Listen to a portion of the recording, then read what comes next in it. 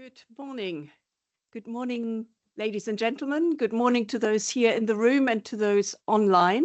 And thank you very much for joining us today for this public hearing on shortening the settlement cycle. Shorter settlement cycles, or T+1 as we commonly refer to it, is a topic that has grown in importance, certainly over the last few months.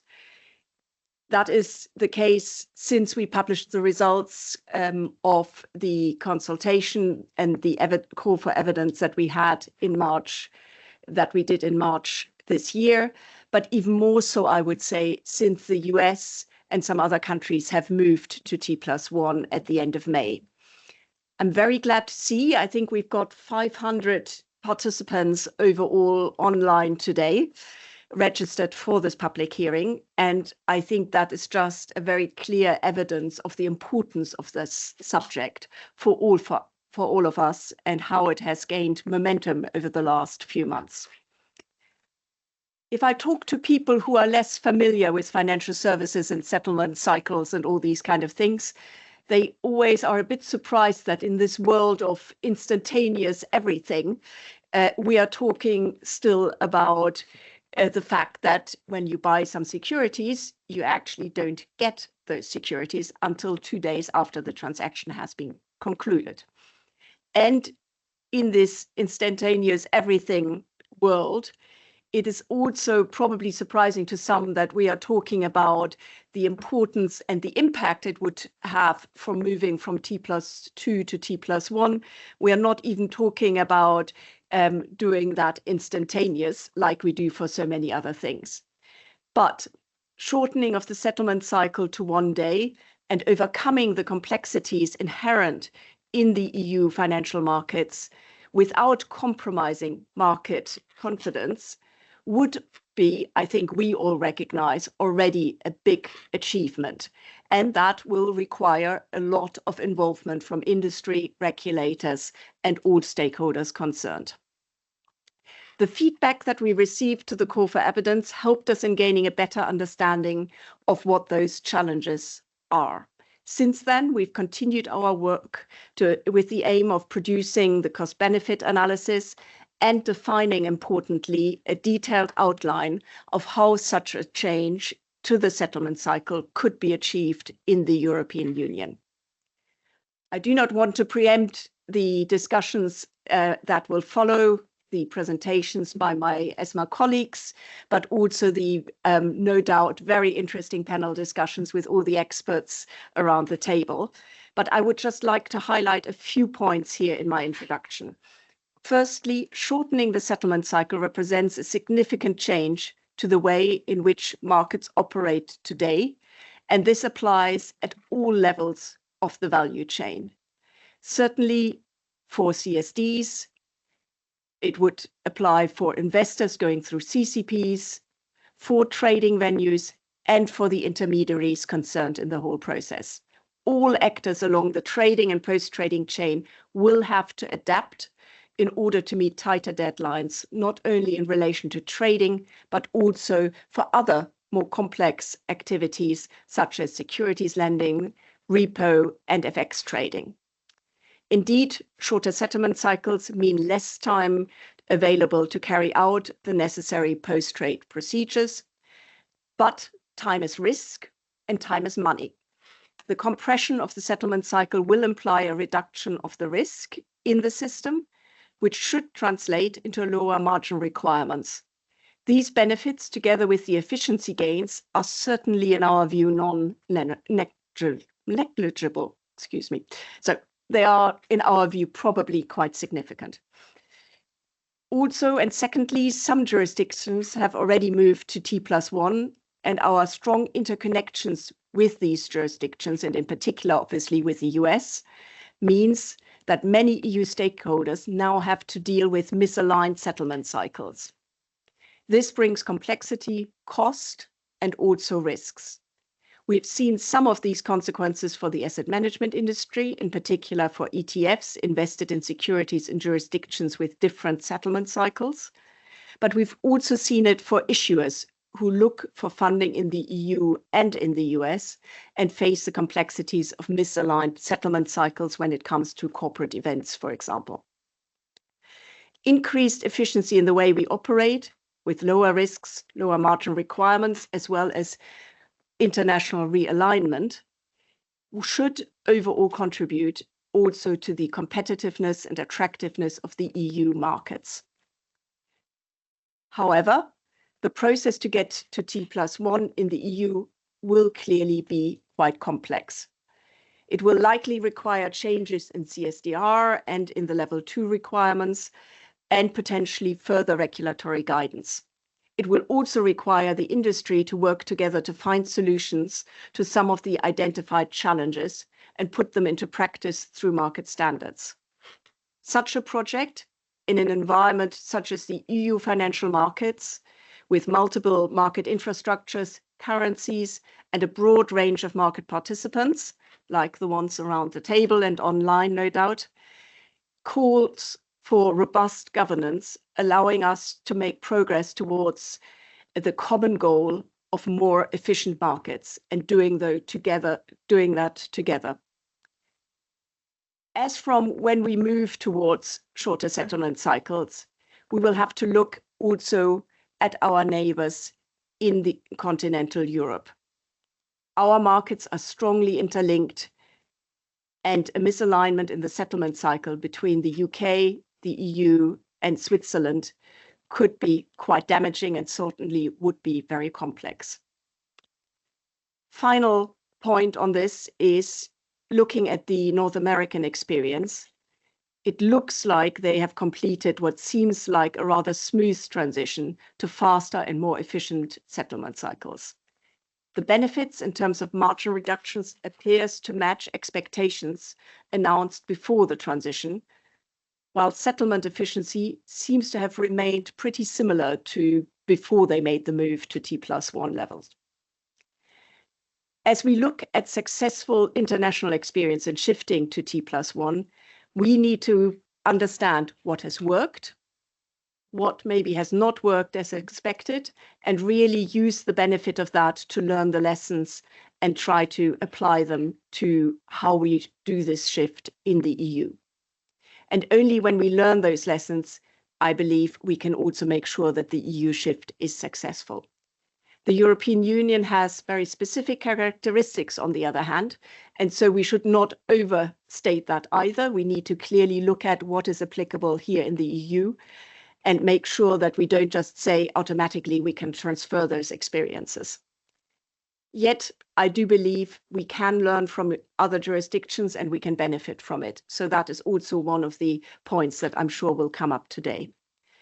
As we start getting the first results of our assessment and we observe the global trend towards the shortening settlement cycle with positive experiences, the public hearing today, I believe, is a very, very good opportunity to present ESMA's preliminary views as we have conducted the work that we've done and discuss them in depth with you and hear also your feedback and your experiences. I would like to recall that when the CSDR was adopted back in 2014, and some of you were already around at that time, it certainly was an important milestone in a path towards more standardized and less fragmented markets by harmonizing the settlement cycles on T+2. This was 10 years ago, and I think it was a good objective in 2014 because obviously we had completely different settlement cycles within the EU, so it was important that that step was taken. However, I do not believe that T+2 can be or should be the end of that particular journey. While we will diligently perform our cost-benefit analysis, I do believe that now is the right time to look further ahead into the future and set new objectives. We in the EU need to continue our journey towards more efficient post-trade processes in this instantaneous everything world I was referring to in the beginning, and in this way contribute to more efficient and more attractive European capital markets. We will obviously submit our report that we've mandated to do under CSDR at the very latest by the middle of January, But while we finalize it, we will continue our engagement with all stakeholders to ensure that we are all on the marks and getting set for the moment when the decision is taken and the starting gun for go is given. So let me finish by thanking everyone here today, particularly obviously my ESMA colleagues, Rodrigo and Antonio, sorry, Andrea, for all their leadership in guiding us through the discussion and the process, but also to all the panelists who are here today and who will contribute with their experience. And hopefully that will mean that you will all have a very fruitful discussion today. So thank you very much, and I wish you a successful hearing.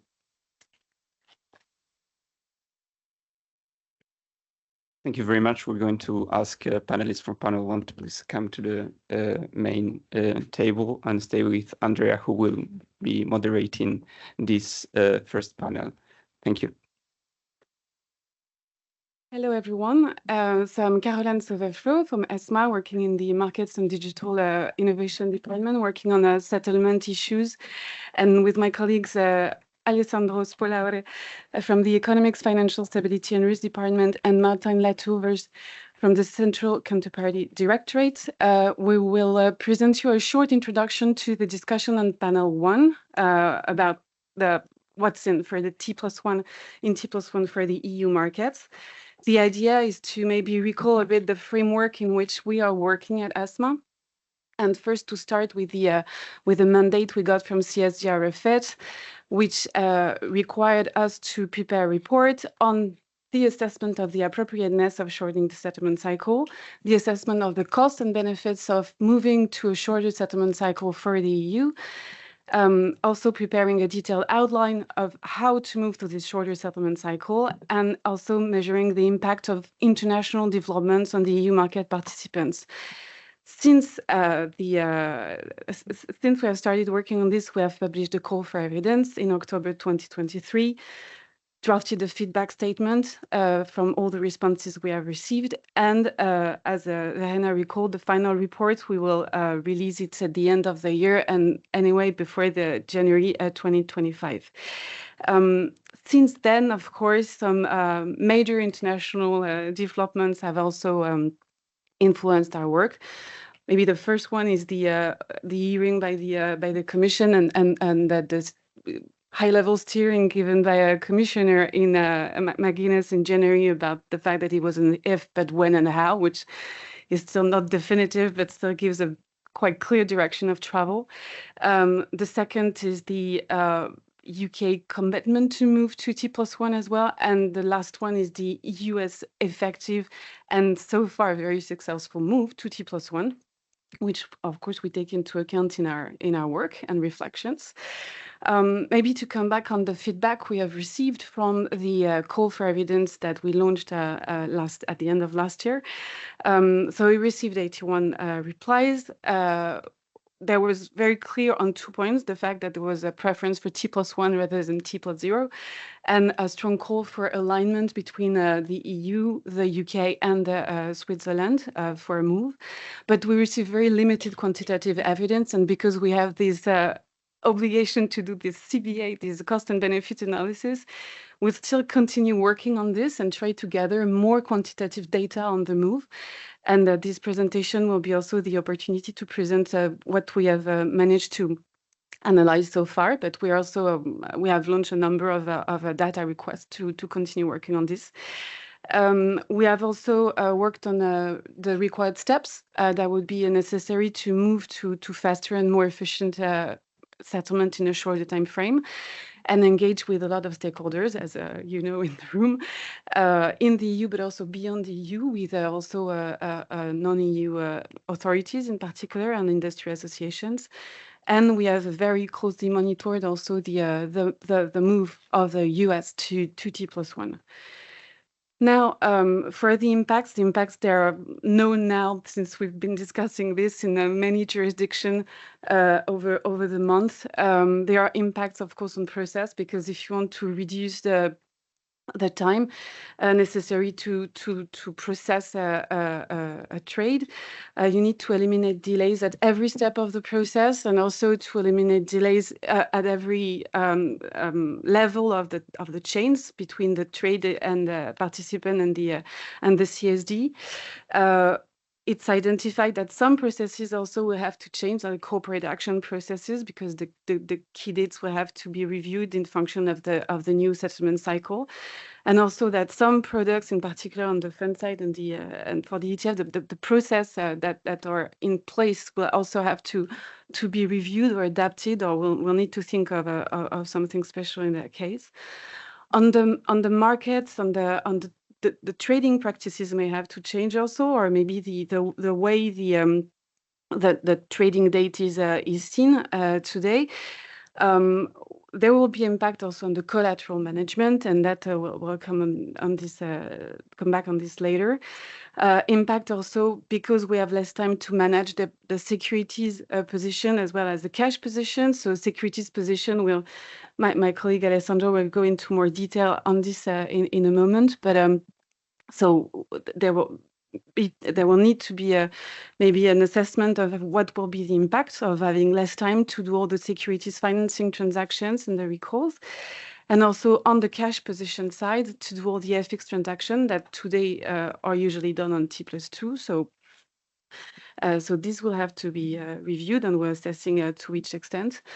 And lastly, the impact on competitiveness itself, because moving to a shorter settlement cycle at a high level should give more efficiency to the EU markets and process. So that's a high level conclusion. But also there will be an alignment with T+1 markets, which will reduce some cost that we have today coming from the misalignment with the US and potentially with the UK if they move earlier than us. But it will also create misalignment with other markets. And in particular, we've heard about the Asian markets that will have to also adapt to with potential funding issues to our move to T+1 here. But coming back on the securities financing side, I will give the floor to my colleague Alessandro, who has made an analysis of. Yeah, hello, good morning. Sorry.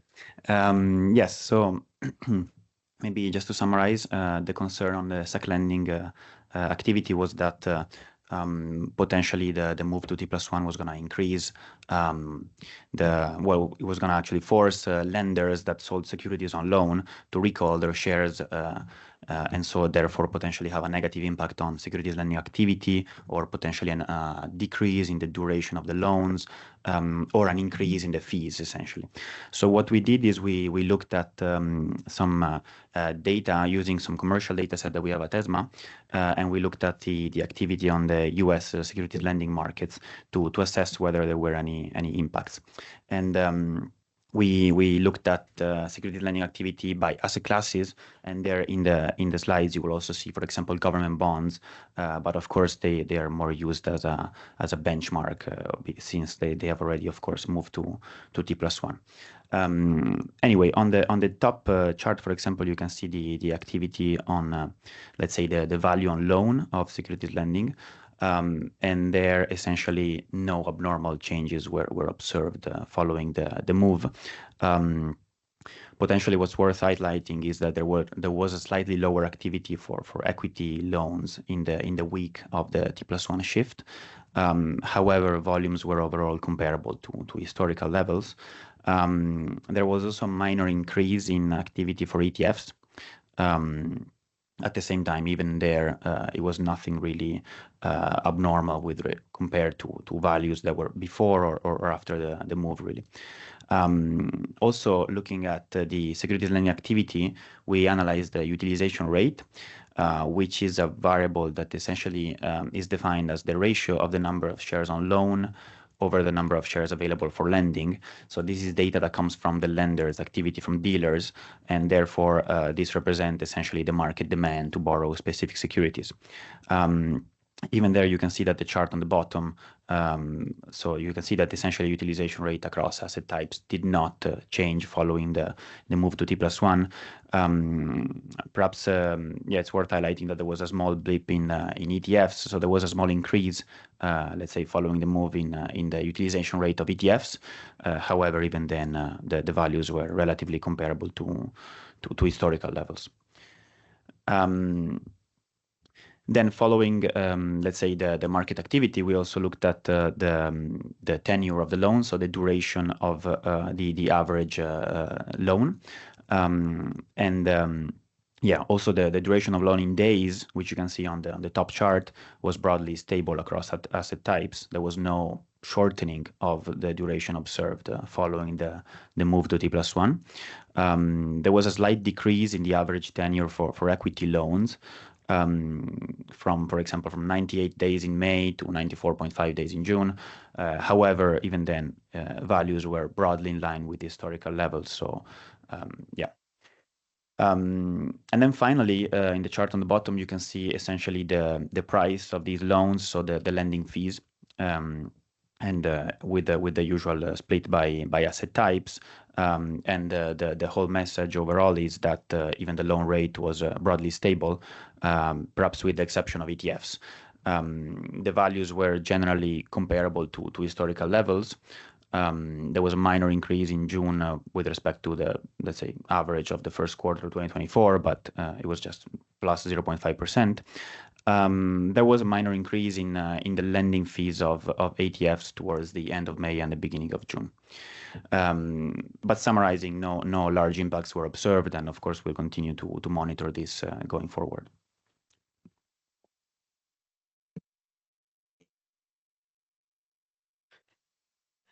Thank you, Alessandro. And now where we are doing the cost and benefit analysis, taking into account all the impacts that we have identified and carefully assessing them against the very specific nature of the EU market with the high fragmentation, high variety of actors. And so at this stage, it's also very similar to what has been analyzed in other jurisdictions at this very high level on this slide. But on the expected cost side, you have the cost of automation and IT upgrades, also the human resources, possibly additional human resources to put in place and to ensure that the move goes well.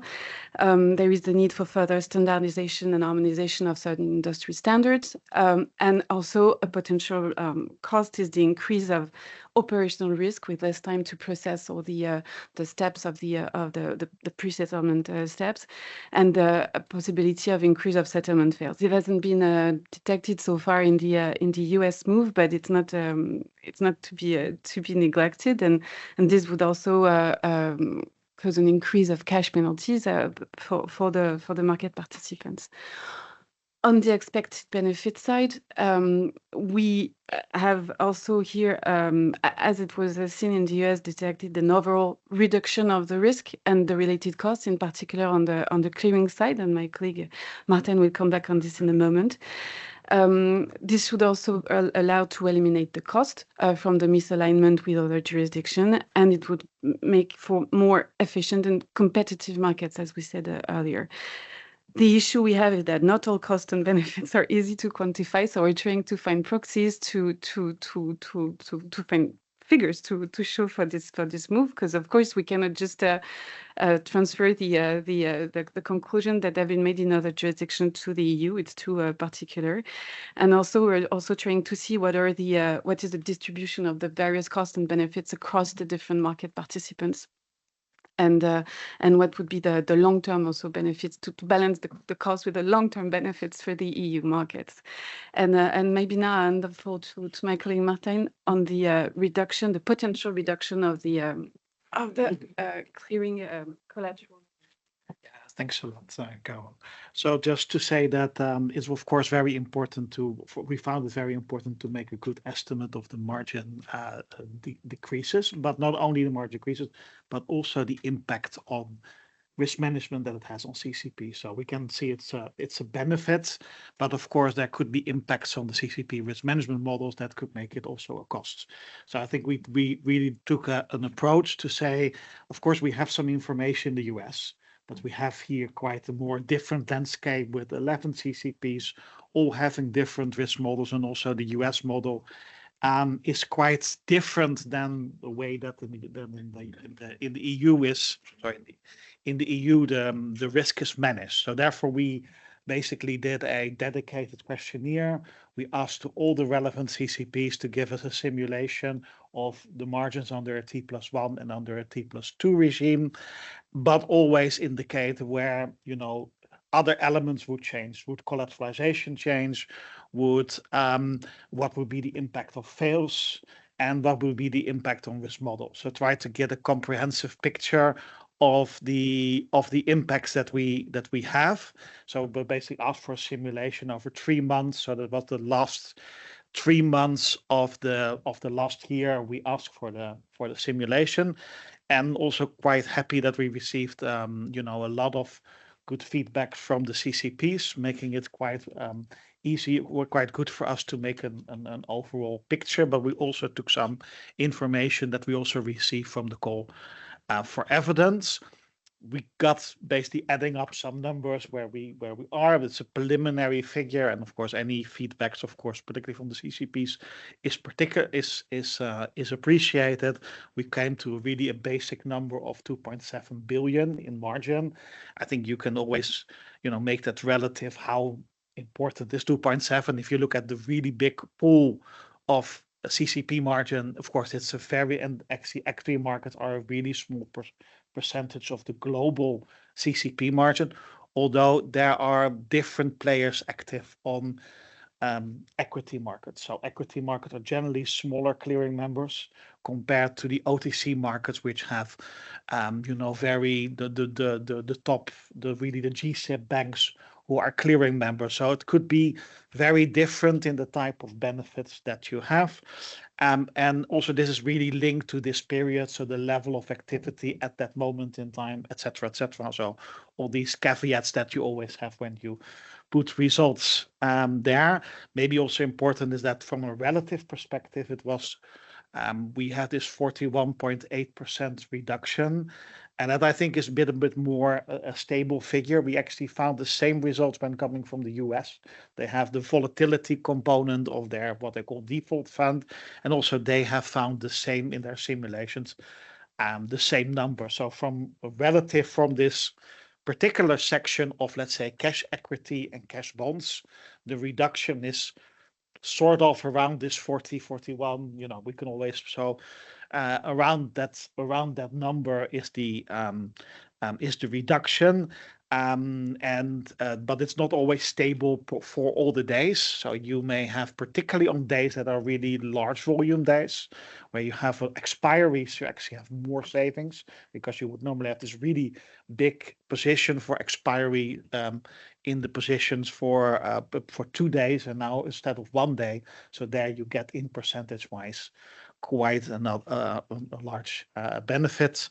As we'll probably discuss later in the DTCC, the first results were 3 billion back. I think we discussed later 3.9, but I leave it to the later presentations how much exactly was the benefit on the US market. If you could maybe move to the next slide.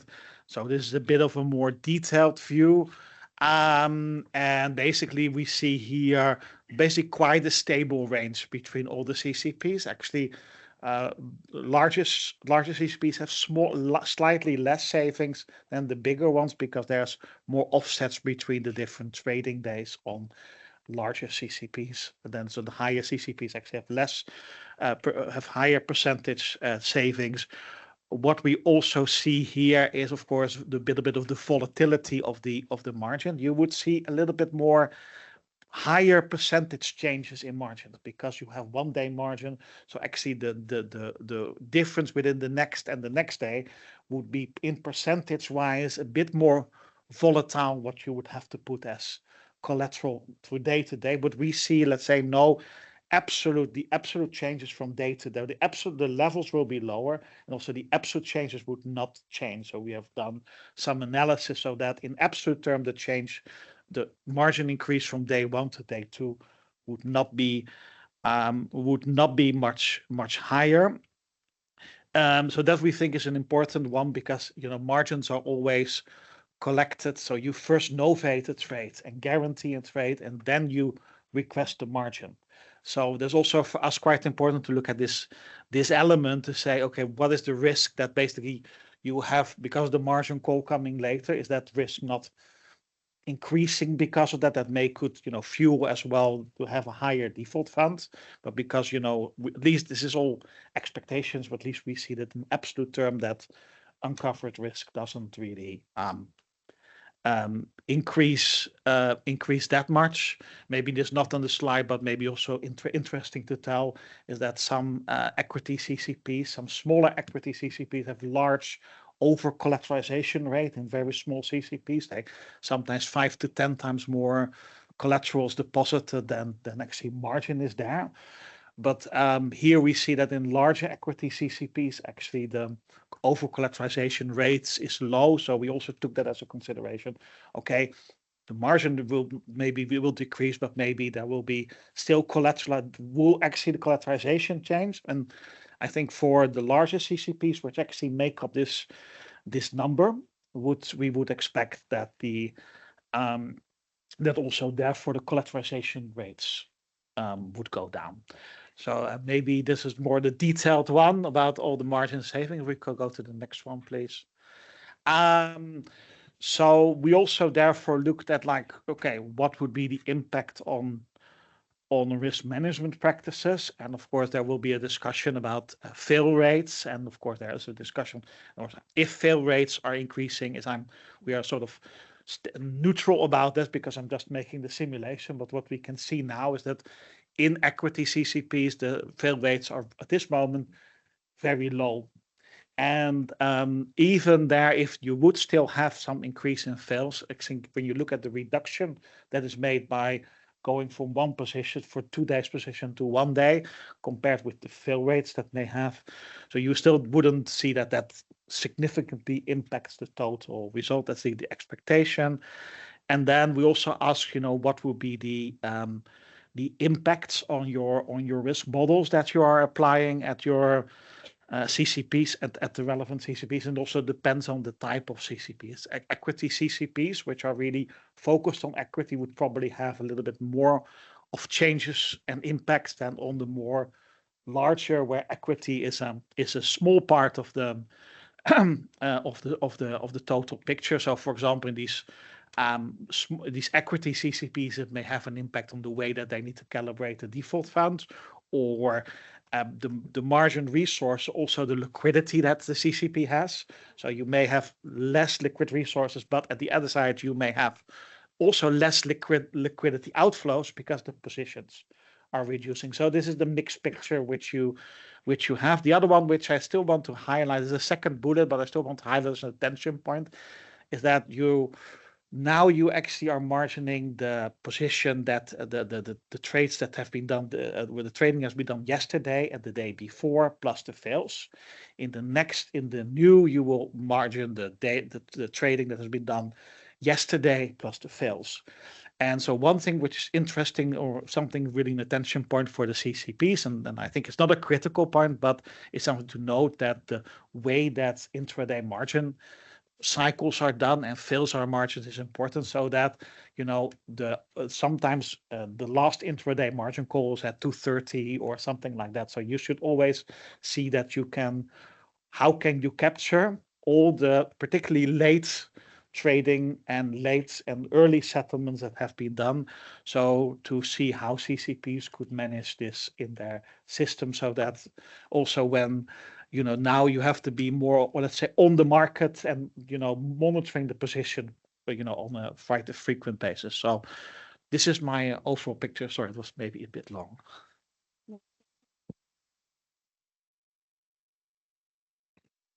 Thank you, Martijn. Now we leave you in the hands of Andrea Gentilini, the head of the division on market infrastructure of the CSSF, for the discussion on panel 1. Thank you very much. Thank Caroline. So I have the pleasure to drive you to the first panel. The title is "What's in T+1 for EU markets?"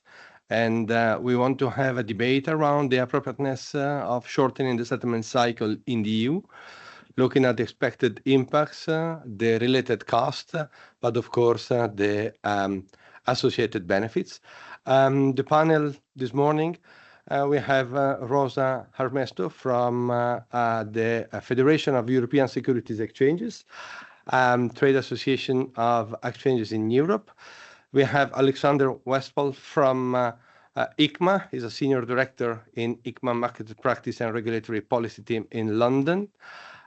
We have Rafael Plata from ICH, so the Secretary General of the European Association of CCPs Clearing Houses, the association that represent the European CCPs.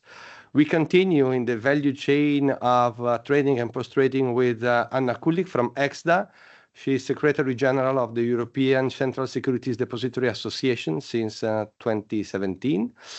And then we have the opportunity to integrate in the discussion Vincent Hingham from EFAMA, responsible for regulatory policy at the European Fund and Asset Management Association.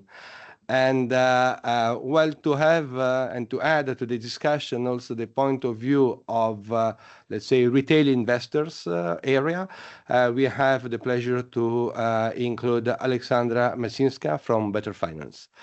So let's start since the time is running and the topic is very deep. So Rosa, trading venues can already accommodate a T+1 settlement cycle if required. However, we know that in Europe we have many trading venues, and each of them with its own trading hours and operational modalities. This further increased the complexity for the market players and back offices. We know that Europe has a market much more fragmented than, for instance, US or UK. So are trading venues considering any accommodation of those trading processes, new functionalities to facilitate T+1 settlement? And are trading venues considering the introduction of a clear cutoff time for transactions executed on a given day to be identified as transaction of that day to be settled in T+1? For instance, considering that only trades executed until, let's say, 4 p.m. today shall be settled by tomorrow. So, and this alignment will facilitate the operation of back offices. We look forward to your input. Thank you. Thank you very much, Andrea, and good morning, everyone. I would like to begin by reflecting briefly on the slides that were presented by ESMA colleagues, because I think there are a couple of learning points, but also areas to watch in the near future. It's very clear that seems that no major disruption came with the move in the US to T+1. And for instance, this was shown in the securities lending activities.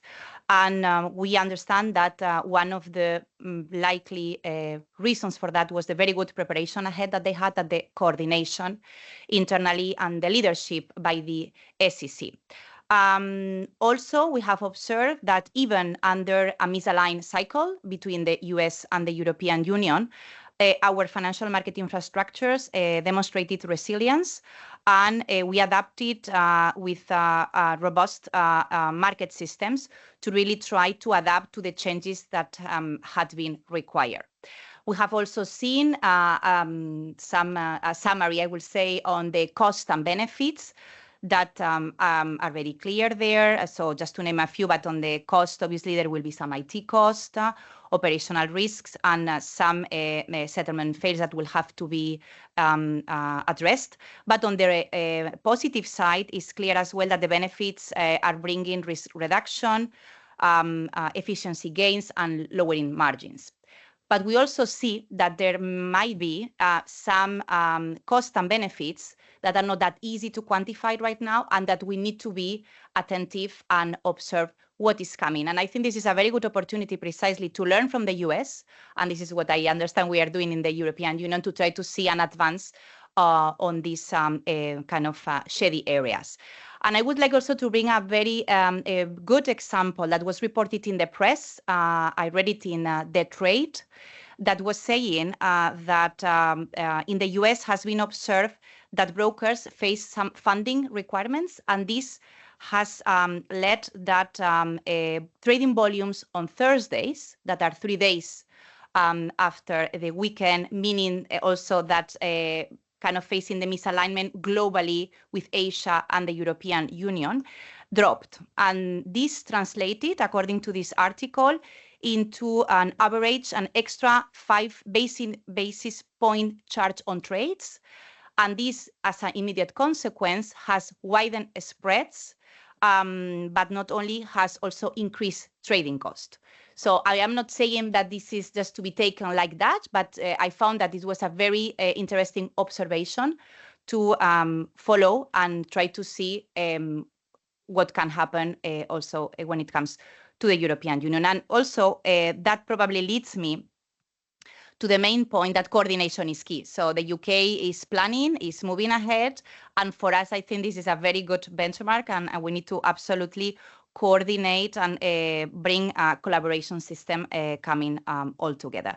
Then coming more concretely to your question, Andrea, so I don't want to, remain too high level, but trading venues, and we have been saying that repeatedly, can support any T+N system. This is technically doable.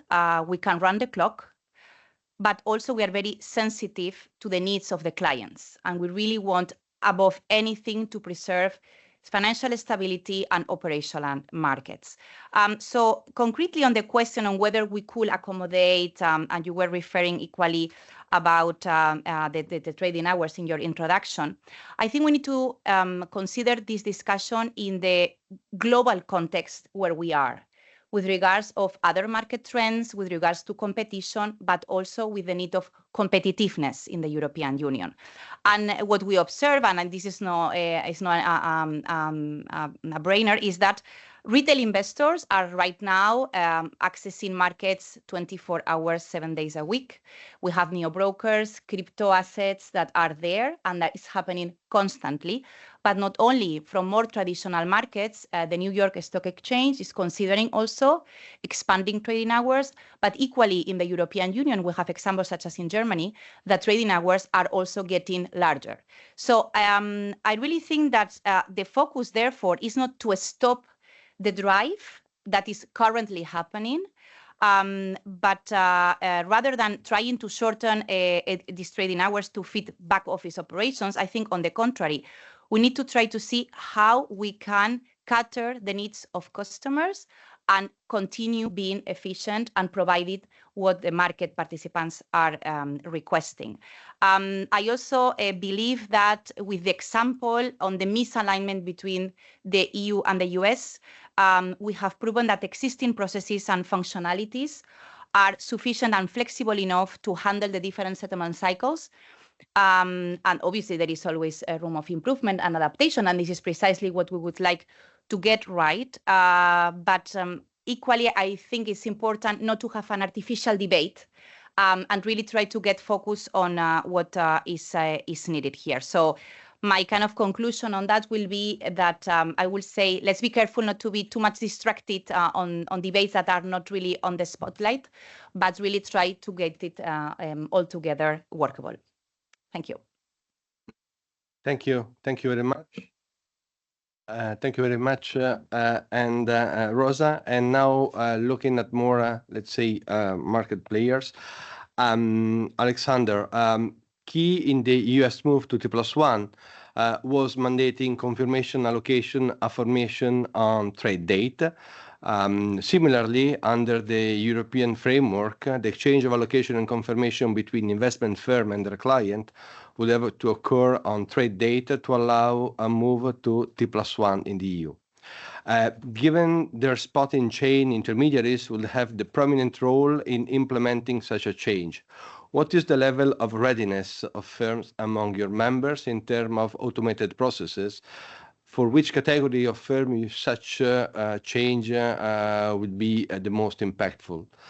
And in addition, the securities financing activity in the US seems to remain stable despite earlier concern from the industry that T+1 move will diminish the liquidity in the sector.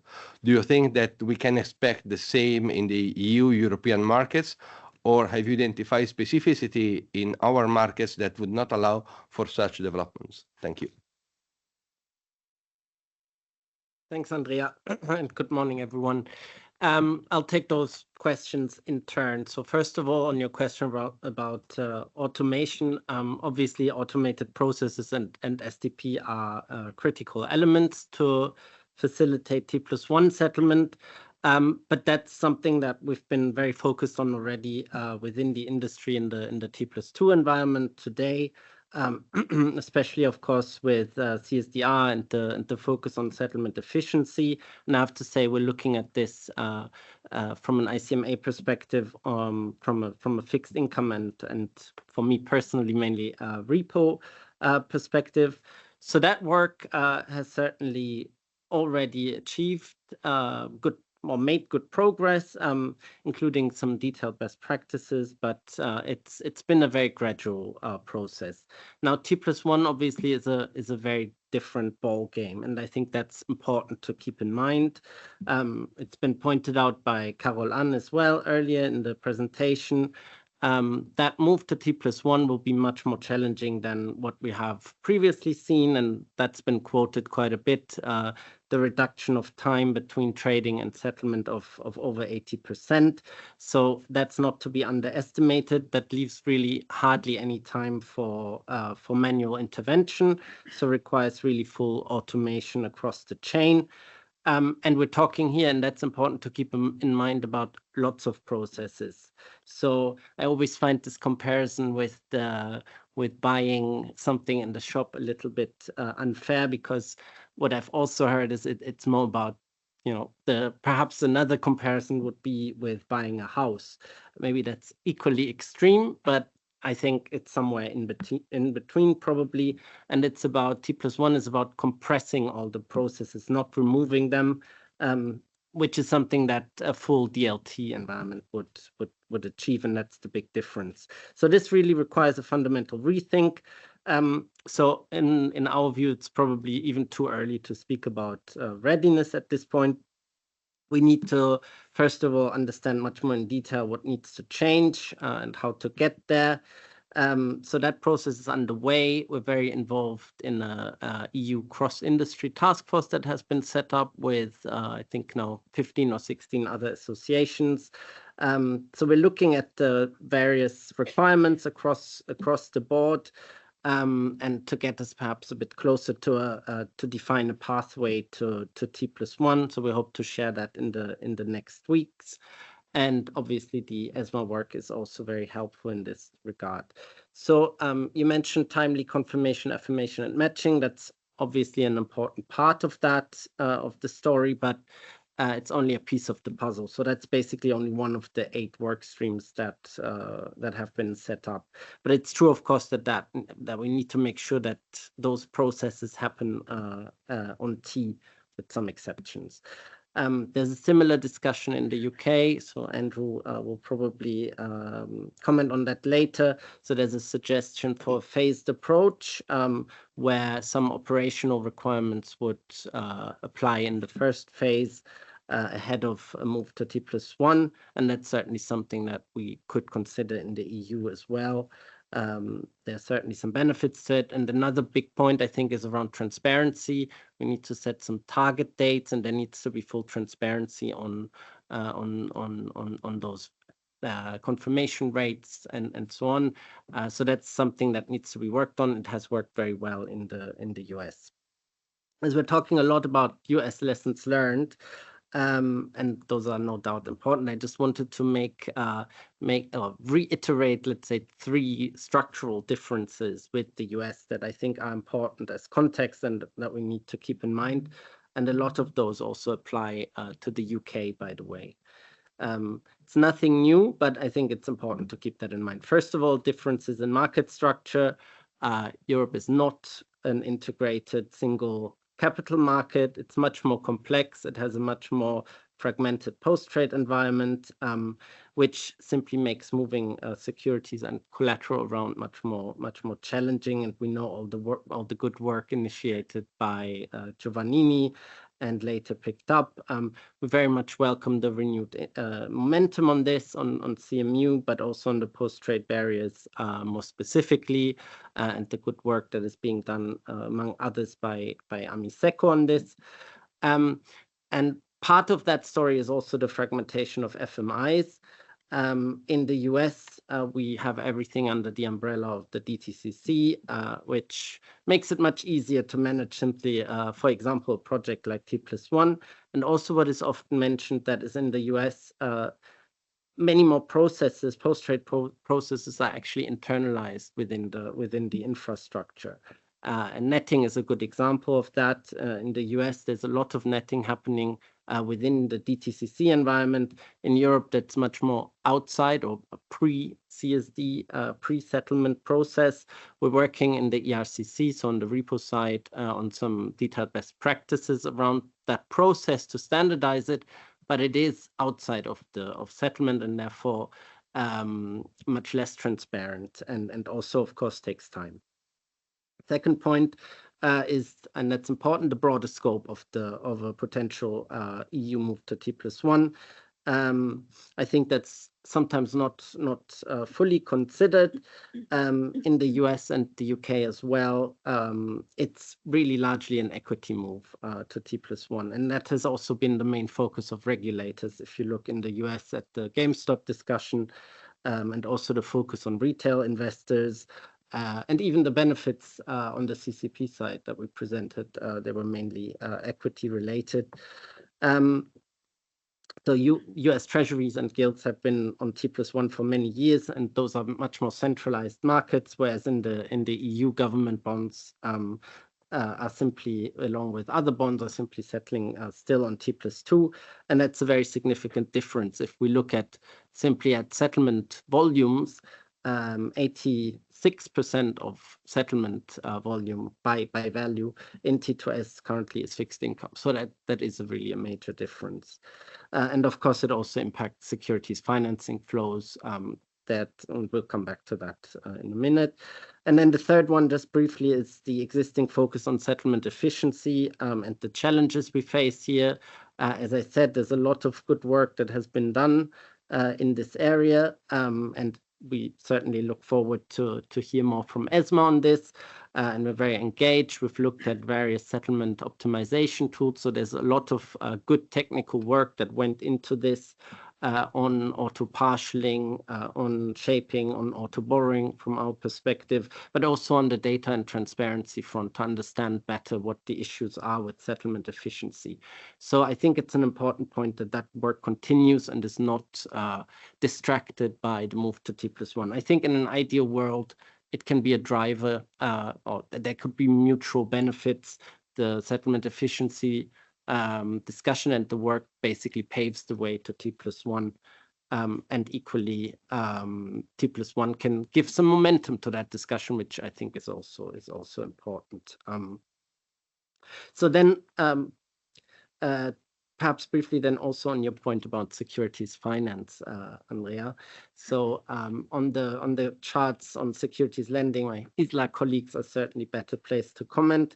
But we're of course aware of the concerns around recalls that have been mentioned. So it's certainly good to see the charts. Other views that I've heard also expected some higher volumes in securities lending because of the additional short covering. But yeah, overall, it's certainly good to see that that's been pretty stable. But here again, I wanted to just come back on some differences or some reasons why in Europe securities finance is likely much more of an issue than it is in the US. And perhaps at the outset, just to say, it's important to keep in mind that repos as such don't have a standard settlement cycle, so should be exempted from any move to T+1. But as an instrument to fund and cover cash trades, obviously, it can be expected to settle on a shorter cycle than the cash cycle. So moving to T+1 in the cash market means a lot of pressure on the associated SFT activity. Most of that will actually happen have to happen overnight or even on an intraday basis.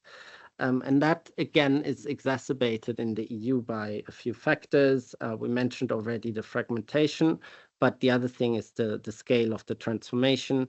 If we look at repo, 96.5% of that is fixed income, 90% of that is government bonds. So that whole market, and it's very significant in scale, would have to move.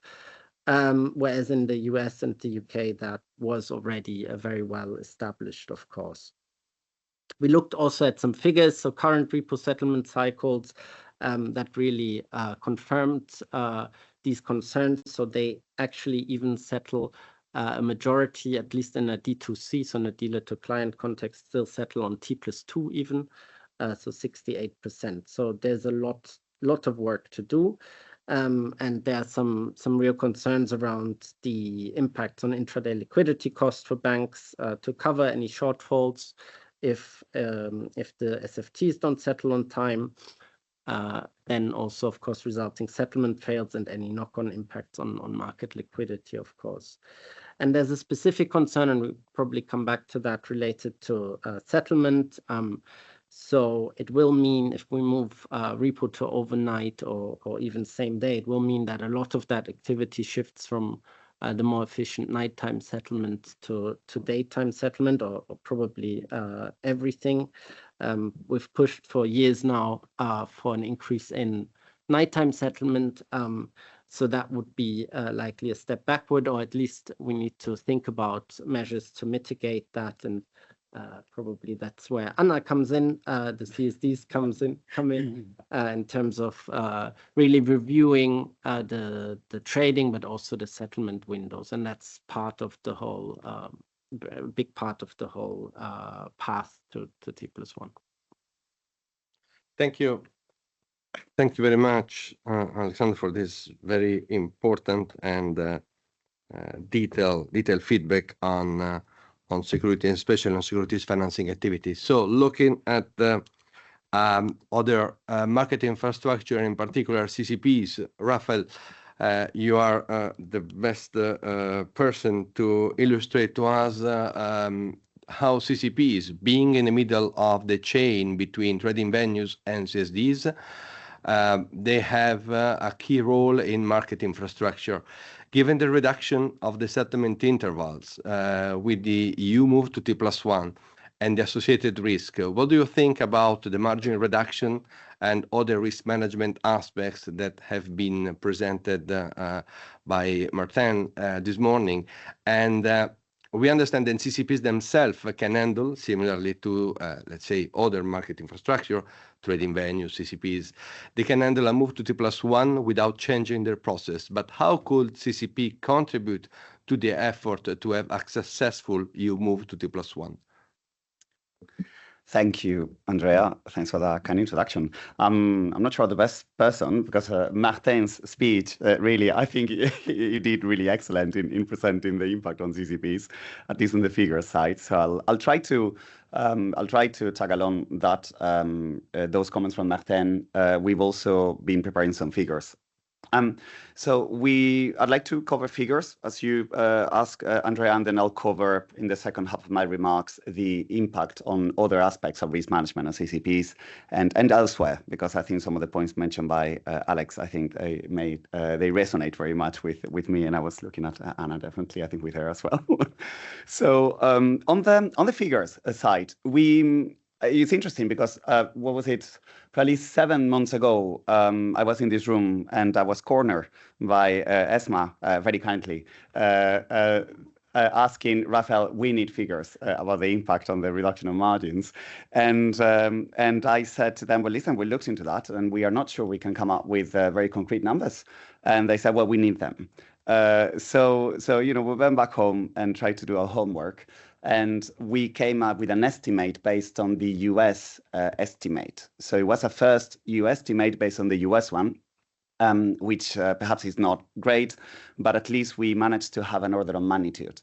And I think the reason why we did it in that way comes back to what Caroline was saying before, which is the difficulty in having accurate, in having figures and then having accurate figures, even worse, even more difficult, I'd say.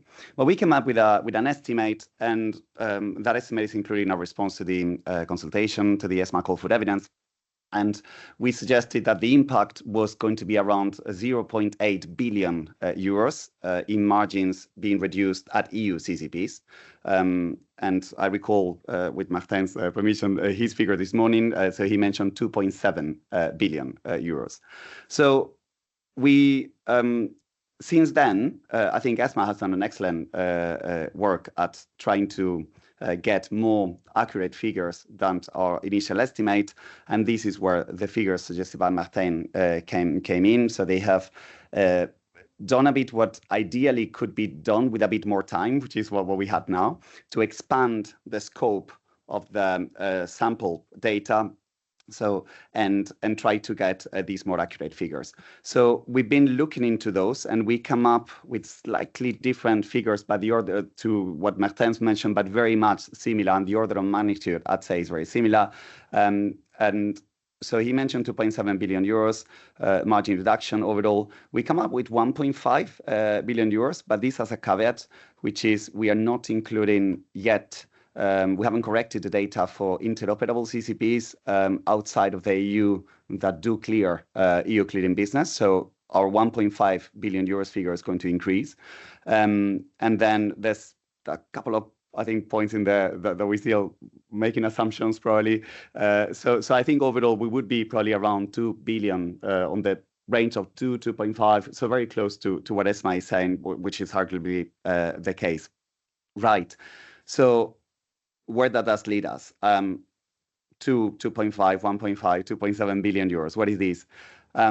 This represents about 1% of the total margin of EU CCPs. 1%. So, of course, most margin comes from derivatives, and this is the reason why this represents only 1%. Still, it is a significant, it's a substantial amount. We're talking about close to, between 2 and 3 billion euros. And what is the impact on the industry on that? Well, if they reduce 3 billion euros, they would be able to deploy this, the capital related to this elsewhere. So that's freeing up capital. In terms of, so that's one potential benefit. In terms of cost impact, because for margins, you don't necessarily, you need to fund those margins. If you're a clean member, looking at tackling here to correct me, but representing clean members, but you fund those margins.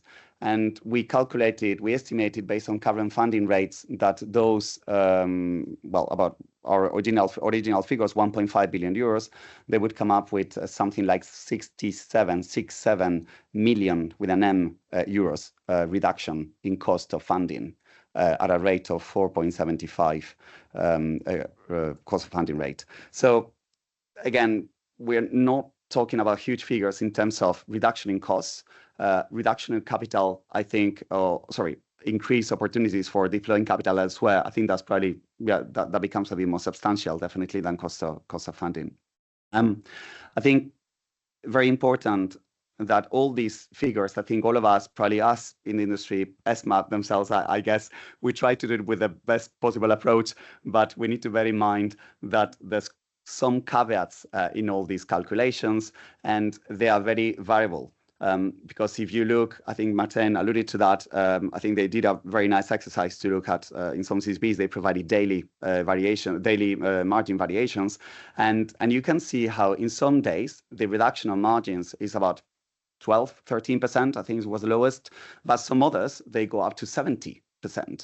So it really depends on your trading day, on your portfolio, on your on the community that is clearing at that particular time.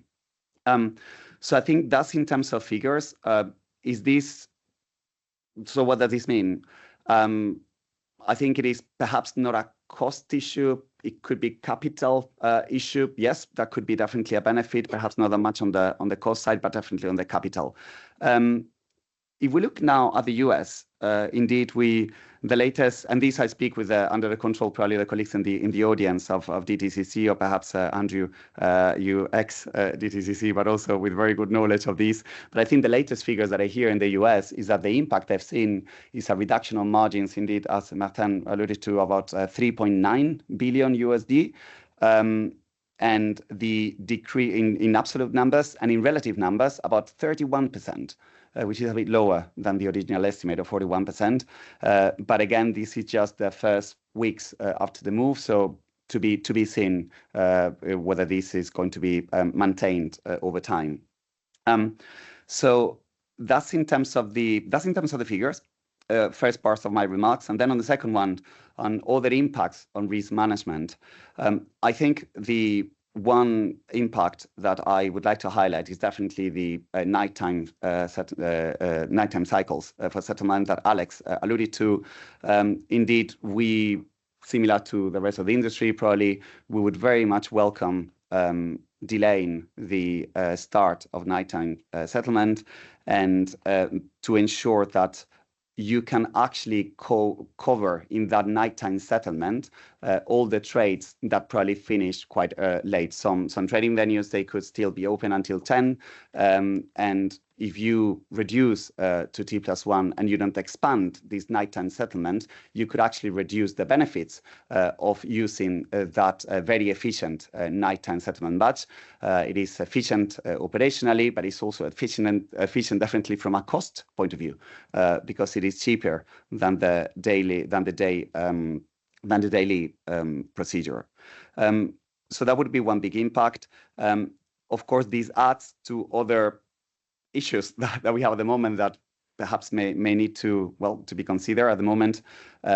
If we CCPs receive margins from, or we need to have a margin call close to the end of the day because you have the start of the US trading, and we receive a margin call, we ask for a margin call around 5 p.m. We may not be able to receive euros because the maintenance window at target 2 from 6 to 7:30 does not allow euros to be deposited.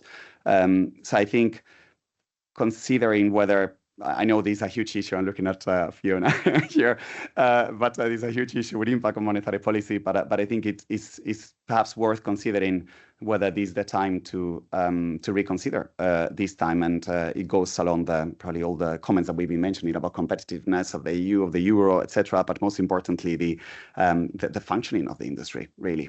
Other impacts, Andrea, legal, operational, risk management. Of course, all of these needs to be adapted, I think, not just in CCPs, but probably everywhere. Well, for CCPs, risk management definitely is a particular theme, but legal contracts, all the operational working of the CCPs in terms of asking for margins, all of these will need to be adapted to T+1. But as you said, Andrea, when you introduced, I think, yes, we could do it. I mean, it's just a matter of, working on that. It does not happen overnight. That I'd like to clarify, because I hear some people say, oh, yeah, you can do it overnight. No, we cannot, because we depend on definitely on ourselves, but also on the clients, on the users of the market infrastructure. So we need to realign, and it takes some time, but it should be relatively straightforward. And then final 2 points. Martin, you mentioned intraday margin calls. Yep, definitely. If for those CCPs that have different ways of doing with intraday margin calls, some have specific times during the day when they do it. Some others have the possibility for ad hoc, but potentially those that have specific times and are closer to the end of the day, they may need to reconsider, as you say. And then a final point is perhaps not that much on neither on the margins figures or on the operational, but definitely a call for coordination. Coordination. I think I'm not the first one, and I'm not going to be the last one to say this today, between the EU, the UK, and Switzerland. Very important, because this is really the core probably of the capital markets in Europe.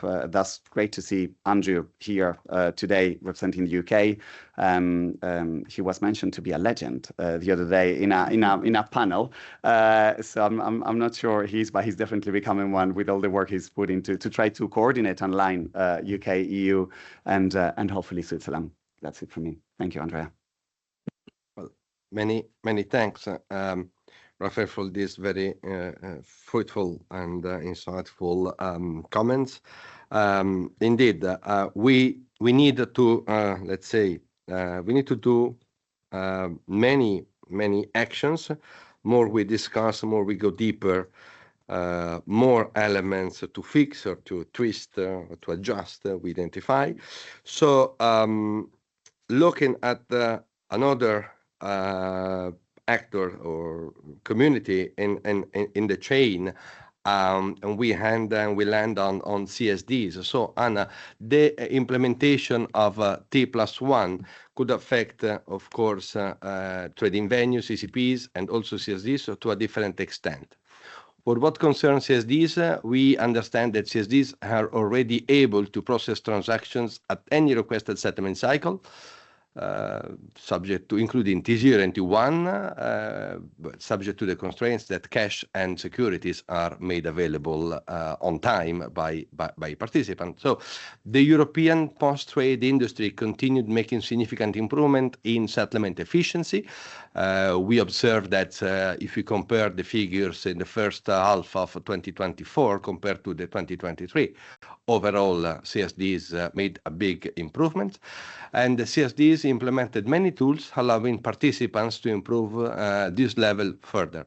So do you have a view on the extent to which changes will need to be made at CSD level? In what ways could CSDs concretely facilitate the move to T+1 of their participants and their clients? And go a bit deeper. What is the impact of misalignment of settlement cycle with other regions, for example, for processing corporate actions? And how should the corporate action process be structured in Europe to avoid problems for issuer and investor, and to keep, this is the ultimate goal, European market still and even more attractive than today? Thank you. Thank you very much, Andrea, and very pleased to be here today. Well, indeed, settlement happens at the very end of the settlement processing chain, and of course, various previous processes do occur upper in the chain and still need to be seriously considered. Indeed, from the CSD perspective, this flow from the trading venues through CCPs to CSDs is fully automated today. And of course, as we have all mentioned, can be done and is sometimes, in fact, significant percentages are done already today within the T+1 settlement cycle. But here again, indeed, we need to mention the flow, the second flow. So in addition to the processing instructions, we have the flow of all actions that need to be taken by the participants in parallel with the processing of instructions. And here, indeed, first and foremost, we do rely on the efficiency of the CSD participants and their clients to make all the necessary actions so that indeed the securities and funds are there within the right account at the right time, as you have mentioned, and available for settlement. And only in such a case we will be able to have the level of the settlement efficiency that we would like to be having on the day we move to T+1. And as you have also mentioned, indeed, we have done quite significant improvements in terms of the levels of settlement efficiency in the past, particularly during the last year, where we have seen significantly less volatility than in the previous years. But still, should we be moving tomorrow or today to T+1, I think it is clear to most of us that unfortunately the levels of settlement efficiency will not yet be as we expect them to be exactly before the move. And here, indeed, it is fundamental that settlement agents and CSD participants do ensure that they have the instructions which are timely and correctly instructed, and that the necessary funds are there. With regard to the second point, indeed, the availability of the funds, the complexities are significant. And of course, we all know that within the Europe, we are not in a single jurisdiction just yet. And this jurisdictional fragmentation is a clear and significant root cause of many of the significant issues that we will be facing ahead of the move to T+1. But indeed, the solutions, as you have also mentioned, are available. The range of different possibilities that CSDs have recently offered to their participants is certainly beyond what we can be expecting in any other region, that's including those that have already moved to T+1. Hence, I think that the European participants are already very well equipped in terms of the possibilities for them to be choosing from the range that is offered to them. But still, what we certainly need to be paying attention to is the high use of these tools that are there, such as indeed the partial settlement that has been mentioned a couple of times, I think, and today, but also indeed during the previous market settlement efficiency workshop that are run at the level of EMISECO. We certainly need to be paying more attention to other tools as well. Finally, I would say that several of you have asked to delay the beginning of the night settlement cycle, and indeed the CSDs will be able to consider indeed the possibility to delay the beginning of the night settlement cycle. But at the same time, we should be very clear about the fact that should there be really structural, numerous, significant changes to be done at the level of T2S and CSDs, that would be a clear signal to all of us that perhaps we have not started from the right angle. Because intervening just at the very end of the process means that we are not yet doing enough before the settlement kicks in. And we need to be very careful to make sure that all the processes and all actors do contribute significantly to the enhancements of the levels of settlement efficiency. Although, of course, the CSDs are there to help the markets and to support indeed the market participants and the clients' demands to help them out. I would also say that we indeed need to be very cautious about the competitiveness, as you have equally mentioned. And here, indeed, we have been working very deeply since the US T+1 move on the dual listed securities and particularly corporate actions. That made us very clearly understand that indeed the level of complexities that we face today with regard to the misalignments in the settlement cycles is not the right situation that we would like to see during multiple years coming forward. And here indeed it is crucial for us to be seeking further alignment. The situation today with regard to the corporate actions has led us, unfortunately, to result in the misalignment of different approaches in different jurisdictions because of the fact that we are still subject to different tax regimes locally, and hence, indeed, the participants would be still suffering from the complexities in the reconciliation of the tax rates that they would receive from the CSDs as a result of the market claims that do need to occur in case of the different CSDs would still need to be performing those for the dual listed securities.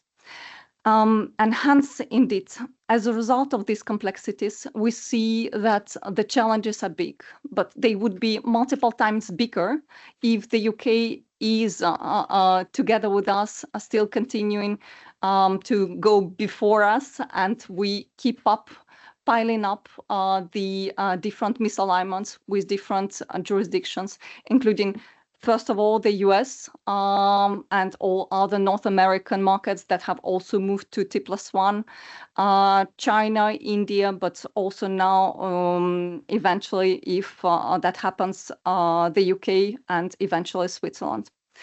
But the challenge that we need to align, to highlight here is that the longer we wait before taking the decision, the more time, unfortunately, we are eating up upon all the actions that we should be taking in order to get the settlement efficiency right on the date when we will be moving to T+1.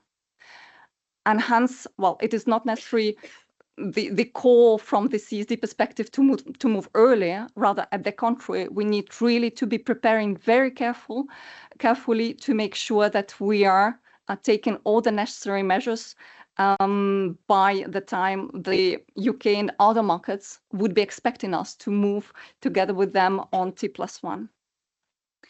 So with that, I would perhaps just stop highlighting the fact that in Europe, if we're really caring about the competitiveness of the markets, we also have the settlement failed penalties. And this is the final angle that we should be looking at if we are really seriously trying to make sure that the European markets are as competitive or even more competitive than before in case of the move to T+1. Thank you. Many thanks, Anna, for enabling us to, let's say, to complete the picture with CSDs. So we had understanding from all market infrastructure in the chain. So now we can turn to, I will say, more the buy side, as we usually call the investment manager. So Vincent, we have observed an evolution of the thought on the fund industry with respect to T+1. I do remember when we had last year the first discussion on settlement efficiency in September, the ESMA workshop, followed in December by the first workshop on shortening settlement cycle. That, if we recollect the comments made by EFAMA in the last, let's say, in the last year, we observe positively, I have to say, at least this is my personal interpretation, that the consideration made by EFAMA evolve also with, let's say, the developments in the market and the increasing awareness of the fact that the move to T+1 is not only a matter of, no more a matter of if, but how and when, not only because of the political steer provided at the beginning of the year by Commissioner McGuinness, but as mentioned now by Anna, simply looking at the markets, how many markets today are settling in T+1 or eventually even shorter. If we look more or less at the benchmarks, we know that I would say more than 50% on equity markets worldwide already settled thanks to the move in North America to T+1. Even more if you look at the bond markets. So in somehow Europe have to continue to keep this path. So looking at more technical aspects, T+1 will have an impact on the settlement efficiency. And we know that European fund industry is populated by big players, but also by a large variety of medium small players. So how does the asset management industry see a potential move to T+1 in the EU? What this imply in terms of preparation for the industry you represent, in particular for the small medium players, which risk to pay the higher cost because they cannot leverage on worldwide structures that may ensure a kind of 24/7 all around the clock shifting the activities to the different desks. And then the second point is another key element that we discuss many times here in the ESMA is about the ETFs. ETFs are one of the asset classes with the lower settlement efficiency rate. We know that ETFs pay the complexity of the interplay between primary and secondary market. And the complexity implicitly is one of the main reasons, even if it doesn't justify the settlement efficiency rate. What are your views on the different scenarios presented with relation to the settlement efficiency and cash penalties? How do you think ETF settlement efficiency rate should be improved to achieve T+1 without higher cost resulting from cash penalties? Thank you. Thank you very much, Andrea, for your kind introduction, and very happy to be on this panel today, indeed representing the views of the buy side. So coming to your first question first, you're, I think, absolutely right in pointing out that the thoughts of the fund industry have evolved over the last few months. while we took a fairly cautious approach to a possible move to T+1 in our response to the call for evidence at the end of last year, based on more recent discussions, we now see more and more of a consensus emerging within our membership on the need for the EU to move to T+1 as soon as reasonably operationally possible. And of course, echoing the point made by several of my colleagues, in coordination with the UK and Switzerland to avoid creating more misalignments in settlement cycles. This is obviously very important. Two main reasons, I would say, for this evolution in the thinking of the asset management industry and maybe the buy side more broadly. First of all, until very recently, the first priority for many of our members, including the smaller players, was to make sure that we were ready for the US move to T+1. So this ate up a lot of time and meant that there was little time left for experts in our industry to make up their minds on the merits of an EU move to T+1. So that's the first thing. Second one, and probably more important, it's been mentioned a number of times today already, I think that the smooth transition that we have observed since the US migration to T+1 really served as a real green light accelerator in many jurisdictions across the world to assess and implement their own migrations to T+1 settlement, triggering what I would call a global domino effect. So in many jurisdictions, a move to T+1 is seen as a definitive competitive advantage, and we see more and more jurisdictions looking aggressively or more attentively, let's say, at a possible move to T+1, including key Asian markets like Australia, Hong Kong, or Singapore, just to name a few. We also know very well that the UK is highly committed to moving to T+1 by the end of 2027, and that the UK authorities are actively cooperating with the industry to define the detailed roadmap to assure that transition. And so if we look at, in terms of market capitalization, we already have 60%, more than 60% of global market cap that is on T+1 today. If the key Asian jurisdictions I was mentioning were moving in the same direction, that would make it 70%. And with UK and Switzerland on top, it makes it 75%.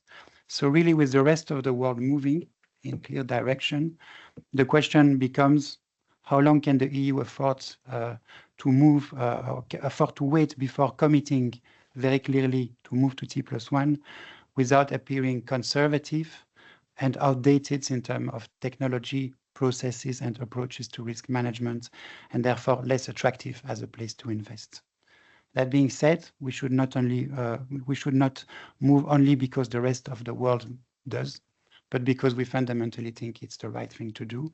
And I think there are fundamental reasons to define a move to T+1 also as a strategic long-term objective for Europe. First of all, there is the clear demand from investors, including retail investors, for being able to trade 24/7. And it's clear that combined with shorter settlement cycles, it would offer them the ability to recover their cash or securities a day earlier and move closer to instantaneous trading and settlement. So that's important. And of course, if we defined a T0 or atomic settlement as being the very long-term goal that we are all pursuing, there is certainly an element of a learning curve there. And it seems to me that a market that is already on T+1 is more likely to bring along its entire infrastructure, trading venues, CSD, CCPs, custodians, and everyone, to a T0 paradigm than one that remains stuck on T2. There is also an element of competitiveness that was already mentioned by several to keep in mind. Let's keep in mind that European funds in general, not just ETFs, but all kinds of funds, are highly exposed for many of them to US equities. And that's the current misalignment with the US is producing a substantial cost factor for the European buy side that deteriorates the performance of our funds and is ultimately borne by the end investors. So because of all the consequences of the misalignment that you know very well. So for all those reasons, rest of the world moving to T+1, long-term strategic objectives, and the need to preserve the competitiveness of European capital markets. All this makes a pretty compelling case, in my view, for the EU to move as quickly as practically and operationally feasible to T+1, again, coordinated, please, with the UK and Switzerland. So I would leave it to the next panel to discuss what a potential roadmap to T+1 would look like and how quickly this can reasonably get there. But it's clear that time is of the essence and that we cannot afford to wait too long. No, the fact that a change is necessary doesn't mean that it is easy.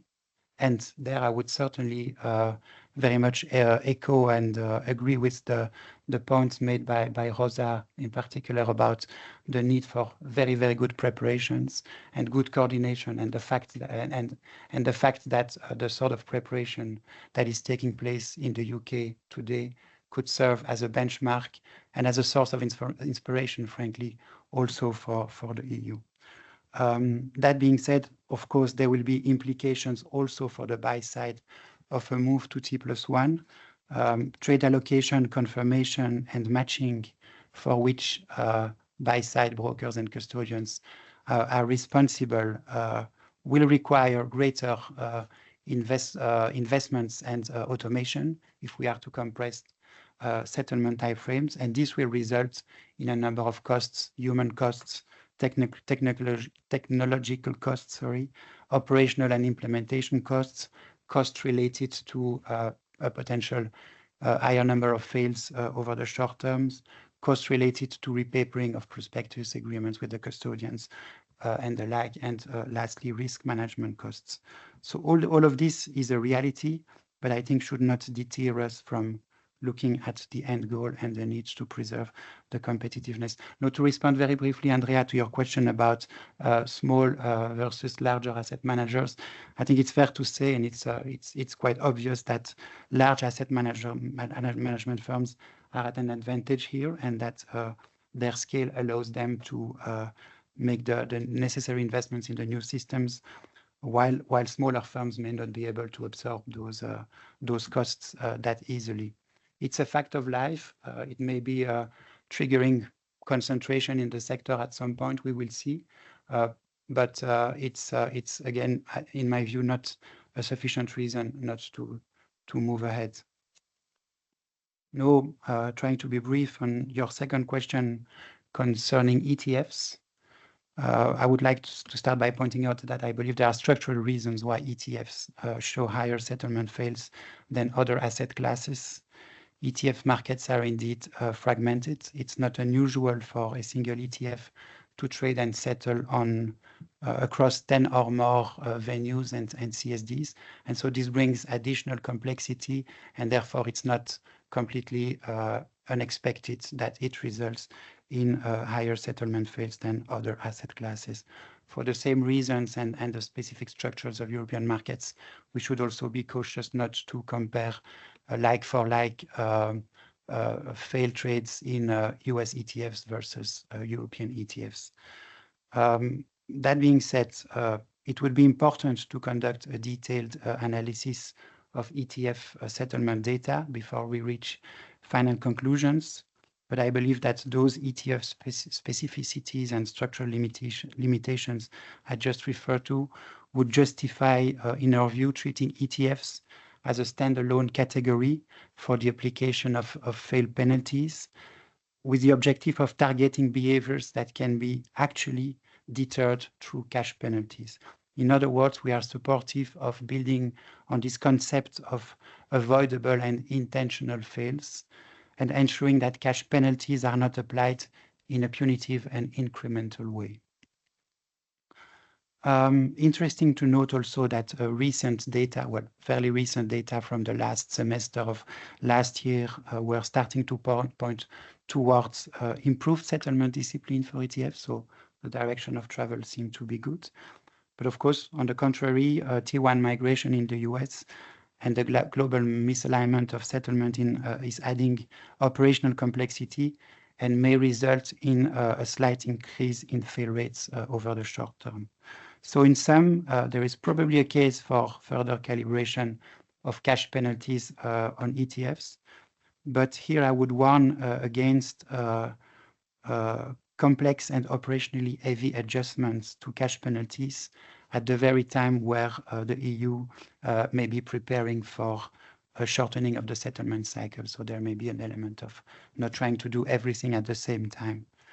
Final remark is to say that we definitely see a strong case from an ETF point of view for Europe and the EU to move to T+1, as it would align secondary market trades with primary market trades exposed to the US, thereby aligning the underlying baskets and the wrapper. So European ETFs would definitely be among those who stand to gain from an EU move to T1. And I'll stop here. Thank you. Oh, thank you. Thank you for this feedback, Vincent. So before moving, because one of the key elements, and was a perfect sequence of intervention, because you explicitly mentioned in one of your points why Europe should move. So good reason to move to T+1 for Europe is also, as you said, the clear demand from investor and retail investor to trade ideally 24/7. So this is the perfect, I would say, path to ask Alexandra from Better Finance. Well, in the ESMA call for evidence we issued autumn last year, a voice that was missing when we analyzed the feedback was the one of the association representing retail investors. So if we look at the US experience in their T+1 move, the US have very much put forward the gain for the investor, especially for retail investor, in terms of getting their cash and securities quicker. So based on what you have observed in the US, do you fear an increase of cost for investor due to the investments required to implement the US move to T+1? And what in T+1 for European investors, how do you see the cost-benefit balance for our retail investor?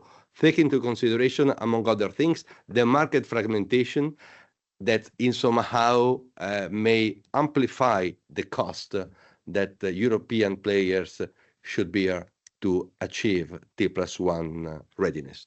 Thank you. Thank you. If I may, before you enter, just to remind to the people online that, of course, you can benefit from the chat functionalities to raise questions. So is that if we may have a few minutes left before the end of this panel, we can also, to the best possible, address the question you may have. So feel free to drop questions into the chat. Sorry, Alexandra, for having interrupted. No problem. Thank you very much for inviting a representative of retail investors to this event. We have been already present in the roundtable in January, organized by the European Commission on the topic. And we have engaged in some discussions with the European Commission also before July 2024. For those who maybe are not familiar with Better Finance, we are a federation of national member organizations whose members are individual investors. We have member organizations most of the EU member states, but also beyond, and for example in Switzerland and in the UK. So I was happy to hear already some strong pleas and requests for more coordination, because it's quite important topic also for us. I guess it will not come as a big surprise to all of you that despite the massive scale of daily transactions and the huge effort of the financial system to support very reliable settlement processes, the majority of retail individual investors are not likely to give it much thought on a daily basis or even a weekly basis. And this is also because the transfer of cash and securities normally takes place behind the scenes. But recently, also because of the move in the US, and since the topic really hit the headlines, also in many newspapers, many investors really have been more aware of that. The topic went to the spotlight. And with this, they many sort of came to the realization that they live in the world of instantaneous payments, but not really when it comes to investments. And this is also something that Verena alluded to in her speech. For many of our individual members, in fact, the topic is more considered in the wider context of moving and taking advantages of some technological advancements. And so they are viewing the move of T+1 more as a simply a major effort to improve the efficiency of how the trades are completed and how to reduce the risk for them. And with the topic of moving to T+1 and also some headlines that have alluded that Wall Street finally is coming back to where it was 100 years ago and coming back to T+1. That was the system in the physical securities certificates. They have also started asking us about the further step and actually moving to T+0. So, but I understand this is going to be a topic not really today. When it comes to benefits and risk for retail investors, so first of all, from their perspective and the perspective of our member organizations, we see the reduced counterparty risk as a very important one. Risk is a function of time, so the longer between the trade and the execution and the completion, the bigger is the counterparty risk. So the chance that one of the parties is going to fail. In our opinion, the accelerated settlement cycles reduce this window of uncertainty, and we view it positively. Second thing would be reduced capital requirements. So, of course, lower counterparty risk implies lower amounts of capital to be tied up in margin accounts, and this means lesser need to acquire capital for margins. So the expectation would be this should reduce costs for the retail investor in the long term, at least. Pressure for increasing efficiency. So here the expectation is that the shortened settlement cycle would make the brokers, the clearing houses, custodians to really streamline, automate their processes as much as possible in order to meet the deadline. So here the expectation would be that this should also lead to some efficiencies and cost reductions in the long term.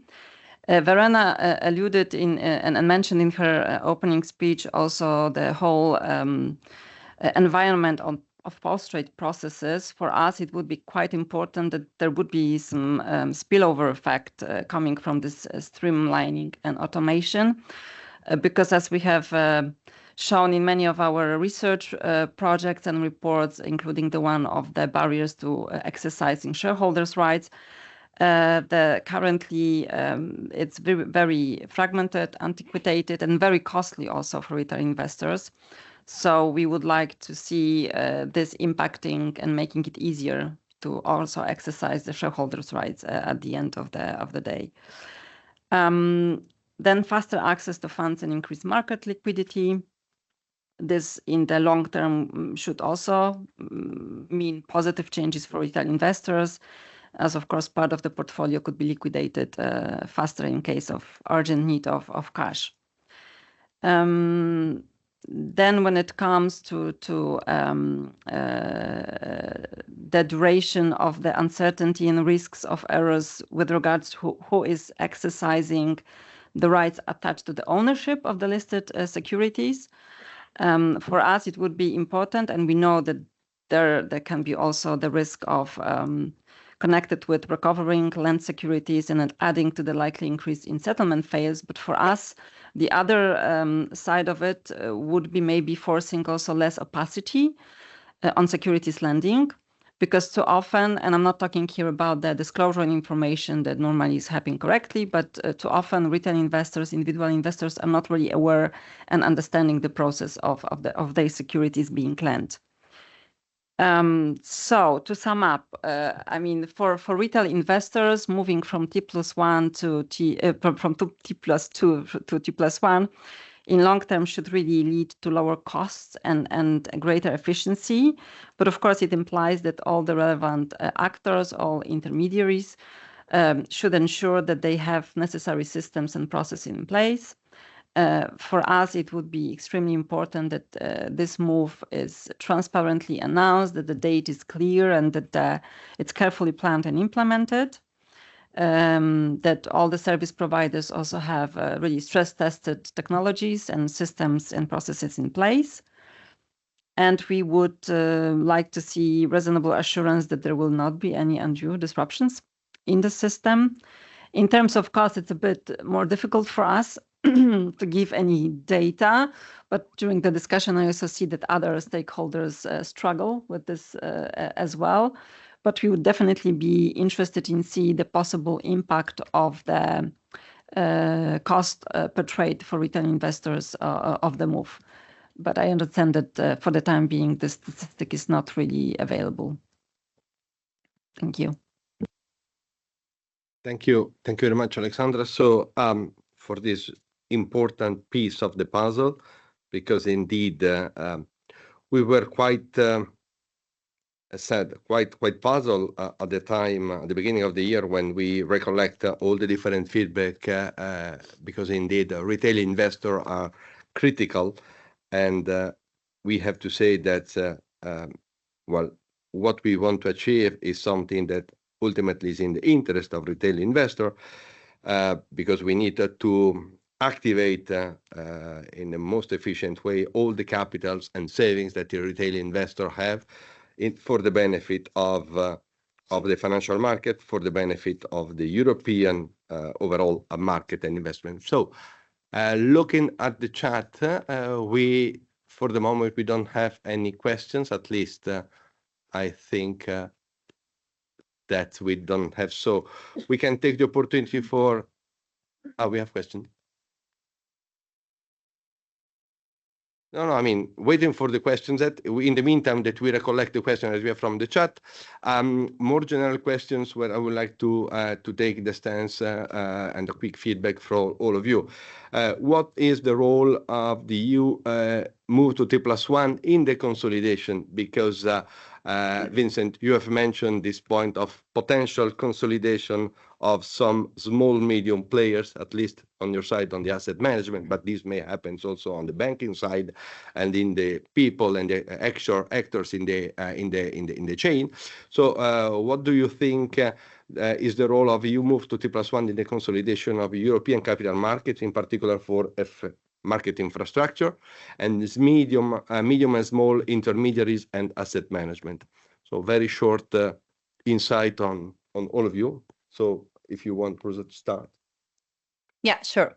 I think on the question about consolidation and whether T+1 could steer this, I think we need to consider the bigger picture, which is that FMIs are operating in an European environment where we have 27 securities laws, insolvency laws, taxation, withholding tax. And this is precisely, I think, the big elephant in the room when we talk about consolidation. These are the real barriers that are preventing further consolidation. Needless to say that T+1 will increase some cost when we will do the move. That's inherent to any change that you apply. And that will mean, obviously, IT adaptation to back office operations and so on. This could bring some synergies. And from those synergies, maybe there will be, and maybe I would say beyond FMIs, some sort of consolidation. But very briefly, let me tell you, Andrea, that at FESE, we ran an internal survey. So these figures are not publicly available, but we just wanted to understand along the lines of when Rafael reported on the cost of the potential move, we wanted to understand the impact on T+1 from an exchange perspective. And in particular on the cost that this will mean for exchanges. And in fact, what we saw is that no matter the size of the exchange, whether it was a small exchange or a large exchange group, the impact was not that different, obviously, in comparison with the scale. So consolidation, after all, is an M&A operation up to shareholders to decide on that. And I personally don't think that T+1, on our perspective, will bring consolidation of exchanges. Thank you. Yeah, very quickly. Thanks a lot. I very much concur with Rosa. I think some of us have been scarcely involved in the removal of Giovannini barriers for 20 years or more. And I think some of the ones that Rosa alluded to, there are mainly some public barriers, which are there potentially for a reason, because there's some decisions there that need to be made that are not easy to be made by, in particular, public authorities. So I think removing those would really be a huge step towards, I'm not sure it is consolidation, but really freer market movements as far as industrial policy is concerned. And then let me take us back 10 years, 2014, that is not only the year that I joined each, but also the year that the EU or Europe moved to T+2. If I just look at the CCP landscape in 10 years, since 2014 to 2024, we've got one more CCP in the EU. I really don't think this is significant or relevance of the link between shortening settlement cycles and consolidation or no consolidation, but that was the fact. Moving to T+2, 10 years later, one more CCP in the EU, small one, but still there. So to your question, is there a role of the EU to move, of the EU move to T+1 in the consolidation of EU capital markets? What is the role? I'd probably say none, unless I'm missing something. Thank you.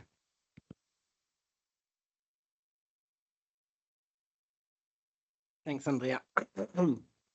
So in the interest of time, keep it very short as well, and make a bit more of a general point, but very much in line with what Rosa and Raphael said. I think we need to be very careful not to see T+1 as kind of a silver bullet that can magically fix concerns in Europe around fragmentation, but also efficiency and competitiveness. So all of these require a lot of additional work. T+1, I think, in itself achieves very little in terms of building the capital markets union and consolidating the market. But even for improving settlement efficiency, I think if we look at the current environment, it's actually more of a risk in that sense. Fragmentation is certainly a barrier to T+1 at the moment. And as I said, I think there's first a lot of work needed, and including, as pointed out, political action, and that's quite important. And we saw some momentum already on this, and T+1, the whole T+1 discussion can be certainly a driver for those. So that's very positive, and we've seen that already happening.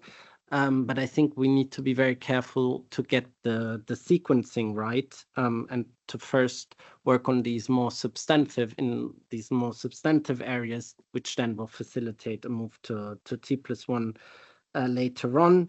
I think one point just on competitiveness as well, and the kind of the global environment. I think I would just make the point, perhaps slightly political, but so far, we have to keep in mind that this has been driven by a unilateral decision in one jurisdiction, if we exclude India and China. So of course that means that there's cost to that misalignment currently, but it's a bit tricky to present this as a kind of a global move to T+1. And I would also say that I think from our perspective, a T+1 market with more failed and higher cost is certainly not more competitive than a T+2 market with very good settlement efficiency and low cost. So again, we need to get that sequencing, I think, right. Thank you. Anna, please. Thank you. Well, it would be strange if I would not align, right, with the previous speakers, given that indeed we're all subject to the same situation, and hence all see the same root causes, which are fundamental and are preventing us from further efficiencies and growth in Europe. But I would go even further as to challenge whether the consolidation is the necessary thing in Europe, and perhaps the focus that we should be all aiming at is rather the defragmentation, so the indeed elimination of the root causes ahead of our truly single capital markets union, and also competition right? Because I'm quite convinced that eventually through the competition that will be indeed enabled through various tools, we might be indeed able to see further consolidation as well, if we wish so. But already today, we need to highlight that there is quite a significant level of consolidation. In our level, I think it is very obvious that most of the settlement is done by the markets that we can be counting just on one single hand. And I'm not really sure that we should be aiming at going significantly further, because indeed the situation of fragmentation today is making it so complex for all the markets that the CSDs and their supervisors, by the way, need to be close to the markets that they serve in order to be able to address all the particularities of that market. And we should be going together hand in hand with the evolution of the market, not going before, because if we do so, then we are risking the marginalization of smaller markets with all their specificities. And that would certainly not benefit the local economies of the smaller markets. So we should be very careful. And we should be just making sure that we first address the root causes. And then indeed, we will be seeing indeed a higher flourishment of the European capital markets through that.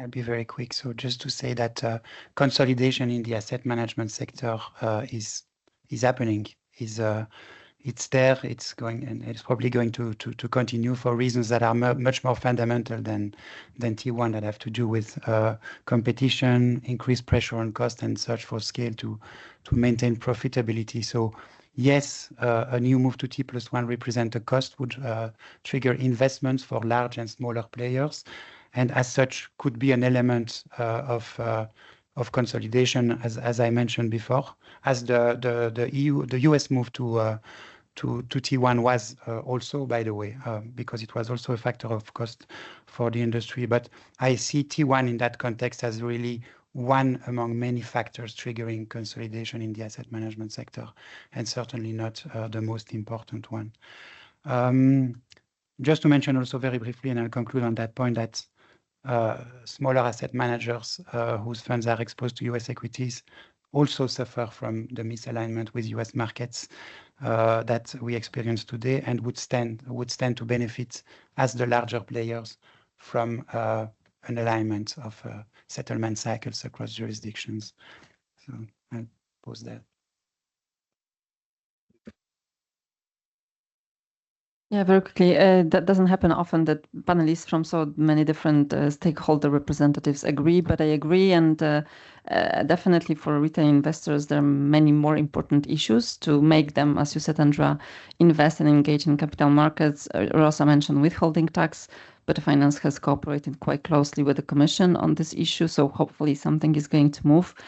And there were also other important files on the table last year that would have helped a lot retail investors to engage better. So if I may ask to ESMA to really extend for a couple of minutes, we have a selection of questions from the audience. I would like really kind of yes or no question. So I pick one that can be answered yes or no. Does any of the panel participants genuinely believe that the EU can afford staying on T+2 forever, given the interest of European investor issuers and the related market parties? Yes, no? No. No. Very easy. The second is, it is interesting to hear the change in sentiment from the buy side. So I will say, Vincent, this is only for you, but very short answer. What do you think is a reasonable time frame for buy side? I will say small, medium, large player to be ready for EU T+1. Well, I said I would leave it to people who are wiser than me to define the exact timeline. I pointed to the importance of being coordinated with the UK, so I think it gives you already an indication of the sort of timeline we have in mind. So either the EU manages to convince the UK to postpone their own committed deadline, good luck, or I think we need to be ready to try and move to T1 by the end of 2027 would be my answer.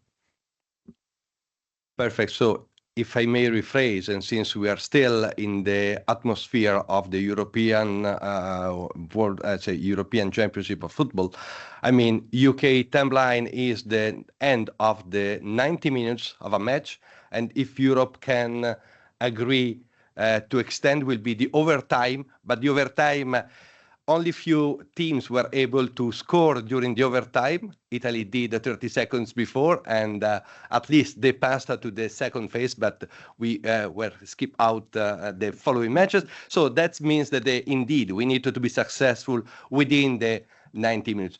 Last, very easy question, very short, yes, no. In the UK, there has been an emphasis on getting all matching of transaction and allocation close to the execution. Would the EU take the same view and mandate matching within the set time on T? So I rephrase, do you think that Europe shall frame and set into law that affirmation, allocation, confirmation should be mandated to be completed at the end of T in order to ensure that T+1 will be successful? I commented on that in the panel, so I think there's a lot of benefit to such a gradual approach, but I think we need to be careful not to be too strict in terms of mandate. There need to be some exceptions as well. In the US, it's also not a strict mandate, but it can be extended if needed. So for the people, you cannot see because of the camera, but all the panelists in somehow moved the head in a sign of agreement. So, and with this, we can conclude the first panel. I thanks for the patience, all people in the room and online for this 4 minutes over time. So I leave the floor to Caroline for the arrangements.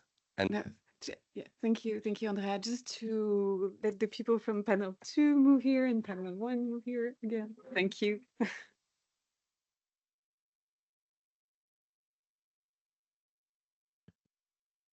All right, so we start with the second panel. My name is Rodrigo Buenaventura. I'm chairing the ESMA Markets Standing Committee, which is a merge of previous committees and tackles market abuse, commodity derivatives, secondary markets, and substantially for today, post-trading, except CCP policy and supervision, of course.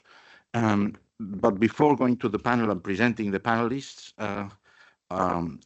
Antonio Caña, who is one of the officers in ESMA, has been following more closely this dossier, will make a presentation and I believe also a small poll at the end. Antonio, please. Thank you very much, Rodrigo. I'm gonna start sharing my screen. Here we are. Excellent. Thank you very much. So, good morning and thank you very much, everyone, for attending our public hearing on shortening the settlement cycle. I will be talking in a couple of slides about the roadmap to T+1 in the EU. As you know, we have been mandated by CSDR to produce this report, and part of the report is to prepare a detailed outline of how and when to move to T+1. Some elements of these have already been mentioned in the previous panel, and I will be going through these a little bit more in detail in these couple of slides. And at the end, we will put forward a poll to check what are your views in terms of the exact date by which the EU could move to T+1. So this is our preliminary views on what the roadmap to T+1 could look like in the EU.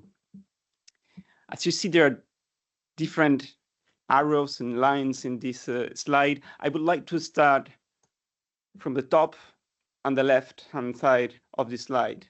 First of all, what you can see in the red box is ESMA's report.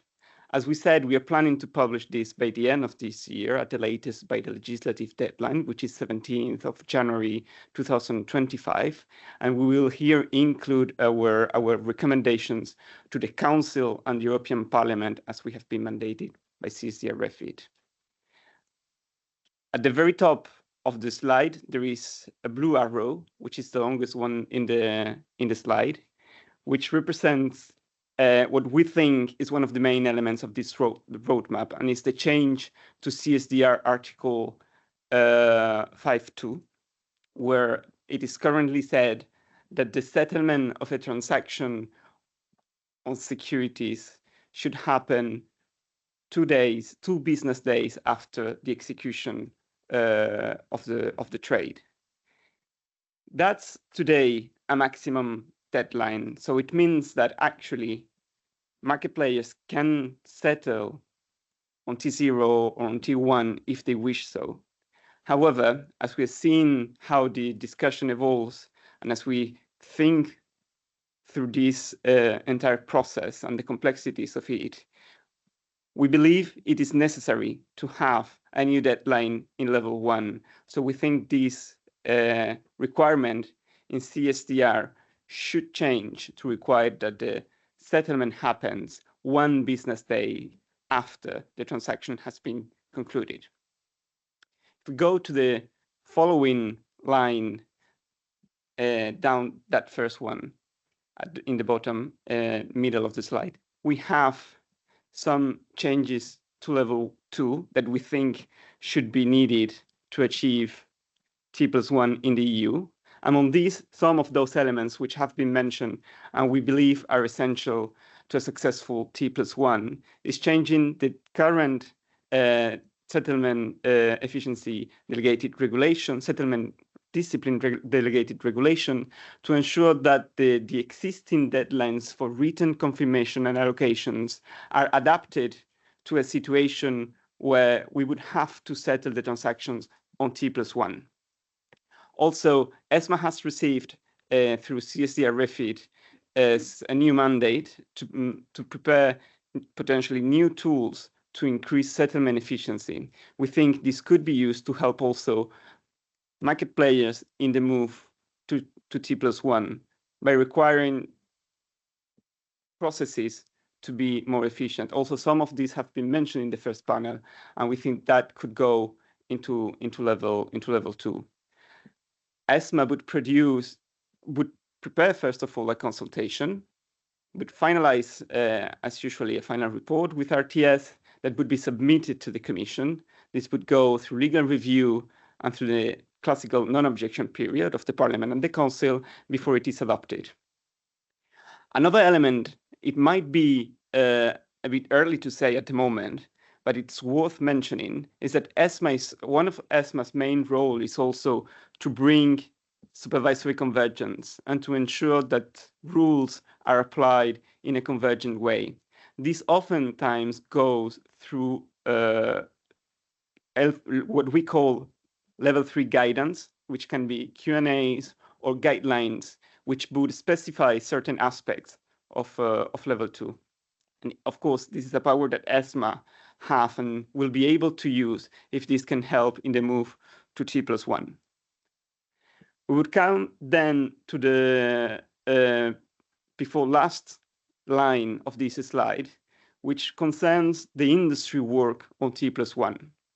As you can see, there is a first brownish arrow, which recognizes that the EU industry has already started working on T+1 in a task force which was initiated and is being led by AFME, and where different associations have come together to discuss of what would T+1 imply for the EU.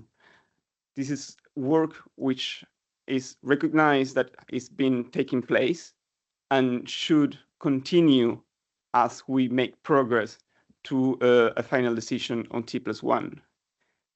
Here, it will be essential that we have from the industry a proper definition of what solutions can be used to technical challenges that might be resulting from T+1.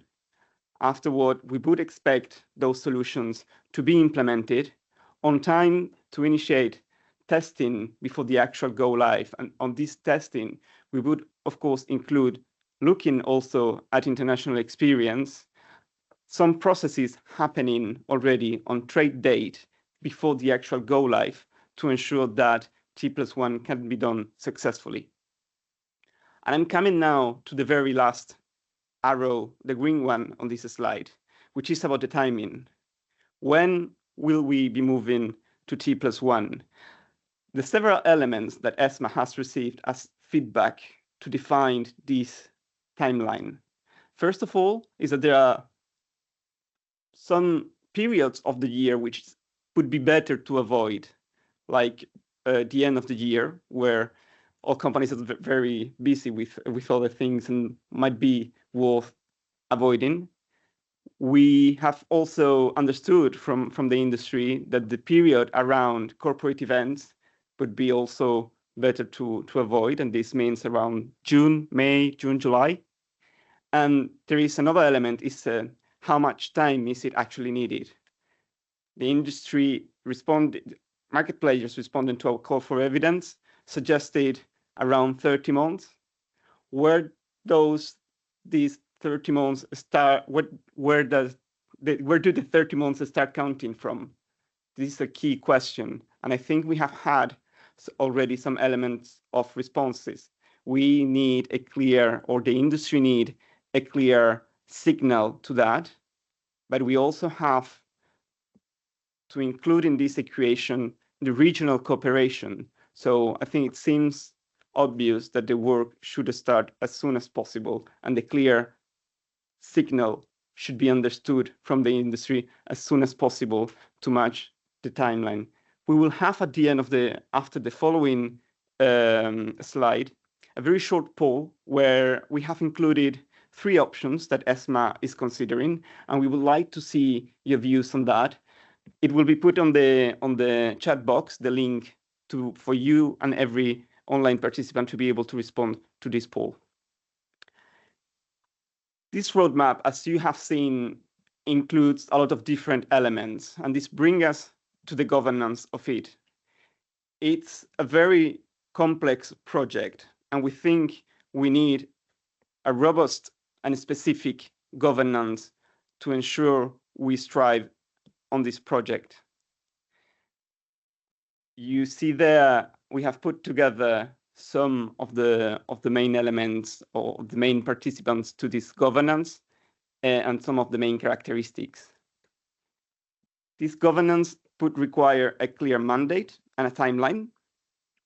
It should include all relevant parties. We have the European Commission, we have also the European Central Bank, ESMA, and the EU Industry Task Force, all market players participating there with the different topics. Don't take this slide as a specific or exhaustive description of the different work streams or the different aspects of the industry work which should be covered, because there might be other, but we have included there at least what we understand could be the main ones.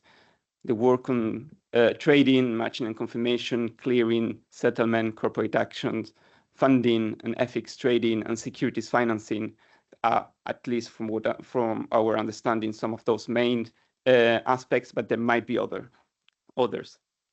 Also, this governance should have a manageable dimension to ensure it works in the most efficient way.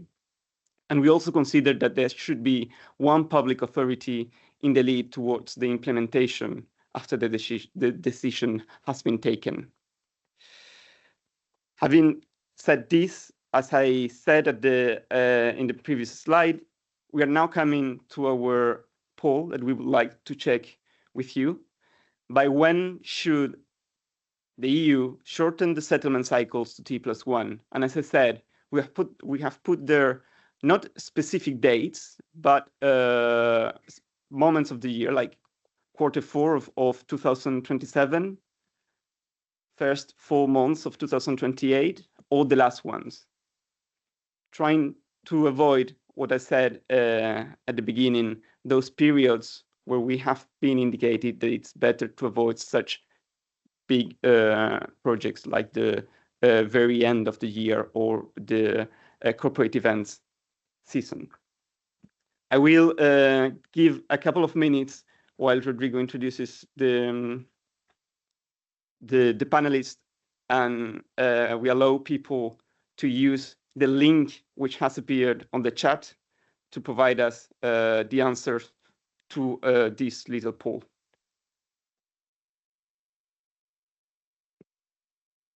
Thank you very much, Antonio. So while we are replying to the poll, I'm going to introduce the panel for this second session, that it will be focused on the roadmap. So how and when to do that, if we do it. And we have a very senior panel. I'm not going to go through the bios of all the panelists, but yesterday I was adding up, and it appears that we have like 160 years of experience in financial markets and security, which also, makes you wonder what the hell we are doing with our lives. But this is for a good cause. So it's really a very senior panel. To my right is Sebastian Hrabatin, who is the Deputy Head of Unit of the Financial Market Infrastructure Unit at DG FISMA, so European Commission. Fiona van Eshelpol is Deputy Director General of the Director General Market and Payment, Infrastructure and Payment, right, at the ECB. We have Jacqueline Mills, who is Head of Advocacy for AFME, the Association of Financial Markets in Europe, and has been very active on this front. We have Marcello Topa, who is Director of Global Market Advocacy at Citi, and specifically within Citi's Securities Services Custody team. And we have the legend Andrew Douglas, who is the chair of the UK T+1 Task Force Technical Group, and therefore a very qualified voice to let us know how the UK is addressing this matter. So we would go directly in a first set of questions, then we would have a second one, and of course we will try to leave time for questions from the participants here or the audience in the online, let's say, tool. So I would like to start first with Sebastian, and because of course we have a peculiar international context. And by the way, of course, this question will try to focus on the roadmap, but I'm also aware that some institutions and associations here have not been participating in the previous panel, so you're more than welcome also to give your general views on the whole issue and not only on the roadmap if you feel the need for it. But going back to Sebastian, in this international context, the Commission is a peculiar context itself, because the new Commission is to arrive yet, but the Commissioner McGuinness already set a direction very clearly in the early months of this year, with that famous sentence of it's when, not if. No, so. How do you see the developments, coming in the next few months? Is it likely that this is not a priority for the European Commission, or do you think that we are already on an established course towards T+1? Thank you, and good morning, everyone. I'm not sure the period is peculiar because it happens every 5 years, so I guess we're used to it by now. I think, as Commissioner McGuinness said, I mean, it's obviously a topic that has gained a lot of importance over the course of this year, basically. So it's more and more being discussed, more and more on the lips of people. I think the one thing that I can say right now is that, of course, our commissioner or my commissioner has also said that the decision is for the next commission. So when it comes to answering the when question, it will be up to the next commission to say if that when is the new commission during the time of the new commission. So I cannot really tell you what the new commission is going to say about this, because I don't have a crystal ball, unfortunately. And if I did, I would probably do something else, be doing something else. But what I can tell you is that the fact that no decisions have been taken at political level yet does not necessarily mean that nothing is happening at technical level. a technical level, we are pretty much discussing with everyone and anyone that has a view on the topic. We're trying to basically gauge all the potential issues, solutions, costs, and benefits of a potential move to T+1, so that basically, should the new Commission decide to move forward, that we can hit the ground running and not just start working then. So from that perspective, I think the one reassurance that I can give you is that, of course, we are very much focused on this question, but we need to wait for the decision of the next Commission in terms of what exactly they intend to do on this. Thank you, Sebastian. I mean, the topic of synchronizing and, as you said, hit the ground running, I'm pretty sure it will come back in our discussions later on, and the interaction between legislation and implementation and industry participation. Let me turn to Jacqueline, and because, I mean, you have been very active, AFME has been very active in gathering industry views, in already exploring this process, in integrating different stakeholders. How do you see, I mean, what are your general views on T+1 as a whole? And then in a second question, we will go into timing more specifically. Sorry. Thanks a lot, Rodrigo, and good morning, everybody. I'm noticing that you're keeping us in suspense in terms of the results of the poll. So it's coming. Very interested to hear that. So yes, maybe I can start by giving a little bit of background for those of you who won't be familiar with the EU T+1 task force that AFME has convened, why we decided to convene it, and what it has been doing.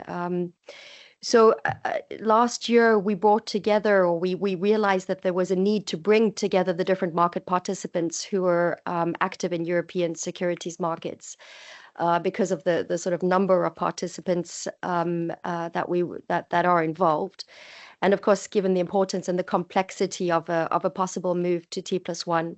And what AFME really wanted to do was to provide that venue for the industry to essentially take its fate into its own hands, to work on preparation, to drive any change itself, and to set a reasonable time frame within which to do that if change was deemed necessary. So the group is comprised of 21 members. That's associations representing the buy side, trading intermediaries, settlement intermediaries, market infrastructures, and specialist segments such as FX markets, securities lending. And it also has 4 additional observers. Essentially, it's many of the speakers and panelists around the table, as well as many of you online as well, I'm sure. And its objective was to look at whether Europe should follow the US and other jurisdictions in moving to the shorter settlement cycle based on robust cost-benefit analysis. And then importantly, and this is what we're going to be discussing now, is how and when to do that. As Antonio's presentation showed, the task force's work is in parallel to the official sector's reflections, and we hope, of course, that it can contribute to the official sector's work.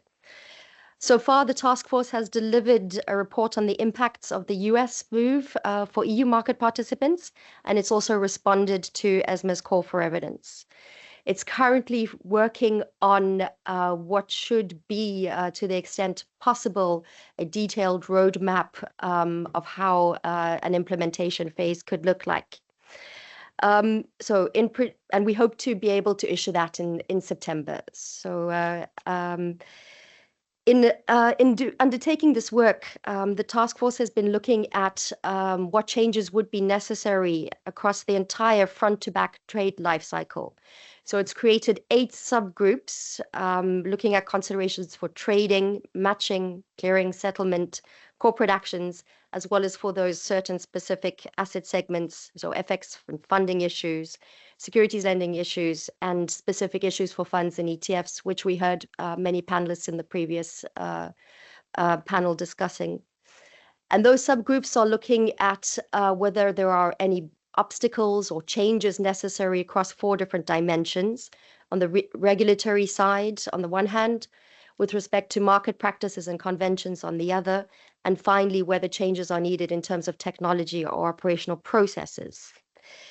So the task or the subgroups are starting to deliver their reports. They're coming in now. And while I can't prejudge the outcome of the final report, which will follow after the summer, what I can say is that the analysis that the subgroups has conducted so far has not identified any material blockers to a move before the end of 2027. And while it might be going a little bit too far at this stage to say that there's complete industry consensus that this is the correct date, and we'll see what the poll says, this date was nevertheless chosen to frame the work of the subgroups because it's in line with the US potential migration date. And it also represents sort of approximately 3 years since the US will have migrated, noting that the previous period of misalignment between the EU and the US, when it was the EU moving to T+2, was about the same period of time. So that probably gives an indication of a maximum time frame which is manageable for the industry to cope of in terms of misalignment. Be happy to go into commenting a little bit later on level 1 changes, other regulatory changes and their timing. But I can come back to that if that's helpful. Thank you. Thank you, Jacqueline. We will indeed cover that element probably in the second round. And I'm going to ask Antonio to keep the results of the poll still on hold until we address the timing thing in the second round of questions, if that's okay. So, I mean, Andrew, you, of course, have a lot to share probably on what's going on in the UK and what areas are you focusing on? What are the main challenges? Aside of timing that we will cover later on, but on the substance of the transition, what can you share with us? Okay, thanks, Rodrigo. To be referred to as a legend twice in one session, I thought initially was an honor, and then I realised it's just code for old. So I don't know, of the 160 years, I think I represent quite a lot of those. So I'll talk you through some of the learnings that we've made during the course of the work that we've been doing. Of course, this task force is now 18 months old. The work that I've been leading in the technical group actually started at the beginning of January. So we are 6 months well into that. And I'll talk a little bit about timeframes for what we are aiming to do in the balance of this year later. But in terms of principles of the task force, and what I would ask is, it was interesting listening to previous panelists, I would ask folks to kind of reflect on the similarities between the UK and the EU, but also the differences and other things that can be learned. And I think one of the biggest differences is the way that we've chosen to address this. So in the UK, this is very much an industry-led project. The work streams are entirely populated by industry folks. We have the regulators as observers in this. And so we find ourselves in a situation where the industry is going to be making recommendations to the regulatory community. These are the changes we would like to see, and this is how we believe you can support the industry in achieving those, which seems to me to be the inverse of what is happening here in Europe, where the industry is perhaps more waiting for the regulators to give them the framework within which they operate. Something which I have said to the work streams on a number of occasions now is be bold in the way that you think about this project. But remember, and this is a comment that Anna made in the previous panel, this is about evolution. It's not about revolution. Some of the things may seem revolutionary, but in fact, what we're trying to do is to move stuff along the continuum. And there was reference to the Giovannini stuff, which I've been involved in since 2001 2001, 2002. Marcello and I grew up with the Giovannini initiatives, and some of them have not been addressed yet. So one of the things that I like about this project is that it is given the force of regulation ultimately. So people will be encouraged, if not mandated, to change the way that they operate. So that brings me to the third principle, if you like. This is not just an operational project. This is also a behavioral project. This is about re-educating participants, because some of the stuff that we're coming up, some of the conclusions that we're reaching, they're things which are already possible today. They're just not done today, or they're just not enforced today across the marketplace. The fourth principle is participants want certainty. They want to know what it is they have to do and when they have to do it. They might not like it. And certainly one of the things that I have said to the work streams repeatedly is you're all going to be asked to do things that you don't necessarily want to do, but you will also be asked to do things that you do want to do. And so you have to remember that what we're trying to do here is create a solution which is good for, and I'll use an abbreviation which we use in the UK, that is good for UK PLC. It's not going to be good 100% for every separate participant segment, and people need to bear that in mind. So with all of those things, I'm such a legend, I need to wear glasses to read my notes. So with that in mind, what have we done specifically with the technical group for the last 6 months?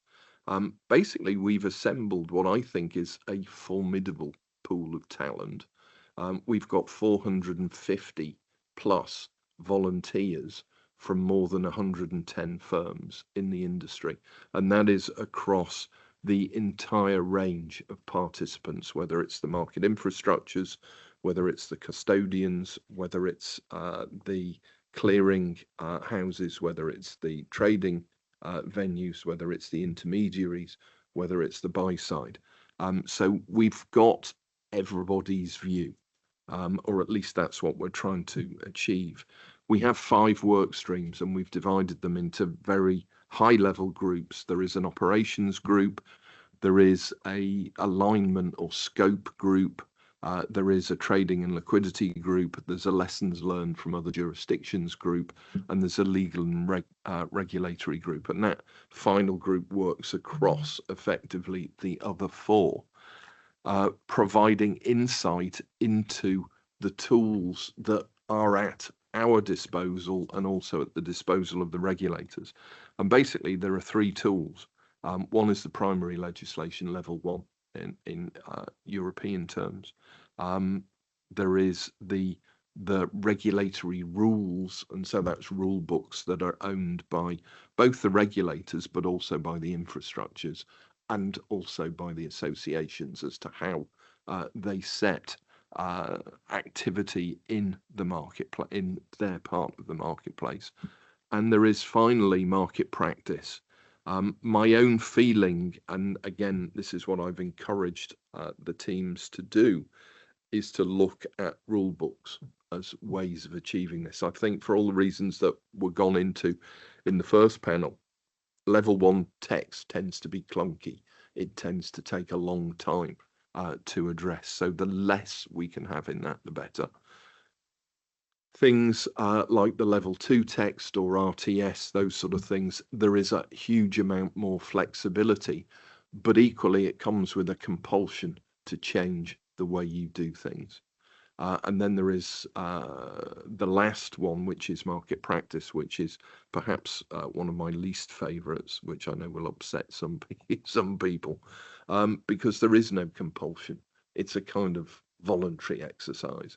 And because T+1 is about moving the entire market to a new paradigm within a very specific time frame. I personally struggle with the use of market practice. I think, again, I go back to a word I used earlier, participants want certainty, and you get certainty from understanding what the rules are. What do I have to do? Well, who's going to do it? What do they have to do? And when are they going to do it by? So we have spent, as I said, 6 months, which when you look at the amount of effort, bearing in mind that the work streams are all volunteers and meet infrequently for relatively short periods of time, I extrapolated a calculation done by one of the work groups, and I estimate we've done 2 years of solid work in 6 months. Which I think is a significant achievement. And I would thank everybody in the UK task force who's been involved in this. It's been very gratifying to see how people have got involved. One of the things that has come out of this is, to my surprise, some of the things that we've talked about this morning is these are potentially big issues that we need to do a lot of work on. When we've looked into them, they're not that big an issue. People are actually saying, we don't need to do very much in order to achieve T+1. So I would, again, as a learning, I would encourage people not to always look on the downside. It's easy to find 10 reasons to not do something. It's hard to find 10 reasons to do something. But sometimes it's not as bleak as you think it is. So where are we now? We had our deadline was last week for the submission of the recommendations by all of the work streams. It is now my job with a small team of volunteer assistant writers to try and create a report, a draft report, which will come out at the end of September, it's the plan, with a short consultation. And the consultation in my head is one question, which is, here's the recommendations. What do you think? This is not reopening the debate about whether we should or whether we shouldn't move. It's about, have we missed anything? Have we misrepresented anything? This is your opportunity to give us that feedback. We will then take that feedback on board, and during November and December, we will be drafting the final report with those conclusions corrected, if that would be an appropriate term, for the comments that have been made, together with a date that is looking increasingly like the back end of 27, probably September, October, when you look into dividend seasons, bank holidays, that kind of thing. We don't believe we need a 3-day weekend. The market believes it can achieve this as Canada did over a 2-day weekend. The last learning is, in fact, the most recent learning. Before I caught the Eurostar over yesterday morning, I met with a small group of wealth managers. And I don't know if people are familiar with the KISS principle, keep it simple, stupid. And that's what they said to me. Just make it simple. We just want to know what is going to happen, who's responsible, and who's going to do it.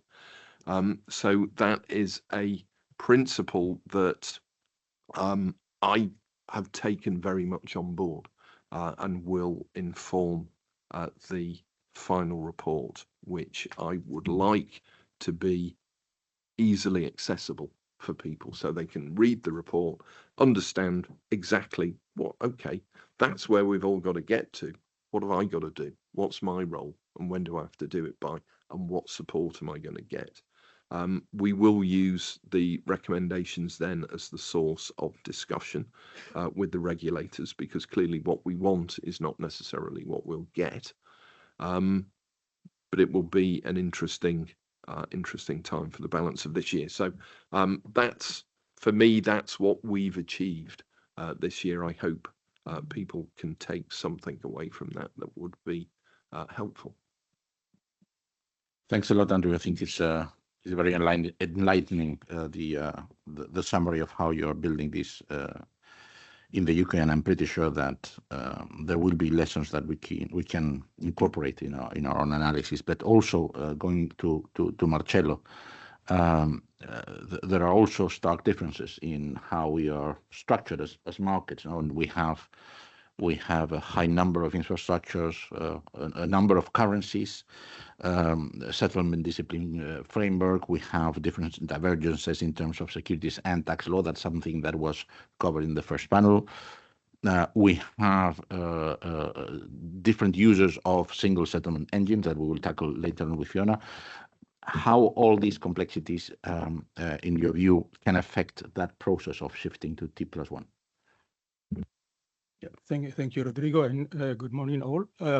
Thank you. It's a good opportunity to, provide the perspective of let's say the intermediaries community. So maybe you can also allow me to make some hints to the points that were discussed in the first panel, about the benefits and the challenges. I think this is already sort of coming up in the interventions of this panel. Of course, from an intermediaries perspective, which I have the pleasure of representing in this panel, there are indeed a lot of benefits, a lot of challenges, and we look forward to contributing to all of this discussion. We are already doing this, as Andrew was just reminding us. We are very much aligned with the effort that is in progress on the technical analysis of all the how what needs to be done and when. Obviously, very important that we have this level of clarity and certainty as soon as possible. I think, from a European perspective, all of the work that is being done in the UK, and by the way, has been done in the US and other markets that have already migrated, is not wasted. Actually, it's probably a continuation of the same work, and the 2 years worth of work that has been done in 6 months by let's say the team in the UK, by and large, it's I haven't checked specifically, but it's pretty much the same individuals that already would be involved in discussions around preparations for Europe. Of course, there are additional partners, especially from the CSD and market infrastructures community, which does not necessarily overlap with the UK. But from an intermediaries perspective, this is definitely very much so. And also, the effort that we have heard about AFME and the lead in this industry collaboration is very much I would say the recipe to respond to this type of fragmentation and potential challenges in Europe. The network effect of dealing with all of the different actors and the different activities that need to be aligned in order to achieve T+1 is obviously the biggest challenge, but also the biggest opportunity to ensure that no one is left behind. I think we discussed that sometimes before, but essentially we need a lot of coordination. We need a lot of collaboration in the industry, and I think all of that is by and large, I would say it's already happening. We are not starting from zero. We are not starting from a sort of maybe I think I would disagree on the point that we are appearing to do the opposite. Maybe from the surface, yes, the UK has this industry-led effort. The EU, you said, appears to be the opposite. I would agree on the appears, but I think under the surface there is a huge amount of work that is already in progress, and we should not underestimate that level of and that quality of work that is in progress. I think the direction of travel in Europe is very clear. It is impossible to expect that we will continue for a long time being disaligned from the US T+1.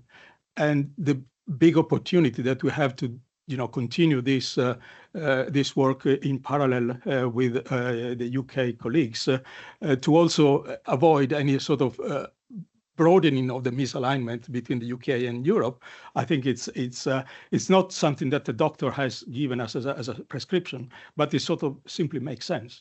To your point, make it simple. So I think we from an industry perspective, we definitely have a very strong opportunity to, and it's, I would say, an opportunity that we cannot waste, that we should not miss, because otherwise, the opposite, let's maybe just think negatively here for a moment.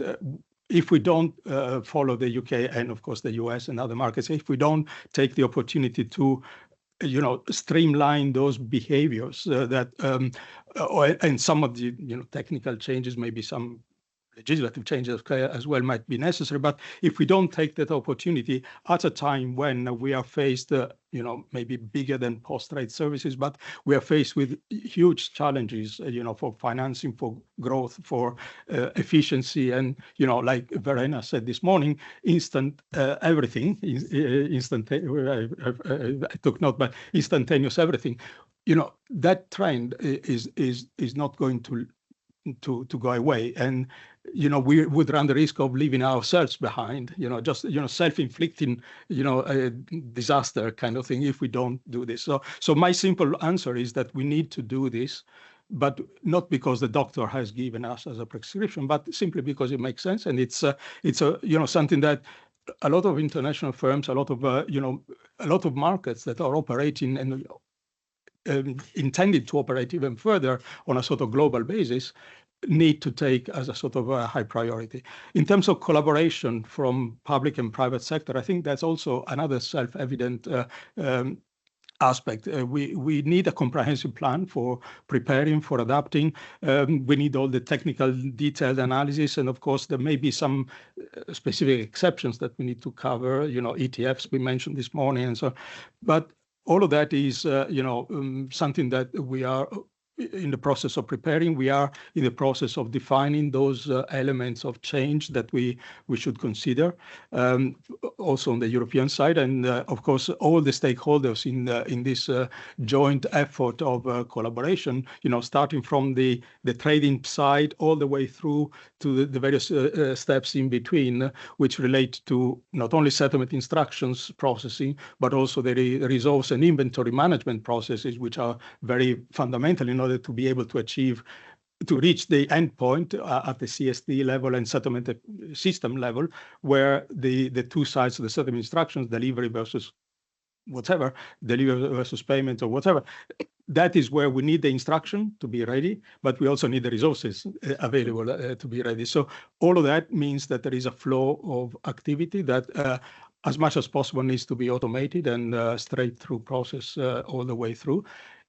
What we need to think about is what are the potential manual touch points, exceptions, and so on, and how we deal with them, and how to minimize all of them so that we can sort of compress the times, by 70–80% between T2 and T1, so that we can, be successful at doing all of this. So it's not only settlements, it's not only instructions, but it's the whole thing.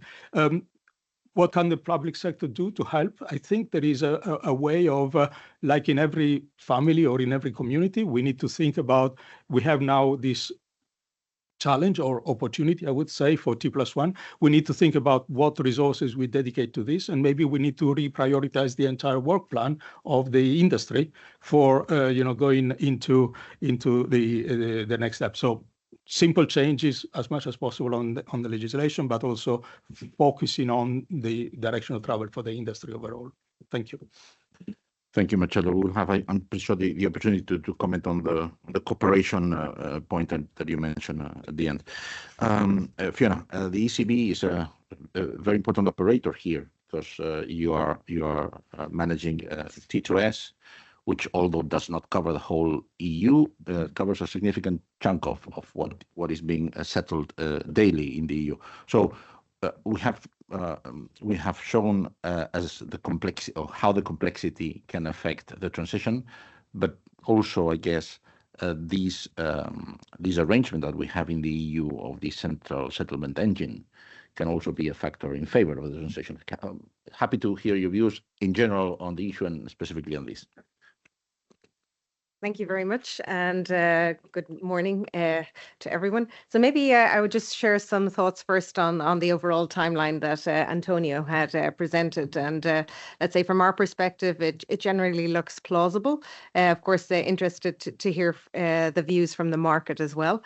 I would like to caution, though, that this shouldn't be seen as a commitment on a timeline for T2S implementation and for T2S and from a T2S perspective, and absent any clear recommendations or change requests at this point in time, we couldn't really confirm exactly how long it will take. But exactly to your point, Rodrigo, I mean, T2S will facilitate a lot. We heard in the earlier panel about the complexities, about the fragmentation that we have in Europe, yet we have a common settlement engine.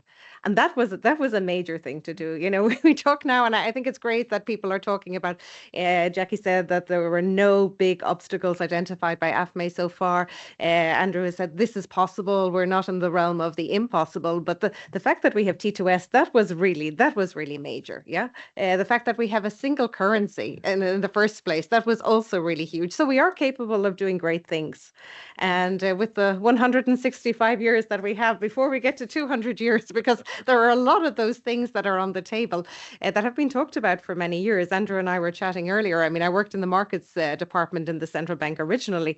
We talked about settlement, standard settlement instructions, having a common repository all the years when I was there. Then I moved in 2009 to other things. And now I've come back to this topic again on securities, and we're still with a lot of the same topics. And wouldn't it be great to actually finish them, you know, regardless of whether we move to T+1 or not, but we really need to finish some things. So I think there is momentum out there. I'm really encouraged by a lot of what we have heard. If I think back to when Spain was hosting the presidency last September, and there were some initial discussions at the time of Eurofi on settlement to T+1, and the fact that the US was going, and it was okay, and that's great for the US. It's just one CSD, one CCP. It's understandable, and their treasury market is there. But then bit by bit, then we had the Commission roundtable in January. We're already in the realm of not anymore if, but when. And now, let's say we've gone through the US move. Okay, it's still maybe too early to cast a final judgment on how successful that has been, but it is possible. It worked. And with preparation, good things can be done. So I think it's important to really think that, and I'm hearing that we can move forward on this. And specifically with regard to T2S, T2S already can support 24 CSDs today. There are 23 central banks available also on the platform, and multiple banks that are participating as well. So at least to the core securities settlement layer. And just to clarify also, T2S is already settling on T+1 and T+0. And in fact, as long as the securities is in place and as long as the cash is there, T2S can even settle intraday. So this is not so much a pure technical challenge. It is the behavioral aspect that was mentioned earlier. It's a matter of processes. It's a matter of more automation. And the key challenge of moving to T+1 settlement, a T+1 settlement cycle, refers really to the compression of the time available for market activities that follow the trading step until the submission and settlement in T2S. So it's the time between trading and settlement that we have to look at. And Anna mentioned that also earlier too. You know, it's we can't leave everything to the settlement layer. We are ready to help on that side, but there's a community involved, and T2S can definitely facilitate in that respect. That's encouraging to hear, and I think it can be a catalyst, no, to a certain extent of the move. All right. Before then moving to the second set of interventions, can we know what the result of the poll was, Antonio? Yes, I'm going to put that on the slide on the screen. So this was the question. And here it goes for the results. Yep. So I will let you comment. I will not comment. Let's have a panelist comment actually on how likely that looks or how feasible that looks, because well, clearly I think there is also this behavioral bias that we have of anchoring. When you have a date or a figure, everybody uses that as an anchor, and that also may be playing here. Interesting in any case. Going back to Sebastian, the position of the Commission. So we have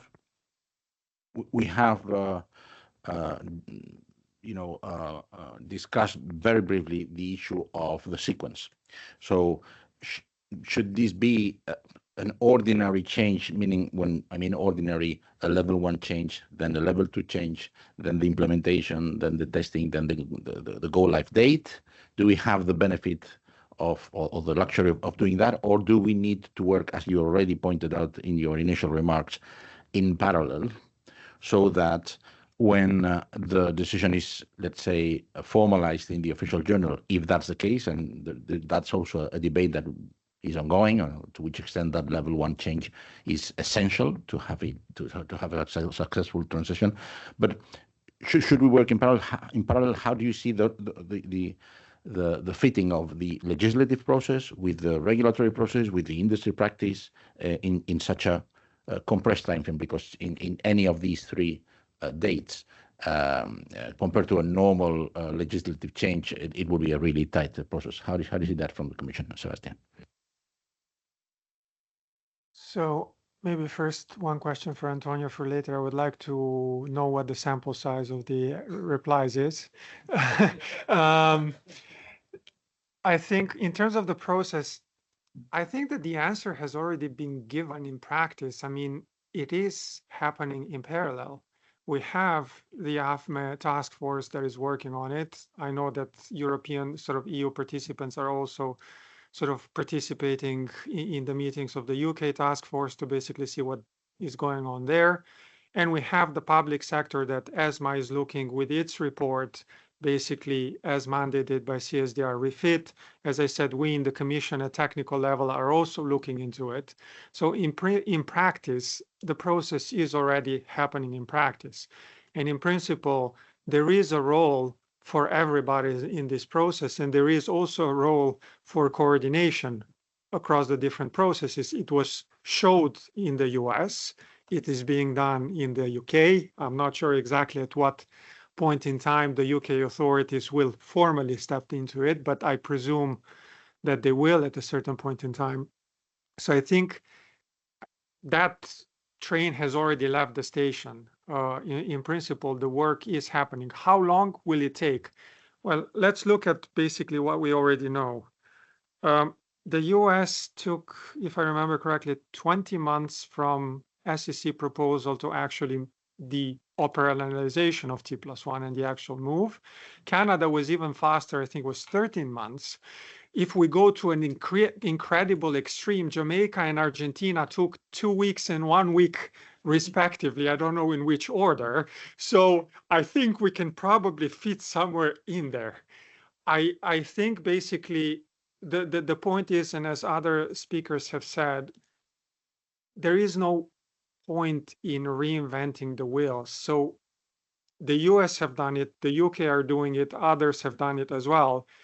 We should sort of like scavenge or steal or whatever you want, borrow, steal, whatever you want to call it, everything we can. If it works for others and it can work for us, why reinvent the wheel? You basically look at what can work for us and we take it.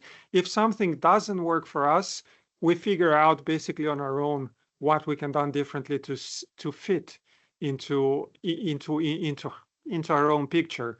So to me, the timelines, I think theoretically can fit. So I would say, I'm going very much on a limb here, very personal view, Q4 2027, with all that is already happening, I think is realistic. I don't think it's too much of a stretch. Then if we miss it by a couple of months and we need a couple of months to set the deadline, potential deadline, a couple of months more, I'm not sure it's going to be the end of the world, but I think that the timeline in itself is not unrealistic. I think we are in July 2024. That means 2 months and a half almost, with work having already started in large portions. So from that perspective, I think it's okay. If I can go back to the timeline that was presented by Antonio, of course, again, I cannot really attest into terms of anything into how long any potential legislative processes are going to be. What I can say from almost 19 years at the Commission is that if the Commission needs to move fast, and if it decides to move fast, it can move fast. We've demonstrated it over and over again. So I think if there is going to be a positive decision to move to T+1, then I think we can, with confidence, I can say that we can move fast. Of course, I cannot say anything in terms of what is going to be in the process then in Council and Parliament, because that ultimately depends on them. Again, they can move fast as well. I mean, during COVID, when I was still working on a banking file, for the CRR quick fix, it took us between Commission starting to draft the proposal and Council and Parliament adopted, it was 3 months. So the process can work fast if we want to.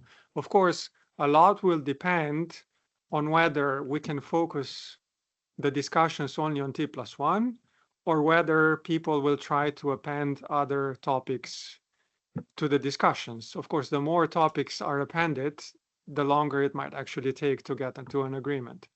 But again, even if it takes a bit longer to get a political agreement, once you have Commission proposal and once basically the discussions start, I think it's very difficult that the train is going to completely stop or reverse course. I mean, you already have a direction of travel. So again, you don't need to wait for the very last political agreement to basically work on this. And I'll stop here.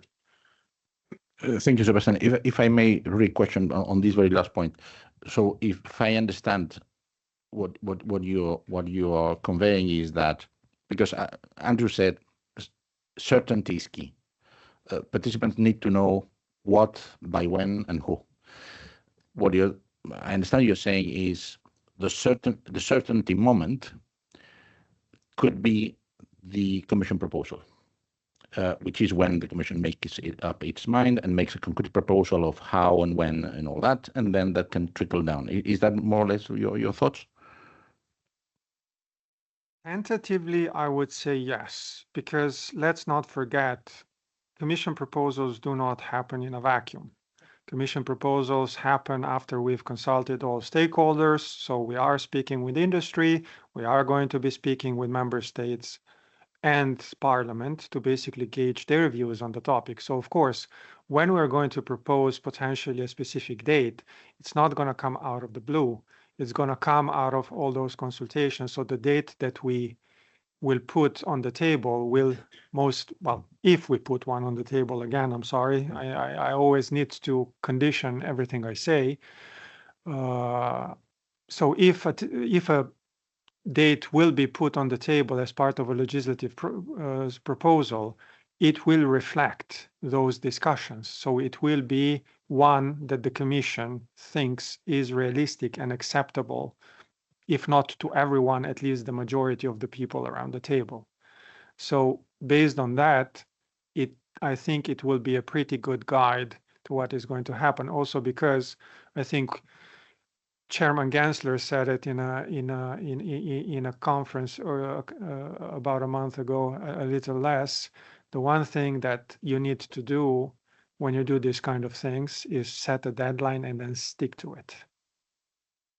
Because if people start perceiving the deadline as a moving target, then basically you have all the problems of a coordinated action again.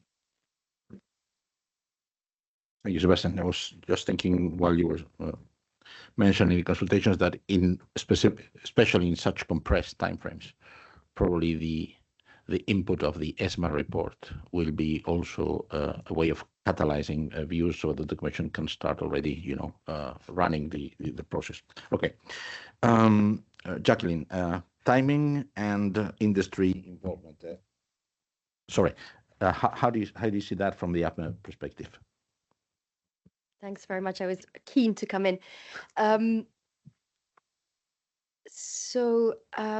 very positive, I think, everything that's just been said. Particularly glad to hear that the Commission services are working, that they're ready to hit the ground running when a new Commission is in place. I think that it is critical to have the date coming from the legislators' side for the industry be able to turn what are still, in spite of many efforts, what are still rather theoretical implementation considerations, to turn those theoretical efforts into practical planning.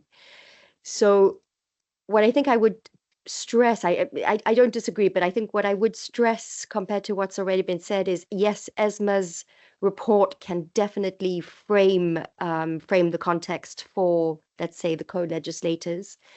But I think it is also essential that the co-legislators are very focused and take inspiration from past experiences where they have concluded negotiations in very short time frame.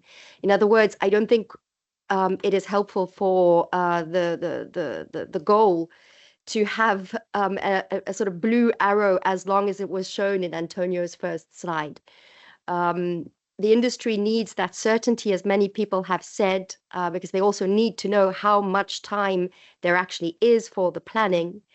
And if the regulatory or legislative process takes longer for whatever reason, there is going to be a question about whether the date might slip for a few weeks, months, quarters, and then you have the issue that Sebastian just mentioned.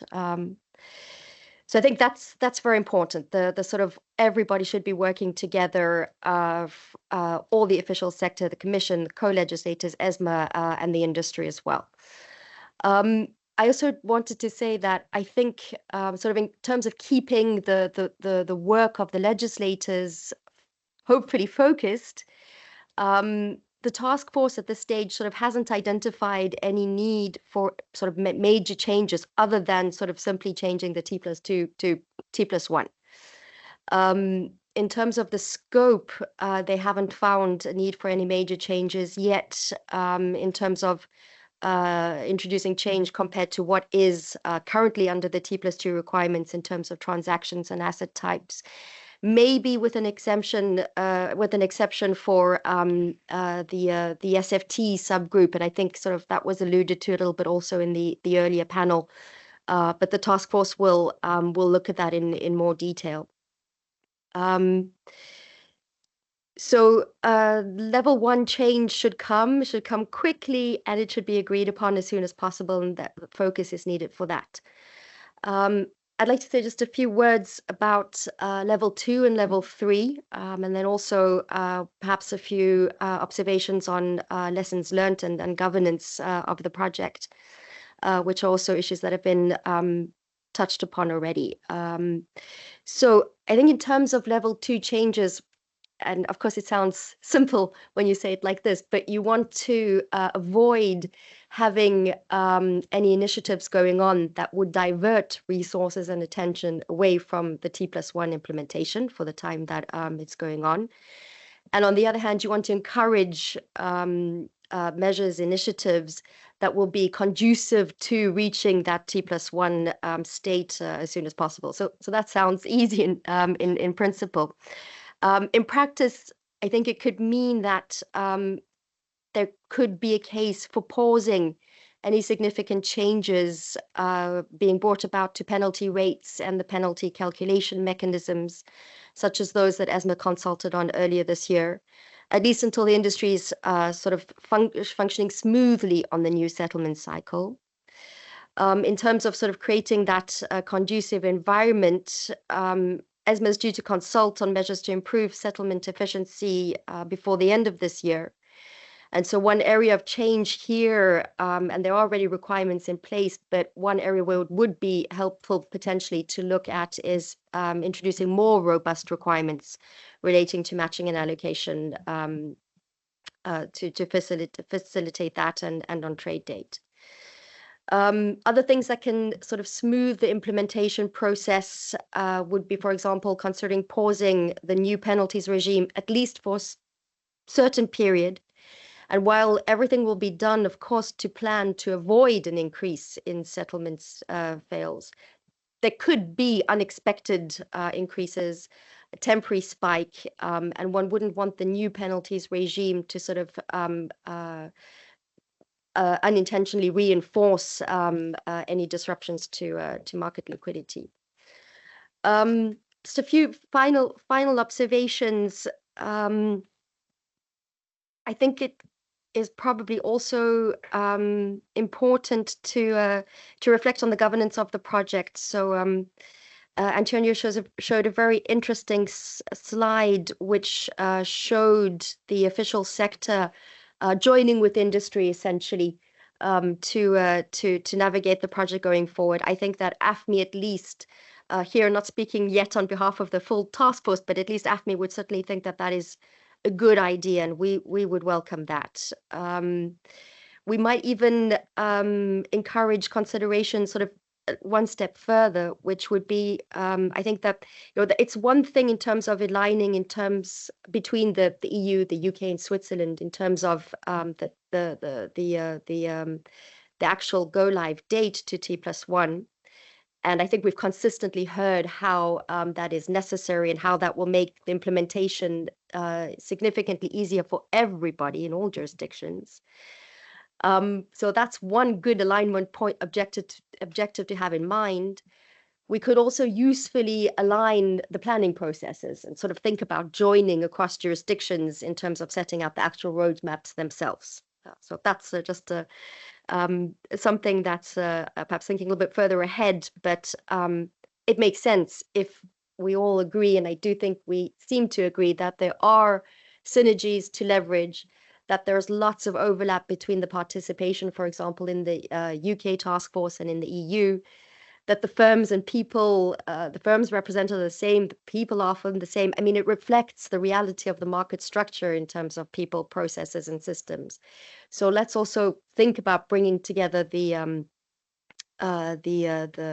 work to plan and come up with the concrete roadmaps as soon as possible. Maybe I stop there for the moment. Thank you. Thank you, Jacqueline. If the synchronization in dates is already tricky, synchronizing the roadmaps might also be ambitious, but let's not lose the ambition, indeed, as Andrew was saying before. Andrew, there's been some talk about these alignment of timing for the go live date, and somebody mentioned, I think it was Andrea, the overtime of football matches, which to me is an easy one to pick today. But sorry for the French colleagues, of course. But do you really think that there is this possibility of trying to align realistically in that time frame you mentioned before? October 2027, the poll shows last quarter 2027. There are some votes, let's say, for first quarter 2028. How do you see this playing? Thanks, Rodrigo. I will start and end at the same place with a word which has been used many times: certainty. Sebastian talked about the comment that Chairman Gensler made at the UK event on the 20th of June, where he said, big learning from the US, pick a date and stick to it. The industry wants the certainty of knowing the date. That then follows with a mandate from the regulatory community. In the UK, it'll be in the form of probably in the form of a statutory instrument to Parliament to set the date on which the UK will move, and that date becomes set in stone. What I was just an observation on the previous panel, notwithstanding the fact that Anna was sat in the wrong place because she should have been on this side with the exchanges and the CCPs. The further round you got to the client, and don't forget that the clearing and settlement industry is a service provider to the client. The client is the investor. It's us in the form of our pension funds, and a proxy for that is Vincent and Alexander. Alexandra. The further you got round the thing, the quicker people wanted to do it. And we need to remember we are a service industry. And so we need to listen to our clients, and they want us to move quickly. I'm facing an increasingly voluble lobby in the UK now. But I'm under no illusions. The success or perceived success of the US move has given people confidence. So I've now got people saying to me quite regularly, why are we waiting to 27? Why can't we go in 26? Realistically, I'm not sure that's on the table. But it is indicative of the fact that for me now, 27 has almost become the last date. So to see that result, however many people voted for it, it's consistent with a short and not scientific poll that was done at the February event in Brussels. It's consistent with the feedback I have received from the industry that the end of 27, which is why we picked it, is not a ridiculous date. One of the things that we need to keep in mind is this management of the misalignment of cycles. And one of the things that I've said this in the UK, I'll say it here now. We've perhaps in the UK and the EU, we blinkered ourselves to think about misalignment between the UK and the EU, when in actual fact, the elephant in the room is our joint misalignment with the US, because in the UK, we have a far bigger exposure to the US market than we do to the European market. I think, although I don't have the details, but I think the same is true for the European market. You have a far bigger exposure to the US than you do to the UK. So it's incumbent on both of us to get our skates on and to align with the US. I liked Marcello's point about looking at the crossover, because don't underestimate the power of inertia. But with the crossover, most of the stuff that we're doing is applicable in the European market, maybe with a little bit of tweaking at the edges, but the principles remain the same. So to answer your specific question, this I see as a helpful start point for us to negotiate some agreed move towards a mutual date. But I said I'd end with the certainty point. In the same way that our clients need certainty, I need certainty. And Antonio's lovely graph chart isn't certainty for me. I hear Sebastian saying, I think maybe we can do bleu. I need a date that you are committed to, in the same way that Chairman Gensler said pick a date and stick to it. To us, I'm saying to you, pick a date and stick to it. Thank you. I think that also speaks to the different institutional arrangements in the US and in Europe in terms of who picks the date and who decides on the date and who puts that into the official journal indeed. Marcello, you started with some references to the issue of coordination and industry participation and how the industry could fit into the process and at the same time could coordinate itself. Can you share some more thoughts on that?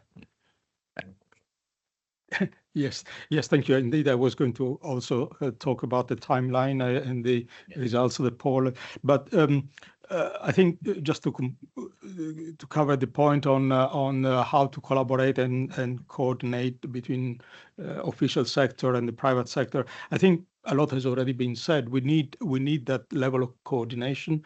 We need, in particular, strong governance, and we need essentially across all of this big network of actors that across the business chain need to collaborate. We need an orchestrator, someone who really sort of drives this together.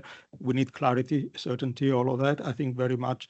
How to achieve this? I think it is good to hear a number of things. One, that so far there are no real roadblocks that have been identified across the various technical analysis, including the legal analysis that has been done. So there is not, let's say, a major stumbling block that is blocking us in the UK and in Europe. Second, I think it is also good to hear that, when the official sector wants to move, needs to move faster, they can do it. And, that is, I think, very important because clearly, if we need that level of certainty, we also, and we need that because we need to then, from that point on, start working on allocating budgets, allocating resources, defining the exact timing, and all of that takes time, including for not only individual firms, but also the shared platform that, the ECB operates. We know how complex that is, as an example, to manage. All of this will take time, but the sooner we start with, a defined timeline, the better. And I think we are very much on the path to achieving that by the end of this year, not only in the UK, but I would hope also once we have the proper institutions fully established and so on, we have the opportunity for a clear indication about what would be the timeline for Europe as well, so that we can start working towards a common roadmap. The common roadmap, as I mentioned earlier, needs to take into account some of the things that need to sort of give way, be a bit lower priority than others. So that was already mentioned. I think all in all, the timeline seems, again, reasonable. It's I'm maybe to Sebastian's point, we need to check about the the source data, who actually responded and so on. But I think I was expecting less of a overwhelming majority for 2027.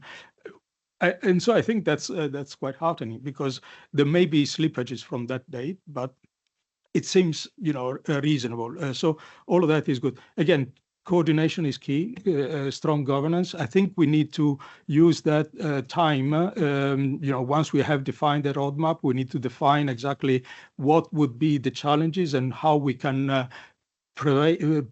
forecast the actions to mitigate those challenges. Of course, I think to somebody's point earlier today, I think it was your Vince, scale matters. And of course, that is important because, wherever there are big challenges to be achieved, big investments and resources will be easier if you have a larger scale, if you have a larger scope on which you deploy those efforts. So certainly there is going to be some degree of, faster approach by certain actors and maybe a little bit of a slower pace from others.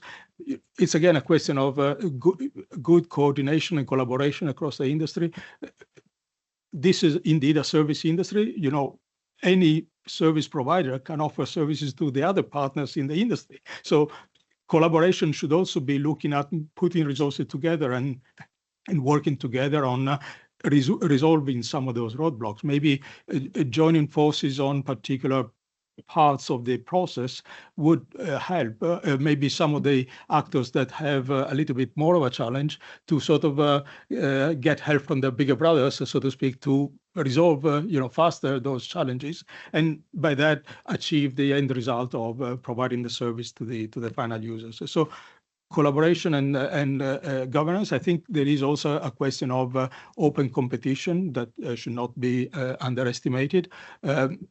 We have a very large fragmented market, and we need to have more and more opportunities for not blocking ourselves into national silos, and maybe the public sector, the official sector, should also encourage that with maybe broader coordination and collegial type of supervision. For example, one of the topics that was on the table in various discussions. I think we also need that to have that sort of synergy of approaching these challenges.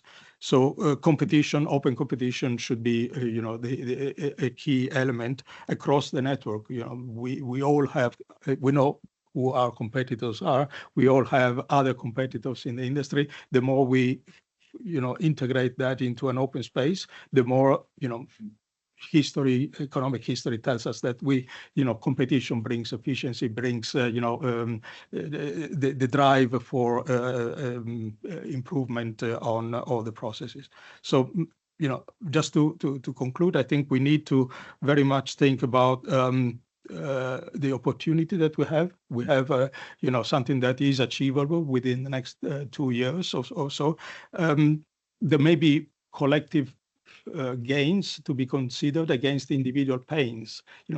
Let's put those on the table and think about the driving, the direction of travel that we need to think about. And you talk about UK PLC and what's good for the UK PLC. I think in Europe we should be thinking, somebody used this expression before, I won't name who, but it's think Europeanly. Let's think about Europe as a uniform market rather than a collection of different elements. I'll stop there. Thank you. Thank you, Marcello. I mean, relating to one of your points, there are a couple of dimensions here, the national versus European one, which is a very relevant one, because ultimately in this coordination effort, the supervisors of the CSDs are national, and therefore you need them integrated. Of course, ESMA is an obvious place to integrate that perspective, but you need to have that national versus European dimension. And the other one I think is important, and it came very clearly in our feedback statement from the call for evidence, which is the ability to adapt is not the same in, let's say, city and in a medium regional savings bank in Spain. So we need to ensure that when we set the time frame, we don't cater just for one of the two extremes. If we cater for one, we might leave out some diversity in the middle, and if we opt for the second one, we might be too slow collectively. So that is a tension that we will need to manage indeed. Fiona, the schedule or the calendar that was shared before, how does it look like? You said very clearly that you're not committing, of course, and you cannot commit, and nobody can commit at this stage, but how does it look like to you? And by the way, I think I took the opportunity to take a look at the questions from the audience, and there was some confusion about what you said. T2S is already able to settle in T+0, T+1, but that doesn't mean that the general move could be done instantly, but you would need an adaptation. Can you share thoughts on this? Thank you very much, Rodrigo. Indeed, what is technically possible in the system and what the participants are able and capable to do in terms of providing the cash and the securities and doing all the processes that come before that is this is very different. And in the same vein, too, when we talk about T2S and what changes might be needed there's a part that has to come first, too, and that's the work with the market, for the market to understand what happens between the end of trading and getting to T2S. And I hope with the good work that AFME is doing that there will be some analysis in there that we can leverage on, because from our perspective, and speaking in particular to my colleagues on the operations side of T2S, they see the definite need to look at the impacted activities that take place after trading, and then identify from that what will be the market requirements for T2S to support it in impacting or in mitigating the impact. For example, do we need an additional T2S nighttime cycle? Do we need an additional corporate action or a dedicated corporate action cycle? These are the things we need to know on the T2S side so that we can prepare. And the result of this market analysis could have an impact on the timing of the submission of settlement instructions to T2S and the distribution of settlement volumes within the schedule of the T2S settlement day. But it's way too early at this stage to say anything about how the settlement day in T2S could change or would need to be changed. That said, like others, and as Sebastian said before, the colleagues on the side of T2S and working with the T2S governance, meaning the CSDs through the steering group there, they are looking at this very closely. They want to, and they are contributing to the report of ESMA, and they will come back later in the year on this. And the the point in clarity is important. It's not just the date, it's also the level 2 work. And then again, going back to the slide before, the slide showed this rather long line for the level 1 and level 2. And maybe it would be good if we could condense a little bit some of this so that we have the clarity for those, that systems can be updated and so forth, rule books and other elements brought together a little bit earlier. So yeah, too early to say just yet what is needed, but we will be working on this, and we are. Thanks a lot. So we have a few questions from the audience that is connected to the call, and I don't know whether there are any other in the room, but maybe I would start. There is one for Andrew, but I guess that others can also will have a perspective on this about whether there is the need for a formal collaboration between the UK and the EU in some manner. It was alluded before, I think it was Jacqueline, on trying to establish some kind of formal collaboration. And some of the commenters were saying that it should be a matter of competition between the two areas, but in terms of ensuring alignment. But, you know, Andrew, do you see this possibility of a formal engagement somehow? I have been a believer for a long time that there should be a way in which the UK and the EU can more formally collaborate on this. As I'm sure everyone is aware, recently we just invited each EXTA and EFAMA into our working group in the UK as observers. Where I struggle is how you would operationalize that mechanism, and that's kind of because it's got political implications with a capital P because of the relationship, the post-Brexit relationship between the UK and the EU. It's kind of outside of my remit as to how that could be made to happen, but I am a supporter of that happening, and I think this is a great example where already the communication channels are open between the UK and the EU. And I see that as being, in some small way, a mechanism that kind of starts to bring the UK and the EU closer together on something which is vitally important to both of us, which is the health and success of our financial industries. So, yeah, I'd love to see it happen, but at the moment, it's not clear to me how. Any other views from the panelists on this matter? Jacqueline or Sebastian? I mean, free to Jacqueline. Thanks very much. I mean, I hope I was clear in my comments earlier on that sort of joining up on the date is important, and it looks like, based on what we've heard today, that that's headed in the right direction.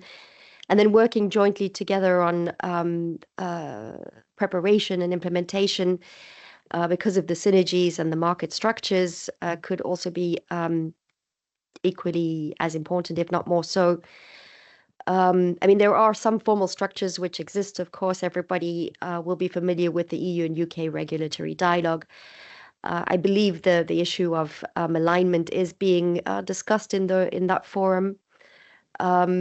And I think that also informal conversations are going on between the EU and the UK all the time. So hopefully it shouldn't be too much of a stretch of the imagination to imagine that even simply also in terms of the industry fora, the EU and the UK fora could be organized to sort of work more closely together. But I practically, Andrew, as you just explained, it is happening by you inviting some of the EU-based associations into the task force and vice versa. So I think we just need more of that, and then hopefully the official sector will also follow suit. There is a question for Sebastian from the audience, and maybe, of course, happy for you to elaborate also on the previous point, but it's sort of a clarification whether what was meant in terms of concentrating on the time for settlement and just on the time for settlement on any legislative change means that there would not be other changes simultaneous to this one when revisiting level 1 or level 2, like settlement discipline. That was a topic that actually Jacqueline mentioned to a certain extent, not as a revision of the whole regime, but as the changes that are conducive to the objective. But clearly, I mean, I personally concur with your point that the more we complicate the issue, the larger it may take. So can you clarify that? Sure. Actually, that also kind of gives me the opportunity to come back to a couple of topics in reaction to some of the things that have been said. So in line with the KISS principle, I think level 1, should there be one, should focus on the strictly necessary that needs to be changed in level 1. I mean, I can deliver you the usual line that we don't even need the level 1 change if we want to have T+1, but of course, again, coordinated action problem. So we've heard also industry telling us that it would be preferable to have a level 1 change. So duly noted. When it comes to level, I think a lot of the things that have been discussed around this table, settlement discipline, so auto partialing, shaping, potentially having confirmation, affirmation, matching on trade date and everything else. Actually, that can already be done today through level 2. There is no obstacle to start doing it now.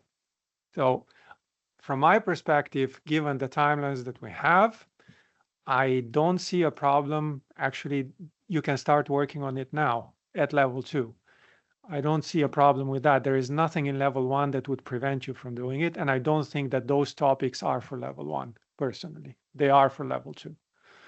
So I think from that perspective, again, if we want to move, so if there is a decision to move, if we want to move fast, the shorter the proposal is, the more focused it is, the higher the chances it's going to go through quickly. The more complication we're going to have, the higher the chances are that it's going to take time. It's as simple as that. On level 2 and settlement discipline, one point where I will disagree, unfortunately, with quite a lot of people in the room that spoke on penalties. I do not personally see penalties as in contrast to the topic of T+1. They are part of settlement discipline. It's not, I know that industry likes carrots and doesn't like sticks. I can understand the sentiment, but they need to come together. The point is, settlement penalties can be a very good incentives for people to get their act together, and whatever the deadline might be when it is decided, and if it is decided, that they will actually work very hard towards the deadline. Because the one thing we want to avoid is that people drag their feet, come the date, they're not ready, and settlement fails shoot up, not because of technical glitches, but because people have done nothing to actually be ready. And in that case, I personally see no reason why those people should not actually bear the consequences of their dragging their feet.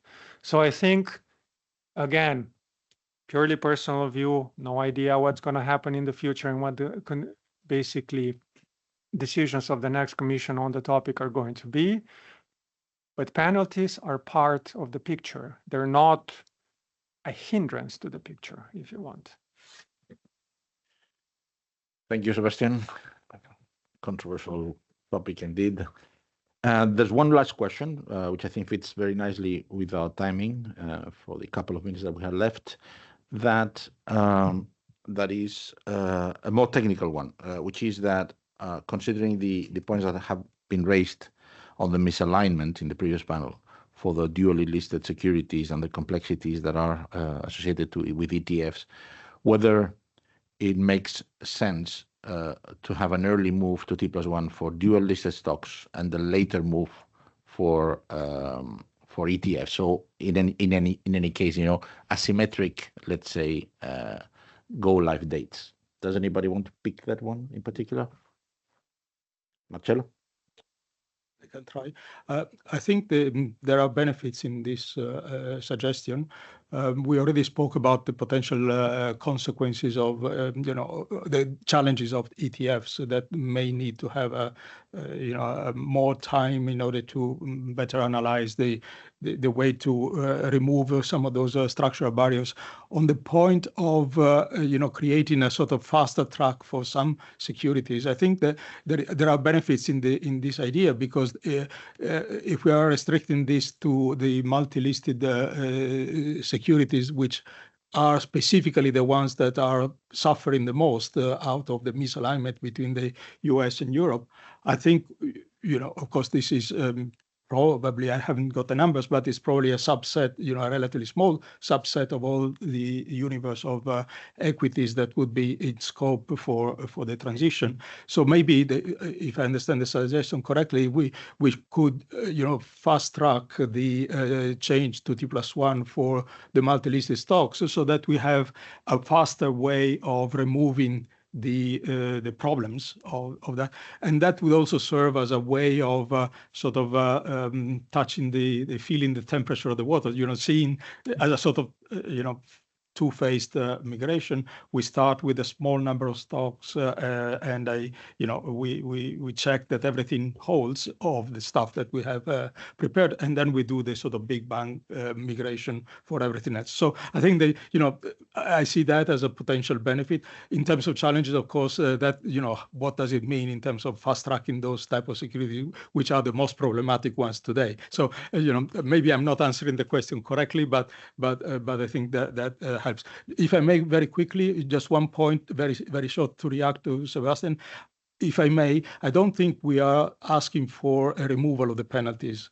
I think, that is, maybe too far to ask, I don't know. But I think what the industry is really asking, and we agree, that penalties are a very important element for settlement efficiency, an important incentive, let's say, or, a stick. But I think the industry is really asking for not adding, diverting resources to making significant changes, like in the consultation proposal, where there was many hours of potential technology work to develop a new framework for calculating and applying the penalties. Those would be resources that are diverted to that adjustment of the settlement discipline regime that would potentially be addressing the challenge for moving to T+1. And I think, given that the objective of accelerating settlement and automating process and so on is going to be conducive to more efficiency and therefore, a reduction of fails, I think we should, and I think both Jacqueline and myself commented about this, we should be, smart about, making sure that we have the good roadmap about how do we dedicate the relatively scarce industry resources in order to challenge, to address the major point. So not a question of removing penalties overall, maybe suspending temporarily, but I think it's a different style. Thank you. It's a nuance, but it's an important one, this idea of suspension. Okay. We have only overrun by 1 minute, which I think is an achievement. I would like to thank especially the panelists, everybody that is here and connected. Of course, we have 275 people connected, but especially the panelists, Sebastian, Fiona, Jacqueline, Marcello, and Andrew, for your contributions. We will break now for lunch. Those that are here, ESMA is offering us lunch. Those that are connected, unfortunately not. And we reconvene at 1:45 exactly. Okay, thank you very much. Okay, if people in the room could settle down as well, and then we carry on with the final panel for today. So my name is Carsten Ostermann. I'm heading the Markets and Digital Innovation Department at ESMA. And in this last panel, we're going to look at the US experience in shortening the settlement cycle so far. We got a distinguished panel of experts for you. I'm also going to introduce them only very briefly. So on a remote basis, on the screen, we have Valentino Votten, who is the Managing Director and General Manager of DTCC's Institutional Trade Processing team. We got in the room with us Marc Bail-de-Jessé, CEO of CLS. We have James Cunningham, who is a Senior Director within BNY's Public Policy and Government Affairs team. And last but not least, right next to me, Jim Goldie, EMEA Head of Capital Markets, ETFs and Index Strategies at Invesco. Now, as to the structure of this panel, we're going to kick off with a short presentation from Val on screen on key observations about the US move to T+1. Then we're going to have a round of questions with our panelists here in the room. And after that, we have a few broader questions where, you know, any panelist can chime in. And with that, I mean also if, you know, former panelists still in the room feel the need to express an opinion, that they're welcome to do so. And at that point in time, we're also going to look at questions, you know, as they may come in via the chat from the people listening in on a remote basis. And we'll see whether we can pick up some there and answer them. And I hope that is all reasonably clear. And then, Val, I would hand over to you for the presentation on the, you know, US move. Thank you very much. And also thank you very much for the opportunity to come and present today as well. So I think from our perspective, I'll just cover off a couple of key points through the presentation. One, we'll just go through the key metrics that really underline the successful transition in the US.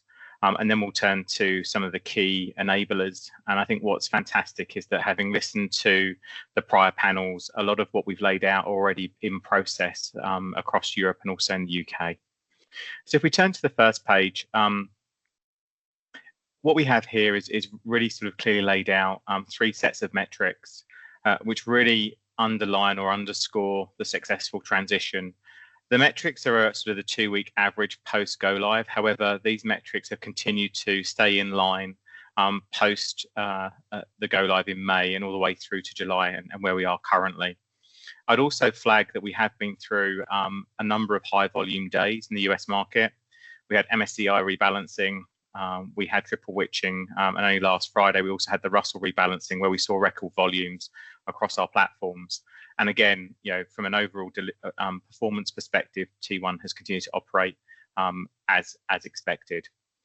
So the key metrics here, just to call out, is primarily at the top of the page, we focused about affirmation. So what was very clearly laid out through the rules that the SEC implemented was the expectation around hitting a 9 p.m. affirmation cutoff for the institutional trade flow. That included introducing a best practice that all allocation should be completed by 7 p.m. So to allow that 2-hour window for the affirmation process to take place. And what you can see here is that in the footnote, all allocations are being 99% of all allocations are being confirmed by 7 p.m., which is fantastic. And what you can actually see here, and probably the most striking number, is that the overall affirmation rate is up at 94%. This is 4% even better than in a T2 world, and it continues to trend in that way. We're around the 94% at an overall level throughout. And what this really does is ensure that the transactions are then staged for settlement in DTC. And hopefully the only issue that a transaction would fail is due to inventory.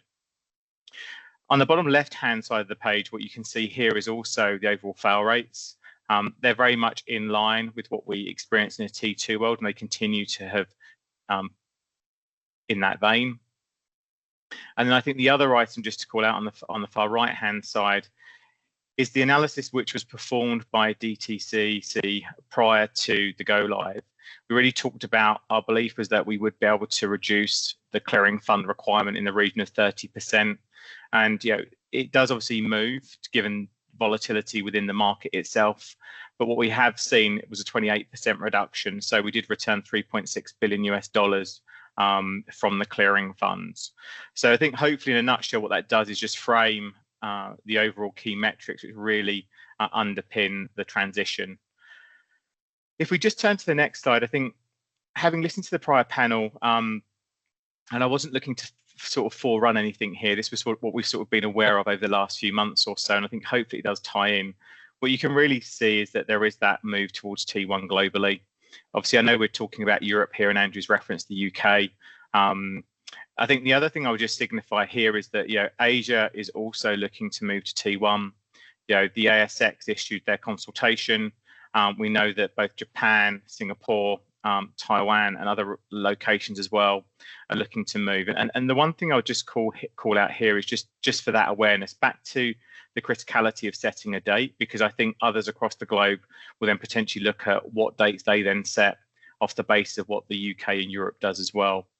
And as you can see here, I think the expectation is by the time we get to 28, close to 90% of the entire global markets will be operating in a T1 environment itself. So just flipping through to the final slide and hopefully just laying up for the panel discussion. On this slide here, what we really tried to do is capture the key observations that came out of the US transition to T1. And as I said before, I think what's been very heartening to hear and also see over the last few months or so has been how both the UK and Europe is very much on this pathway. And so what we really call out here is sort of these sort of 4 steps. The primary one being around industry collaboration. And I think today is a perfect example of exactly that. In the US, I must call out SIFMA, the ICI, for all the work they did coalescing the industry and ensuring that issues were identified in advance, solutions were defined, and also it helped shape the timeframe for implementation. And so that input into the regulatory process, I think, was critical. I will restate what others have stated on prior panels, which is a regulatory mandate, I believe, is critical. It provides certainty. I think for somebody that has spent 18 years prior to DC working in the post-trade environment as well, it's critical when it comes down to getting investment. When we think about the post-trade securities process, it probably has been significantly underinvested in. And so this really is an opportunity and a catalyst to drive automation and STP from a post-trade processing perspective. And so mandates are important because that drives funding within firms of all sizes, whether from the most smallest to the largest as well. The third bit would just be around global coordination. I think one of the things that really stood out is that, we are a global connected market. It's very important to appreciate the interconnectivity of that, again, referenced in prior panels. Obviously, from an FX perspective, I won't talk too much on that as we have CLS on the panel, but I think just being aware of that. And the one thing I'd call out here is that from a US perspective, what was interesting around Asia. So when you speak to Asia domiciled investment managers, the US moved to T1, they could just work through from a time zone perspective because their morning on the following day, they could work through given the time zone challenges. However, that doesn't, there still remains challenges around working on a Saturday morning or around public holidays. The reality is that as Europe and the UK move to T1, for Asia domiciled funds, that will become a very different proposition. And they'll have to think about whether they either look at potentially outsourcing or actually looking to install operations and trading in Europe or the UK from a time zone perspective as well. So I know prior panels referenced around connectivity to the US, but I think I'll just call out, please be aware of the impact to Asia as well as we go through this process. And then the final piece would just be, again, ties into the conversations today, engagement and education. I think from a US perspective, it dawned on us quite late, the realization that actually probably the broader global market didn't understand or wasn't fully aware of the affirmation process. We spent a huge amount of outreach and time working on that. The second piece was around all of the documentation, and I know that a number of the task forces are following a similar kind of process with sort of a consolidated site. But I think that the playbooks, the testing frameworks, how the go live would work over the weekend, all those materials I think were critical, and having one place to be able to store all of that from an educational perspective was hugely beneficial. And I think I can only just repeat, education is critical. So as the most smallest firm to the largest are fully appraised of those changes, and so they can then understand what the impact would be to them.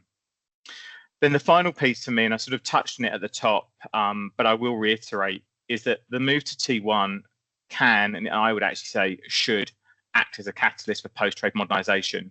It really should allow market participants to focus on what changes they can make to automate the end-to-end process, rather than continue to leverage manual processing. And that's why I think the mandate is quite critical for the ability then to seek funding.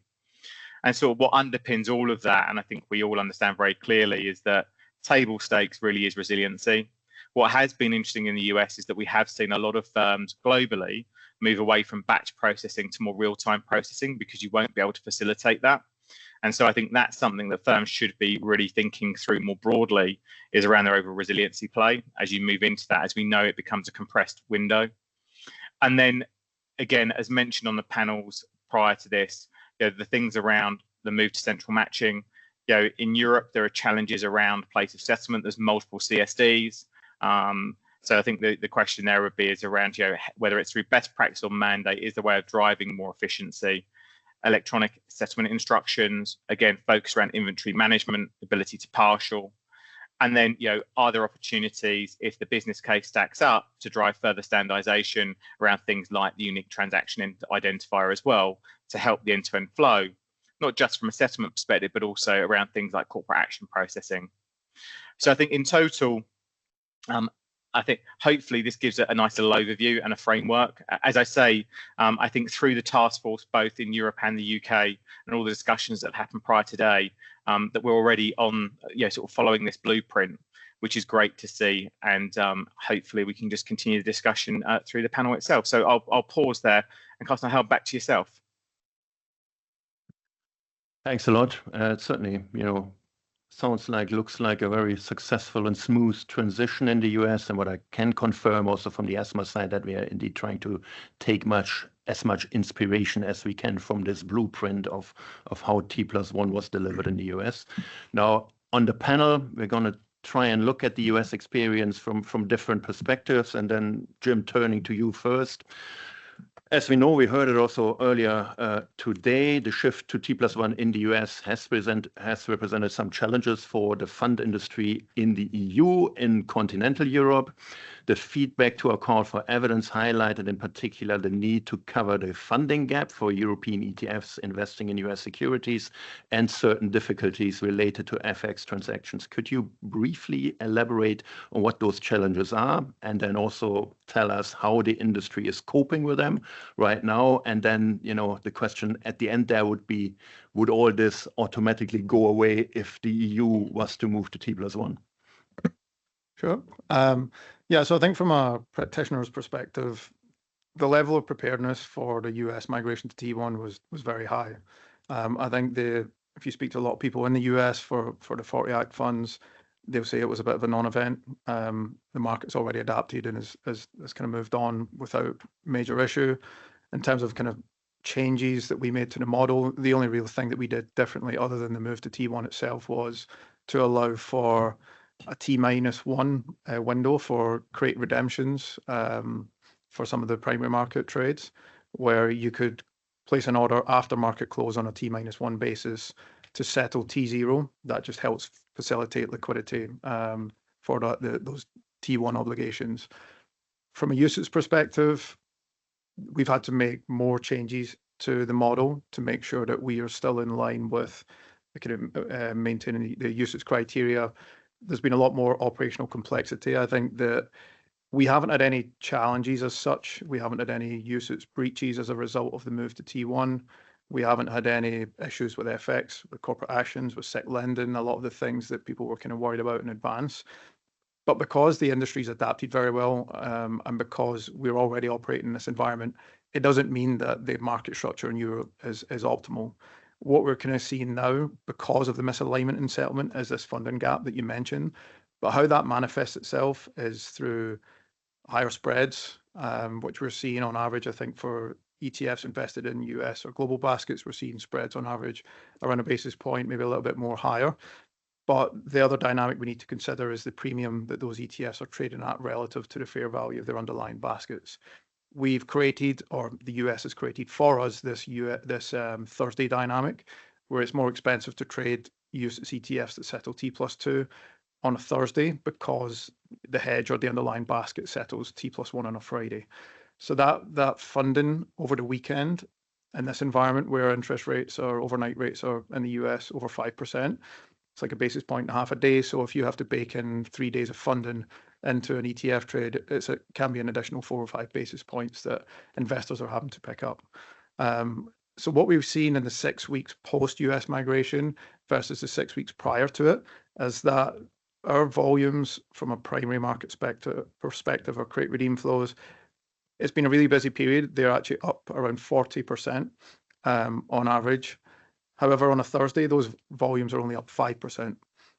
If you look at secondary market ETFs that track US or global underlines, and I'm talking about the industry overall, we see volumes up 18% on a Wednesday, 24% on a Friday, but 13% down on a Thursday. So it shows you that I think the market is starting to adapt to this Thursday dynamic because you have this additional funding element of the 3 days versus the 1 day. And it's more costly to trade on those days as well. So I think the industry has adapted very well, but we are left with these funding issues. And we now have to deal with this suboptimal market structure, which if we have alignment, if Europe aligns on T+1 in a harmonized manner, those problems, those funding issues sort of go away overnight. So I think like some of the other panelists have mentioned, I think the key here is to move in a harmonized manner, but also in a timely manner. The current operating environment, whilst we've adapted to it very well, is complex. And we have seen it more. We have created a dynamic where it's more expensive to trade depending on the day of the week. And also we now see a dynamic where brokers will show one price to a client that's able to trade on T+1 and a more expensive price to a client that has to trade on a T+2 basis, purely because of that funding element that we mentioned. Thanks a lot. And maybe as one follow-up, Jim, you know, I think you have explained very clearly what the issues are. Is this going to be it? You know, we are on 10 July now. The switch was 28 May. Has everything already materialized, or are you expecting something else to come up? I mean, I think it's still early. The data that we are looking at, we're only talking about a 6-week period. Obviously, we'll need to see how things manifest itself in the coming weeks, months, even years.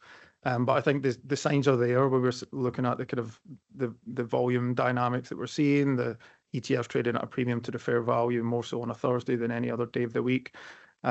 We've had US bank holidays, the Juneteenth day that fell in the middle of the week, and then that created another funding dynamic earlier in the week as well, where there was an additional 1 day of funding earlier in the week. So there's the complexities there. We're able to manage to it. I think clients will begin to adapt to it. Whether we see those kind of numbers change, obviously there's a number of variables that will impact trading volumes, spreads. But I think the early trends are that this might continue until we see broader alignment for Europe overall on a T+1 basis. Thanks very much. Now, turning to you, James, I've been told you're the man to ask some tough technical questions, and I hope Antonio can share some slides you have prepared. So here it goes. Looking at areas such as funding, FX, securities lending, and collateral management, what have we learned from the US transition to T+1? And if we learned something, what does that teach us for the EU transition? Great, thanks, Carsten, and thanks to ESMA. I think this is a great event today. Very, very helpful, very useful in providing information on the table for all market participants. So a big thanks.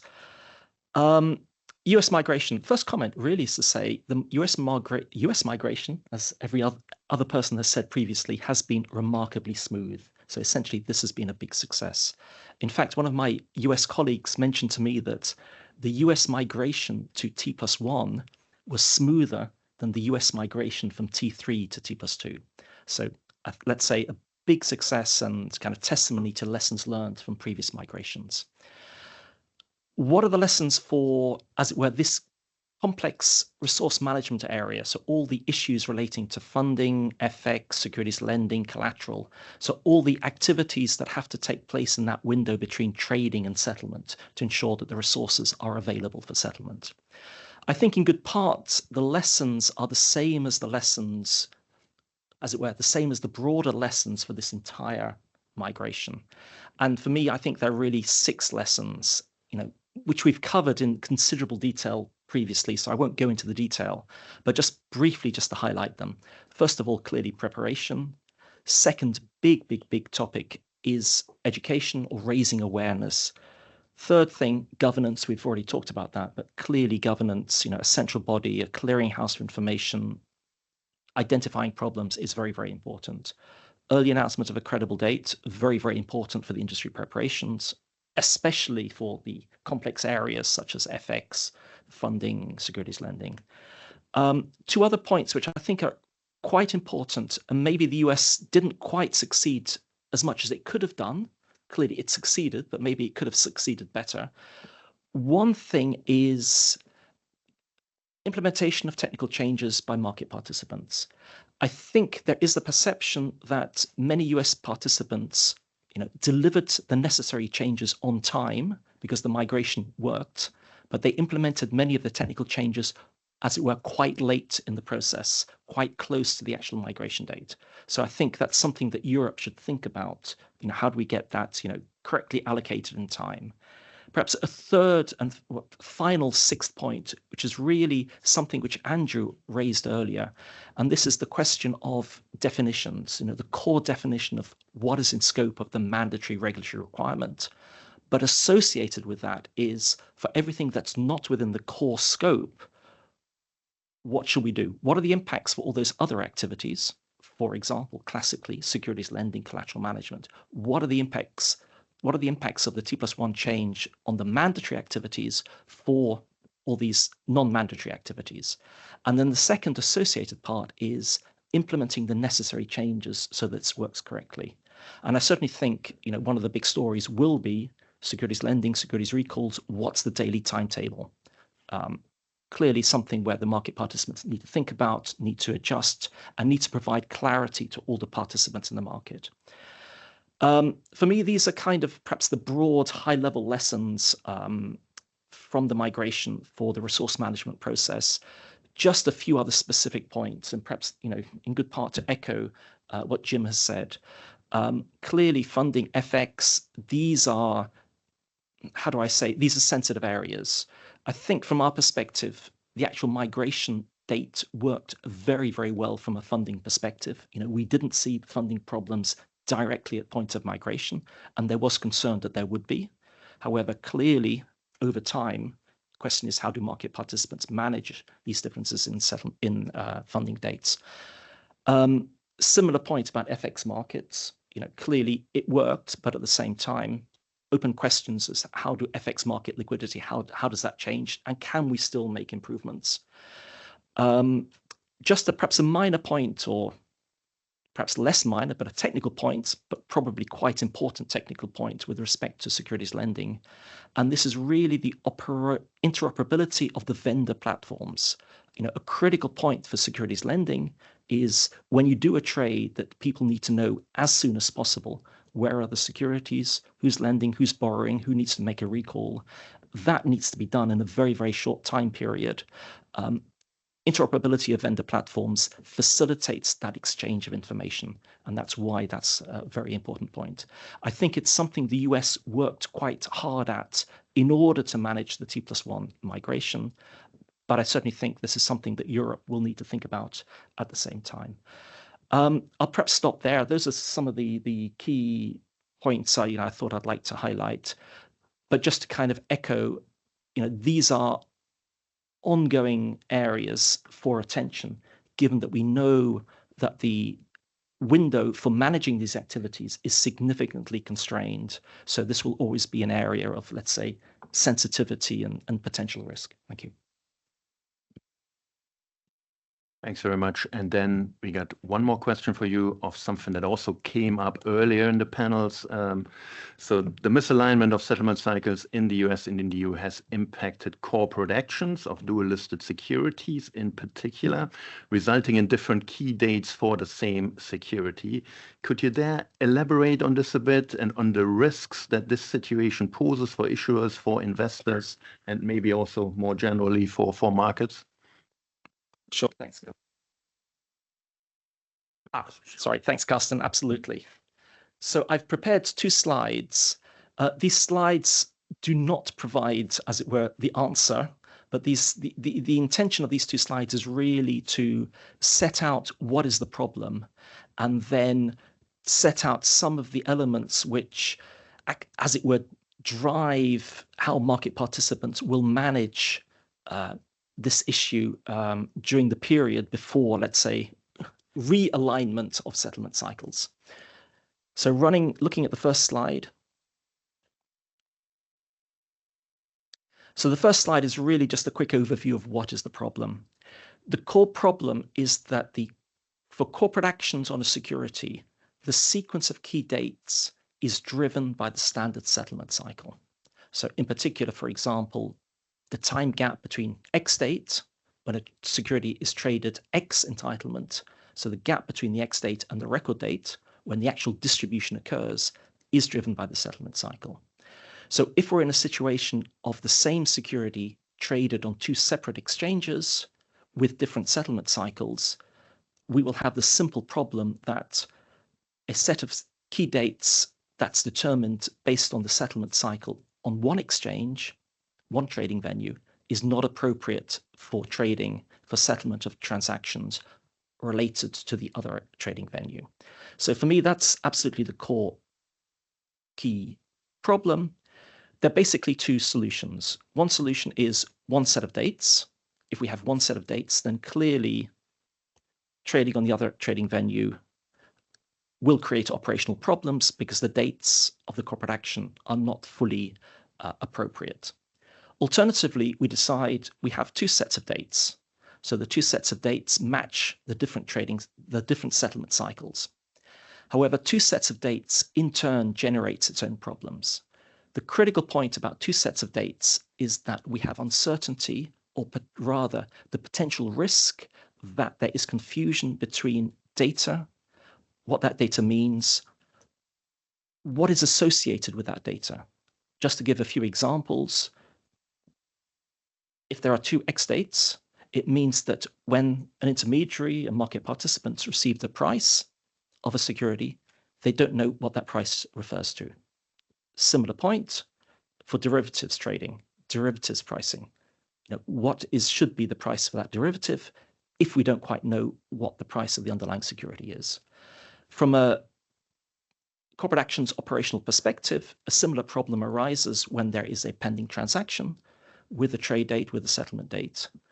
Intermediaries in the chain, market participants, CSDs, may not necessarily know whether that trade has been done cum entitlement or ex entitlement, which of course creates confusion and potential risk if somebody takes the decision or affects an operational process based on a misunderstanding of the data. So that's the core problem, the core disadvantages of each possible solution. Moving on to the next slide.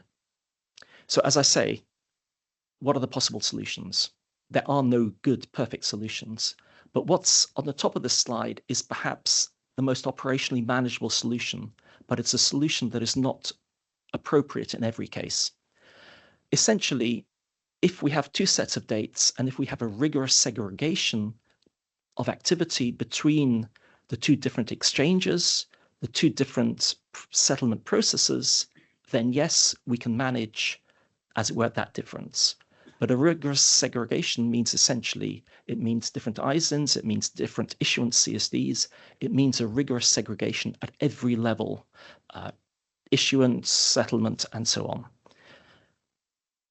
We do have examples of such rigorous segregation, and the classic example is depository receipts. So depository receipt structures actually do meet these requirements, and I think very largely the US migration for depository receipts, has been largely, I wouldn't say a non-issue, but has largely worked with respect to corporate actions. However, clearly many issuers would prefer to have the benefits of one ISIN, of one, as it were, market price. This then creates the problem that if we have one ISIN, one issuer CSD, we run into the problem of the choice between we run into the choice of two sets of dates with the associated risk, or alternatively, the one set of dates with the associated operational problems. Just to say, I don't personally think there is a good solution to this underlying problem. What I will say is that in Europe today, all the market participants and the market infrastructures who are faced with this problem, who are faced with the problem of how to decide what to do in this circumstance, very often come to different solutions or different choices. And that's largely to do with the fact that many of these securities have different features. They have different features of where they are issued, whether they have one issuer CSD or two issuer CSDs, where they are traded, where they are listed. What are the tax implications, for example, of a greater number of market claims? So this is very largely to say that the individual choice as to what to do, one set of dates or two sets of dates, may vary by market participant, by market infrastructure, for those reasons. I will perhaps stop there. That's my very, very high level kind of overview of what the problem is. And also just a kind of brief explanation why I don't think there is a perfect solution to this problem until we get, as it were, realignment of settlement cycles, because in such a case, the problem will disappear. Thanks very much, James. Maybe one quick follow-up just on the off chance. Again, we are on 10 July. The switch happened on 28 May. We are aware European EU industry picked like different solutions to deal with this issue. Are you aware of any early experiences around, dividend payouts that truly happened in this period? Any issues that have arisen? I'm not specifically aware of individual experiences. Clearly, as you mentioned, the problems will occur when the dividend payment occurs. Perhaps just a high-level comment. Clearly, at point of migration, and I think we've seen this in some of the previous presentations today, there was a lot of attention at point of migration as to potential issues. As we move from, as it were, a heightened awareness to more business as usual activity, I would perceive that the risk of problems will increase. I'll perhaps stop there. I see this as an open area of risk that we should pay attention to as we go forward. Thanks very much. And then, Mark, turning to you and then to get the FX perspective. I do remember you were in the commission event in January, February, and then certainly a big topic there was, and also it was in our call for evidence, that was suggested that some European players would not be able to meet the CLS cutoff times and would do their FX trading OTC or alternatively would rely on their custodians. Now, following the move to T+1 in the US and overall in North America, has CLS observed reductions in the number of trades or the volumes executed through your systems? Thank you, Karsten. Thank you to invite me. In fact, to answer shortly your question, no, we have not seen impact. We did an analysis to try to understand what type of flow were coming after the cutoff could be related to secondary market transactions coming from the US equities market. We came to an assessment that a very minimal amount compared to the volume we are settling every day could be impacted. So in the magnitude of a few tens of billion US dollar equivalent. On the day would be at risk to be late for the cutoff compared to the 6.6 trillion US dollar we are settling every day. So in this context, we took the decision for the stability of the FX settlement processes to not change the cutoff. So to stay with our cutoff, which is midnight CET for the settlement next morning. And worked with the market. And the point made on education and sharing of information and industry collaboration was important. There were a lot of dialogue being made to help to understand the issue and to see how eventually this could be handled. Through the different discussion, we saw initiative taken on the custodian sides to change and loosen their cutoff to allow earlier key-in of transaction or other way to minimize the risk of being late. Which have helped to get there. If I look bluntly to the number in June, in fact, 2024, CLS had the highest volume ever that we have seen. We had 7.8 trillion on average every day, which is very, very much substantial higher activity So we have not detected any impact in terms of volume falling apart of the system, knowing that it's difficult again to measure precisely for those type of activities, such a case. Thank you, very clear. And then if I can follow up on that, was there any other noticeable impact then at the level of CLS due to the move to T+1 in the US? And also, you know, the broader question, what have you learned from this shift in the US? Yeah, on the first part first, yes, we have seen some differences. So what we have seen is through the action, in particular, probably related to the more relaxed cutoff, in particular from the large custodians, the GSIBs, have helped the market to key in trade earlier in the day. So we see that from 2 p.m. CET to 11 p.m. CET, there is more volume coming in than usually if you benchmark on those type of trades, which are between the funds related to US dollar trade with the settlement members of CLS. So we see that there is more trade coming in compared to before. And that overall, we don't see a difference in terms of volume, if you want, vis-à-vis what was before. We see a peak, by the way, between 10 p.m. and 11 p.m., where we see extra activity coming in, which were before coming after midnight, if you want, in the past. So we think that for a very large part, again, very difficult to have a narrow number assessed at this stage, it has been moved forward. And so this change of behavior allowed to bring in those trades earlier. Based on that, by the way, we are communicating to the market. So we have issued yesterday, in fact, a statement which more or less say what I am saying now, and which explained that the monitoring will continue over summer. So we'll come back probably with a statement in September to whether confirm that it is what we see and has been a new established way of processing those transactions, or whether we see different patterns coming out. But for the moment, so stability by bringing forward those trades during the day for settlement on time for the next day. And in terms of what you have learned otherwise from the US shift, anything to highlight? So we have learned that the earlier we are involved, the better. In the case of US, we have tried to be involved earlier, but there were little appetite to look at the FX piece until relatively late in the process. So it was more or less a year before the process that some buy-side association, in particular here in Europe, have insisted to be more looking at this. So I advocate for this collaboration, and I have seen that it is the case. I mean, I am here today.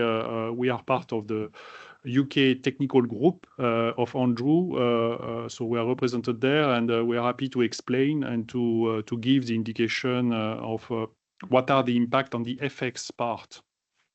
This being said, in general, for Europe, I would say at large, the time constraints are not of the same nature by definition. Midnight CET is much more friendly to the Europeans than to the Americans. So from that angle, we see very little impact already without any effort. The impact number are a fraction of what they were for the US case, for the Americas. Thanks very much. Or maybe one final point, this Thursday dynamic that Jim was explaining earlier on, is that something that you know, also can see or experience? So it's an interesting point I have noted. I will ask my team to see that. It has not been reported to me. Again, for us, it's so small in the number, it's difficult to see the reality of those numbers. But I will follow up. I will give this feedback. Thanks very much. And then Antonio, Caroline, if we have any questions from the audience, if you can send them over to me. In the meantime, maybe to bring Val back in, one question I would have for you, but also for others, would be, you know, what parameters should be monitored in the coming months in relation to the US move to T+1? So I think it's a continuation of what we're seeing around the overall allocation affirmation rates, in the sense of getting the transaction in the right state from settlement perspective, and then ongoing fail metrics as well.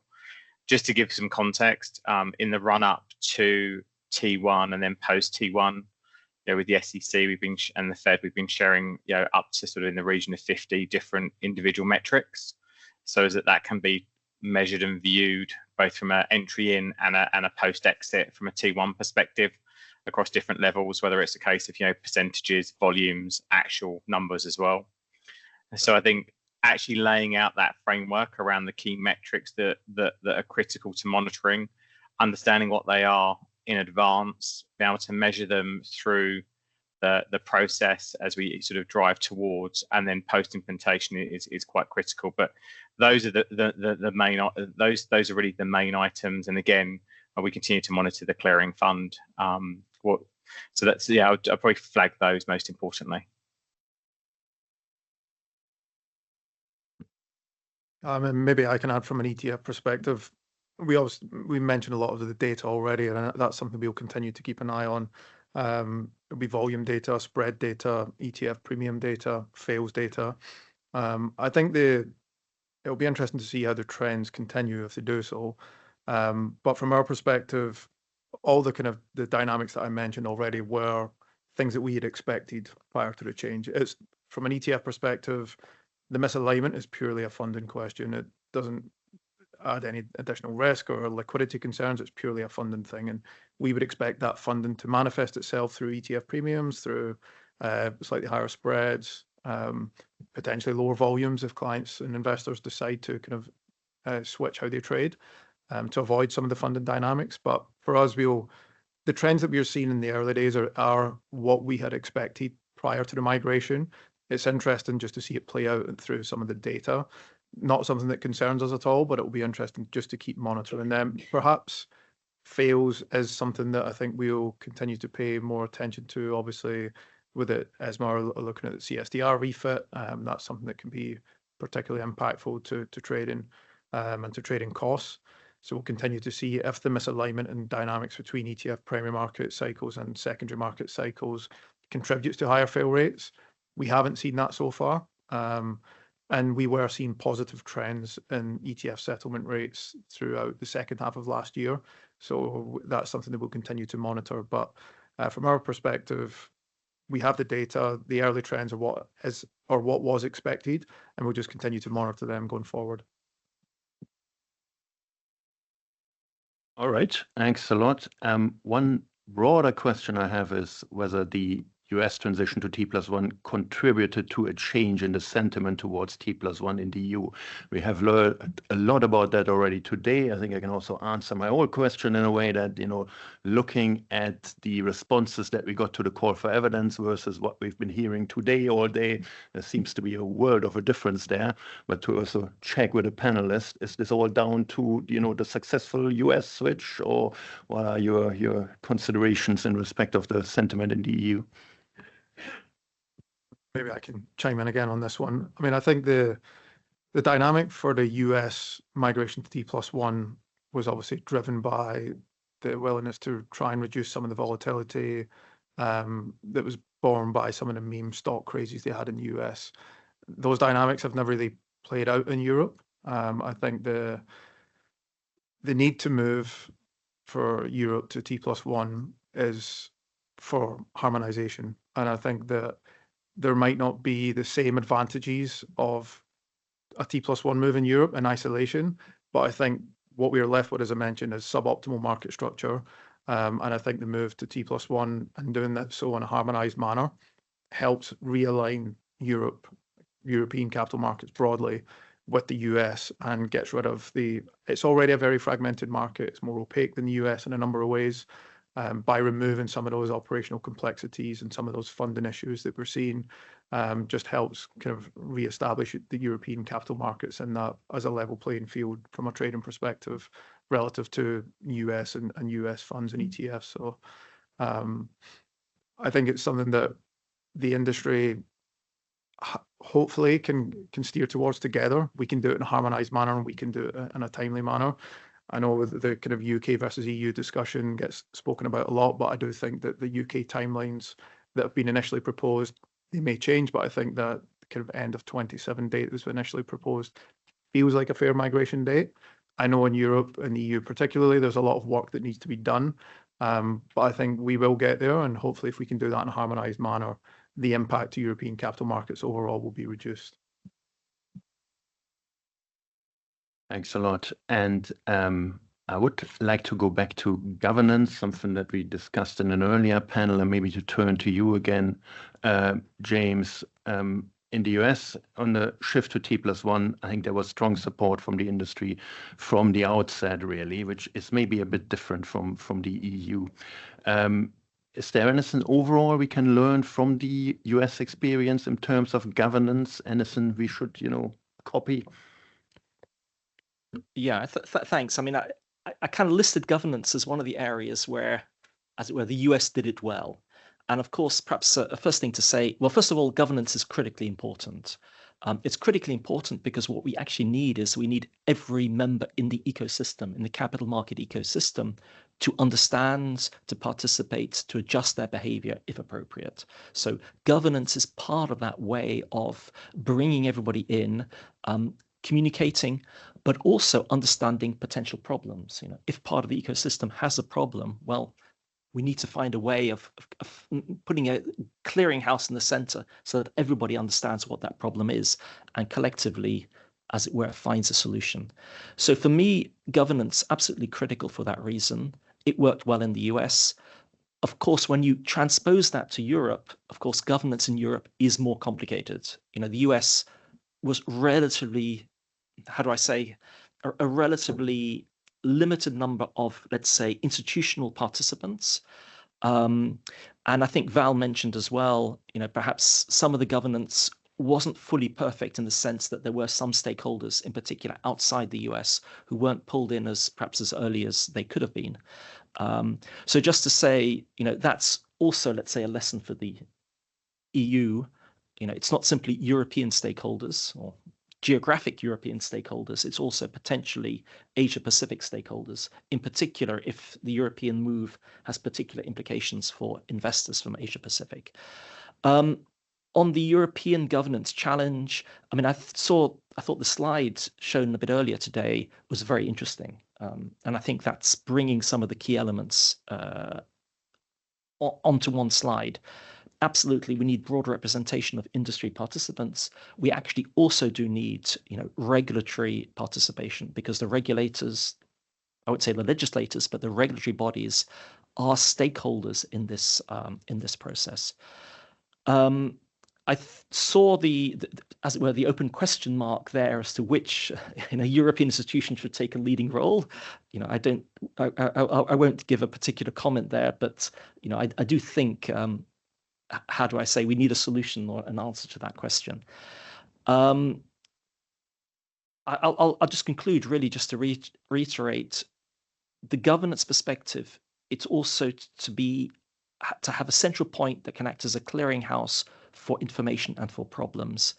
And that central body not simply has to be a clearinghouse, it also has to have a degree of authority in the sense that if it decides on something, if it pushes for a market practice, we need to be comfortable that everybody recognizes the authority of that body to, as it were, to create and to support and to implement that market practice. Thank you. Maybe just a couple of elements. First, I concur completely on the governance. It's important to have one clear ownership on an institution, I believe, to be successful in this case. So in the case of US was very clear and very centralized. In the past, we did some harmonization work in Europe also. There were a clear leadership and it was absolutely necessary. So this one was very important. It's also the place where you could share the different challenges which are coming, in particular in Europe, where we have different ways of doing things contrary to US, I think, in particular in the field where you mentioned earlier, James, corporate action, but also withholding tax, where I guess the famous or infamous Giovannini barriers are still there. I guess it's good to revisit this, to look at that and to have a centralized governance for that would help. I mean, that would be my comparison between the two as I can see it. Thanks very much, Jim. Any thoughts from you if you were holding the pen, the ideal governance structure, who would you put in charge? I mean, From my perspective, my experience is more on the trading settlement side of things.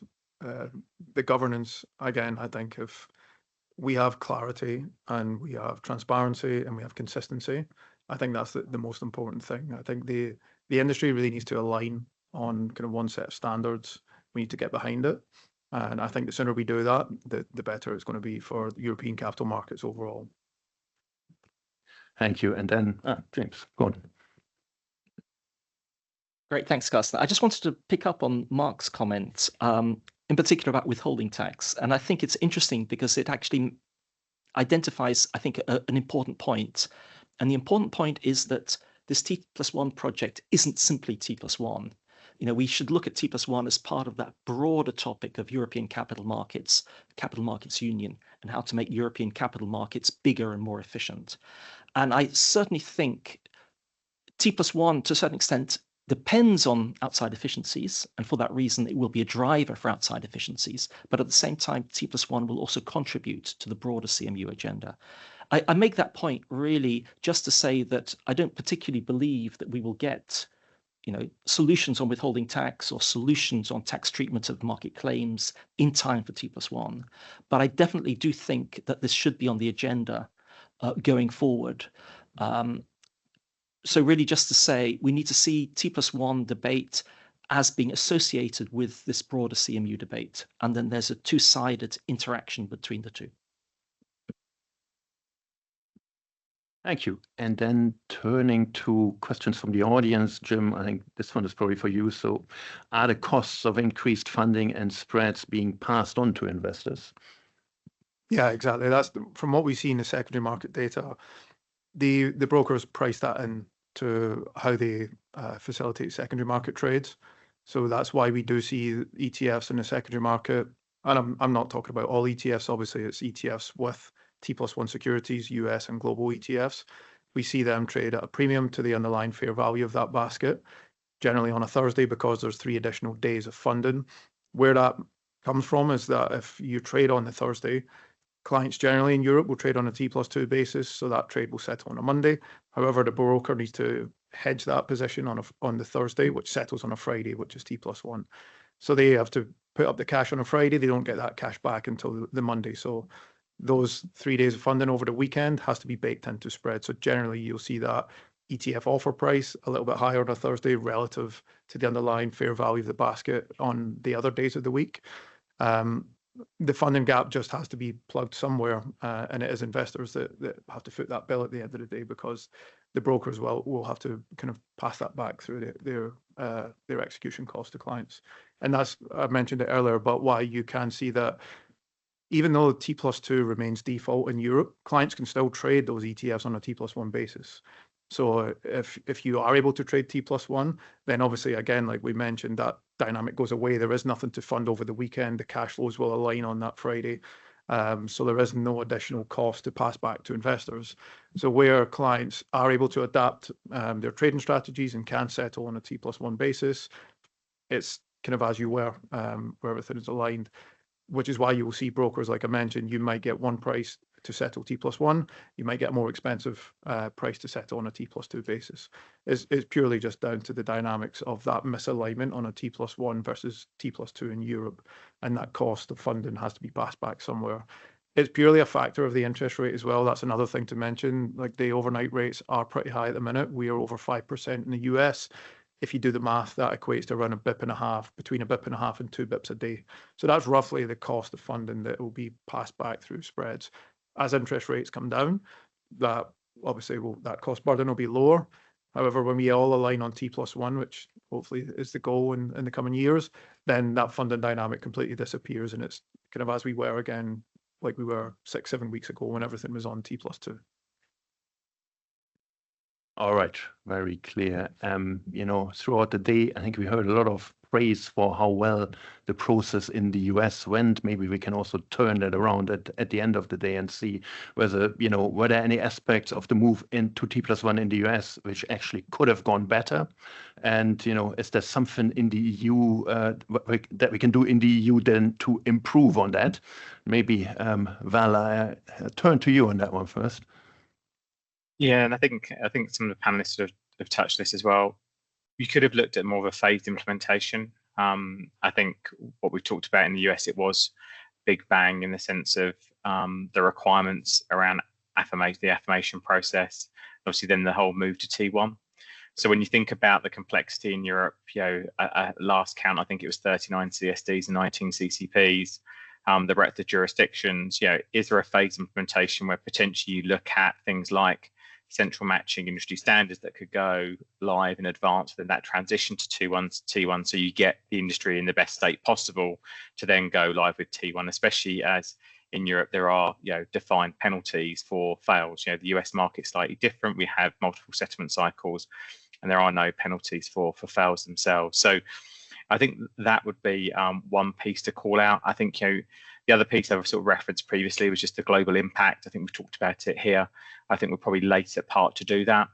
And I think the other one would just be around the education. And we sort of talked about this previously, ensuring that the globe understands how the European market operates, things like T2S as well. Is that fully understood? It may well be, but just ensuring that kind of roadshow and sharing of information around how the market operates, the participants and the roles they play within that is critical. And we saw a lot of time at the outset, especially for investment managers, that they just believe there'd be a reliance on their custodian to do everything for them. That's not necessarily the case. And they have a role to play, irrespective of whether the custodian will continue to operate and perform the vast majority of those roles for them, but there's expectations on them more broadly. So I think those would be just a couple of points that I would just touch on, given the experience from a US perspective, and given that that Europe is a very different market around how it operates, that you may want to factor in as you consider the implementation plan over the coming months.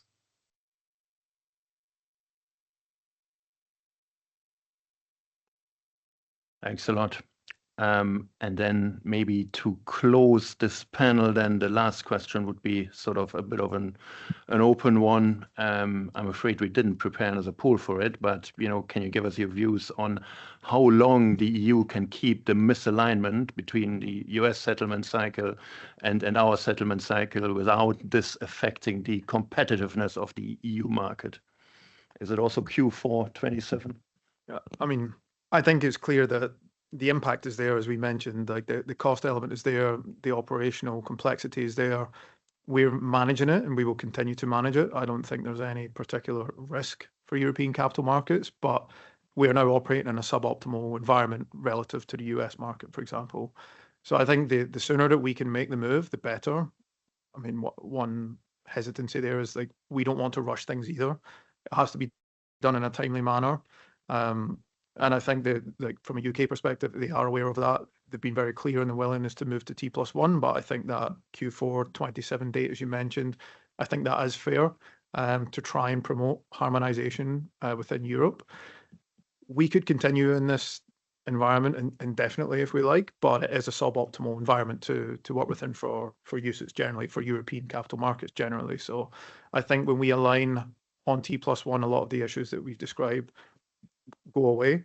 So the sooner that we can do that, the more that we can do it in a more efficient manner, in a harmonized manner, I think is going to be better for European capital markets overall.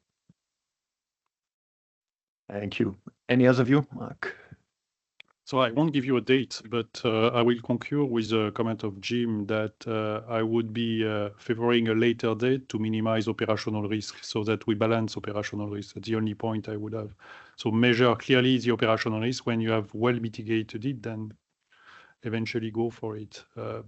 I mean, the fact that markets were across the ocean with different settlement cycle is not particularly new. So it has worked for long, as you are mentioning, I think. But the operational risk triggered by the change should be mitigated to the maximum, would be my advice. Yes. I'm going to say very, very similar point as Jim's, but I'm going to add one extra point. The similar point is really, I perceive the business case for Europe moving T+1 improves over time. So as we move forward in time, the business case becomes better for a whole variety of reasons, including more broader political perception reasons. So clearly, that drives us to moving at a point in time. The second point I just want to mention is really, as it were, a UK move. So if and when the UK moves, this, of course, will be a fairly significant, change for the European Union, and I think definitely will push the European Union also to move, which I think we need to take into account as part of the business case. All right. Thanks very much, everybody. That concludes this panel. And then, Rodrigo, I'm happy to vacate the hot seat in the middle here again, and then looking forward to hearing what you make of the events of today. Okay, so it's I think my turn to give some concluding remarks, and maybe to summarize a bit the key takeaways from the different panels, although I think all of them intertwined to a certain extent, as we just saw, and we discussed not only the timing and governance, but also the cost benefits and the US thing in all of the 3 panels, and I think it makes full sense. So, I mean, in terms of this is, of course, a personal summary, because probably each one that has attended the hearing will have his own or her own summary. And paraphrasing Groucho Marx, if you don't like my summary, I have other summaries also that I can provide. But in terms of impacts, costs, and benefits, I think there was some consensus on the challenges in terms of the direct costs are not the only ones, and the direct benefits are not the only ones. And clearly, we have some challenges identifying and quantifying some costs and benefits that are broader in nature. And for instance, the issue of the attractiveness of the EU market, and the connection, as Mark just said, with the CMU project, which is something that is difficult to put a number to that, and that probably is weighting more than many of the other direct costs and benefits. And I think there was consensus also on the issue that the settlement fails are not the easiest effect to simulate, given the complexity of the European landscape, and of course the interaction with the penalties in comparison with the US approach, and also the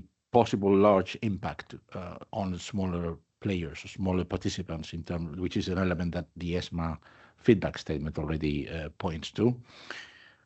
I think there were some voices, and I would concur with that, saying that this is a truly cross-sector transversal element, that if one piece fails, meaning one part of the sector fails, the whole project would be at risk, and therefore there is not just an operational matter, but a culture one, or an attitude one that needs to be tackled that manner, and that automation is both a must, but also a key cost component, and that is a lot related with the, let's say, asymmetry of impacts depending on the size and technical, let's say, capabilities of participants. I think there was also consensus on the fact that the complexity is way higher in the EU than anybody else that is tackling this, or that has tackled these. So we should not be naive about that, even if we keep the positive momentum and the optimism and the drive on these, but also that there are solutions available if the planning is timely and is thorough enough.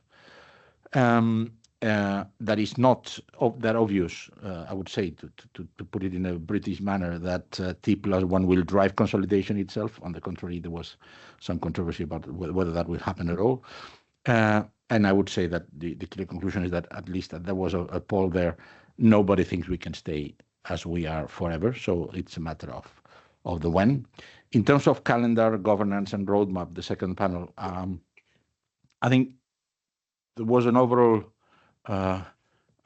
position that Q4 2027 seems feasible-ish, provided that clarity and certainty come soon enough to be defined what is soon enough, that there are no major roadblocks identified so far that would make this thing unfeasible, and following Andrew's terms, that is not as bleak as you could think in terms of what you have seen in the UK experience. I think it's clear that we need that strong governance and coordination to be established sooner than later to make this possible, and that we don't need, I mean, we should always keep track that the ultimate goal is to serve clients better and the users of financial systems, and not the interests of the players themselves or ourselves in terms of the regulators.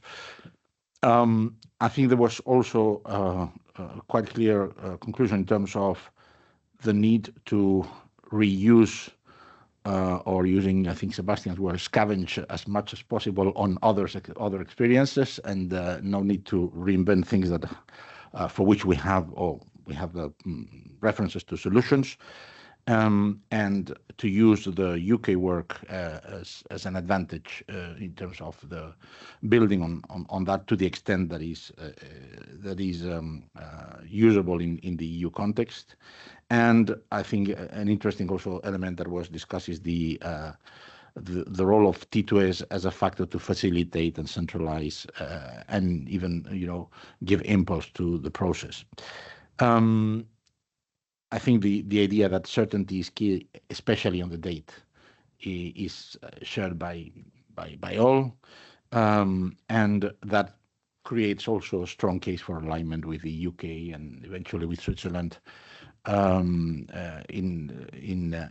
a joint achievable date to make the synergies and the synergies higher, and then of course the costs lower.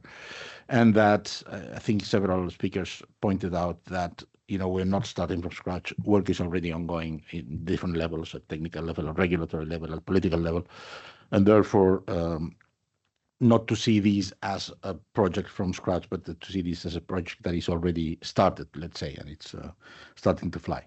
And then on the third element in the last panel, but I mean, maybe very shortly because you just listened to it yourselves, but it appears that although it's early to conclude, definitely, let's say, because it's only been 40 days, the process has been apparently smooth and therefore successful. No major effects in the US market or in international currency markets. There have been effects and things to tackle in terms of corporate events of US shares, in terms of the ETF products, the funding gap, the Thursday effect. Those are impacts that we have identified, and probably others will appear in the coming weeks. You never know.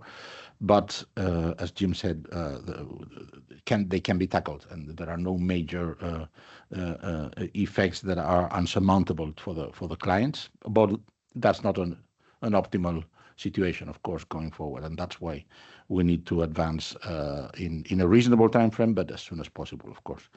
I think the interaction between the automation and the settlement fails was very clear in the data that was presented at the start of the panel, although it's very different systems and is not that easy to extrapolate the US solution. Sorry, the US data to what could look like in Europe, and we should not be let's say, we should not translate directly that experience into what could look like in Europe.